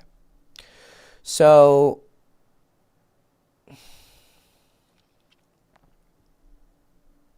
he probably showed signs of having a manipulative personality, right? If you look back, can you see things? That's why I brought up wondering if the judgment was clouded, Mm-hmm. thinking on, you know, everything being through the rose-colored lenses. Mm-hmm. Yeah. Yeah. Okay. Okay. Like I said, it was a character judgment problem, which I forgive you for. You were a fucking kid. Like, so it's okay. Right? And you can move on better yeah. because it wasn't anything to do with you. You're you know, I mean, okay, yeah, I'm sure there were things that, like Hector said, nobody's perfect, but it doesn't need to be a complete confidence destroyer because there were serious character flaws with that person. You were 16, 17. I mean, it's not a kid, you know, but you get a pass. Okay? You're 16, 17. I think you understand what I'm saying. But you said you knew him once you had adoptive parents, because you said, I knew him since childhood. That's what I mean. Let me see. He was my best friend since we were children. Okay. So what I mean is that from whatever, 9 or 10, when you knew him, until you guys, you know, went through puberty and you started being attracted to each other, and then fucking, you know, you started dating, something about you didn't see that he's actually a piece of shit. It's okay. You were a kid and you had and when we have deep relationships with people, we tend to forgive things. So it's time to work on fixing this shit when you're 21 and not when you're 60. I would put all of your energy into fixing this. And we still have limited information on this guy. This guy could be, you know, he could be more shittier or less shittier. So Mm-hmm. maybe if she met more guys to get a better idea of, because you can't, the character judgment, it just requires reps, right? Yes. Like Correct. when it comes down to it, you have to get the experience so you can calibrate and move and find what you actually like based on the different guys that you're meeting. Because everybody has, some people have similar baseline personalities, but everyone has different backgrounds, upbringings. So you do kind of have to put in the reps to find the guys that you like. Because that could be another thing that's cloud. Like talk about a low confidence. Well, yeah, I probably would have low confidence in trying to figure out how a girl's behaving on my end if I haven't, done my fair share of meeting different girls. Same with the girl's end. If she hasn't met a lot of guys, she's probably not going to have a lot of confidence or ability to judge someone's character. Especially without a father figure to calibrate that from. So would it be fair to say that maybe she needs to meet some other guys? Yeah. No, she does, definitely. Your sample size is very small. I mean, if you're an attractive girl, you probably were approached a decent amount. But you're still 21. Your sample size is very, very small. I would spend the next few years being very, very selective. Which is going to be hard. Right? You're in your peak fucking, hormone. You're horny as fuck. Like, let's just keep it real. So you're probably going to be you're going to want to date. You're going to want to experiment. You're going to want to have fun. And I'm not saying you be a fucking nun, but I'm also saying, like, you need to be very selective. And get good at figuring out people. And also become a better version of yourself. Every day, something a little bit more. More kind, more sweet, more understanding, but also stronger. More self-respect, more willing to call people out. Like you said, I don't take people's bullshit. You probably take more bullshit than you probably should. Like you say you don't take people's bullshit, but you're still dating this guy. And he proved himself to be a pussy. You called him out. And then he's like, oh, can I make it up to you? Well, why don't you just fucking answer the question? What do you want? And tell him you were the one who started saying emotional shit. And then if he pussies out and he can't, like, stand by his behaviors or words, then be like, all right, I don't want to date a woman.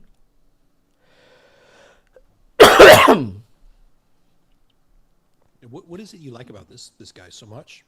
Yeah. Is he really good in bed or like? Yeah. It's a good question. Why'd you even start fucking him in the first place?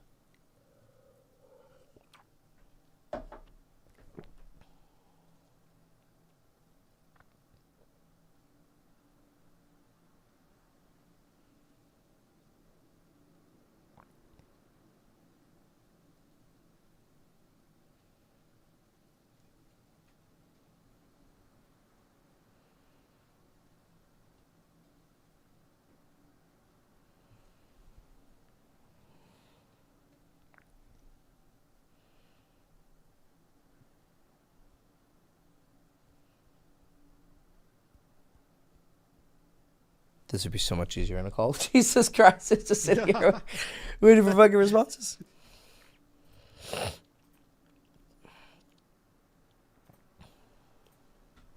It's a good one to spend time on. I mean, it does sound like a pretty, talk about a kind of a wild circumstance as far as like the things timing up with the past with a friend, first boyfriend cheated on her with a friend, and now there's kind of a similar situation going on, but they're not together. So it's interesting. There's kind of a somewhat similar dynamic going on.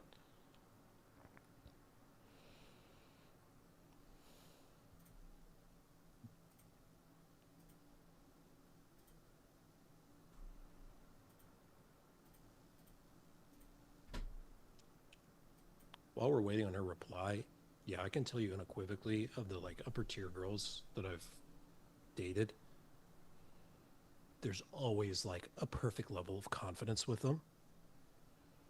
Like every time.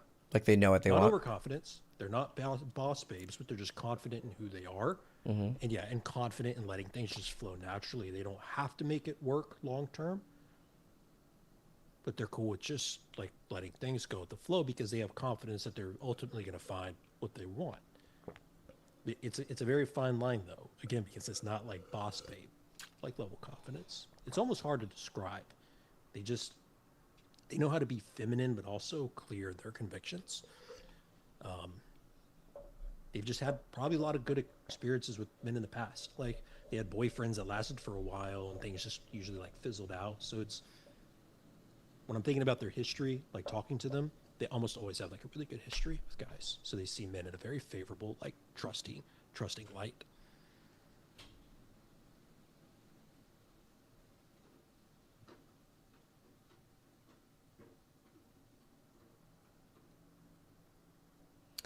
She said he's very confident. Mm-hmm. Not many guys around where I'm from are confident. I was lured into that. But yeah, he is. Are you in some small fucking town? You say where I'm from. Are you in Podunk nowhere? He's confident, but he gives a wishy-washy answer to when, like, you ask, you know, what are we? It sucks. That's interesting. Yeah. Well, you're 21. Why don't you get the fuck out of there? Okay, I get it. So he's probably, if he's the hot guy in town, then he has some choices. So he acts aloof and Yeah, he has some choice. He's probably dating some other girls. You probably know he's dating other girls because if you're in a situationship, yeah.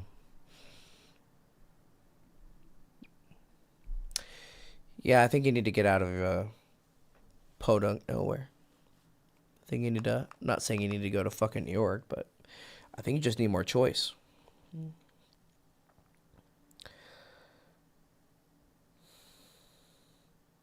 Save up some money. Go to like find like a decently sized city and then go live in the suburbs, like in a decent area, like just a very average area, and you can save a lot of money. I would so leave if I could.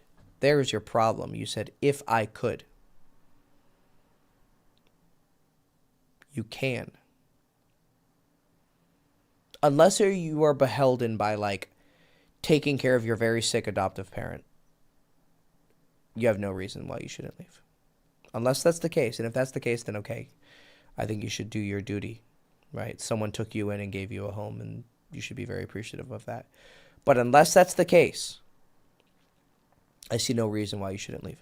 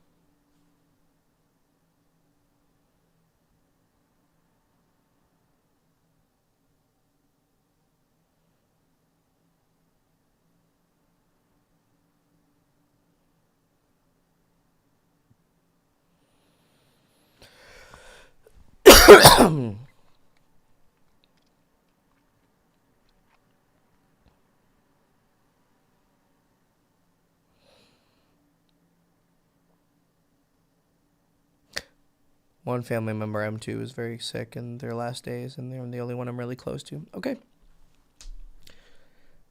Then, do your duty and go with your heart and stay with them until they pass and save up money. And hey, if this guy is fun to fuck and you're having a nice time, then don't push the issue then. Just be like, all right, whatever. Just accept it for what it is. As long as he treats you well, as long as he's not an asshole, right? But definitely, but just be aware if you continue to fuck him, you're probably going to catch more feelings and, just kind of tell yourself, like, this is all that's going to be, and maybe that's all you should want. He doesn't sound that great. Again, I don't know him. I'm missing some details here, but I think you should just bide your time, be patient, save up some money, and then get the fuck out of there when your family member goes.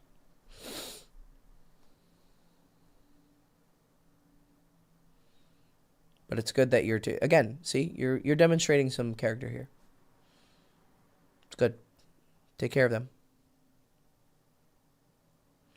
Why I said no to him when he asked me if he could make up for it. That's good. That's a good answer, because making up for it is just a way to appease your emotions rather than actually deal with the root problem.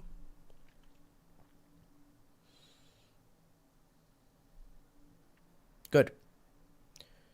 I think you're on a good track to learning how to find that balance that Kyle was talking about, where you're a feminine woman, but you still you have strength. So keep it up. Keep coming to the calls. And Yeah, she doesn't sound like a power player at all, for sure. No. She's not the carrot dangling type. Mm-hmm. Yeah. All right. Well, and when he tried to, it didn't end well. Well, why don't we go into that detail next time? Because I don't know what you mean. It didn't end well, and he tried to make up for it. But, yeah. So, I would focus on the advice that we were giving you. I think that's the more macro important thing than just him. And, yeah, keep coming back. I'll do my best to help. All right, everyone. We're going for 4 hours, so I think I'm going to cut it here. All right, thanks for coming, Kyle. It was fun. Hope you enjoyed it. Yeah, absolutely. Thanks for coming on. This was definitely a lot of fun. Yeah. Did you end up streaming on your end or no? I just ended it on my end. Yeah, I did. So it's froze midstream. So it's funny. I was like actively figuring out how to fix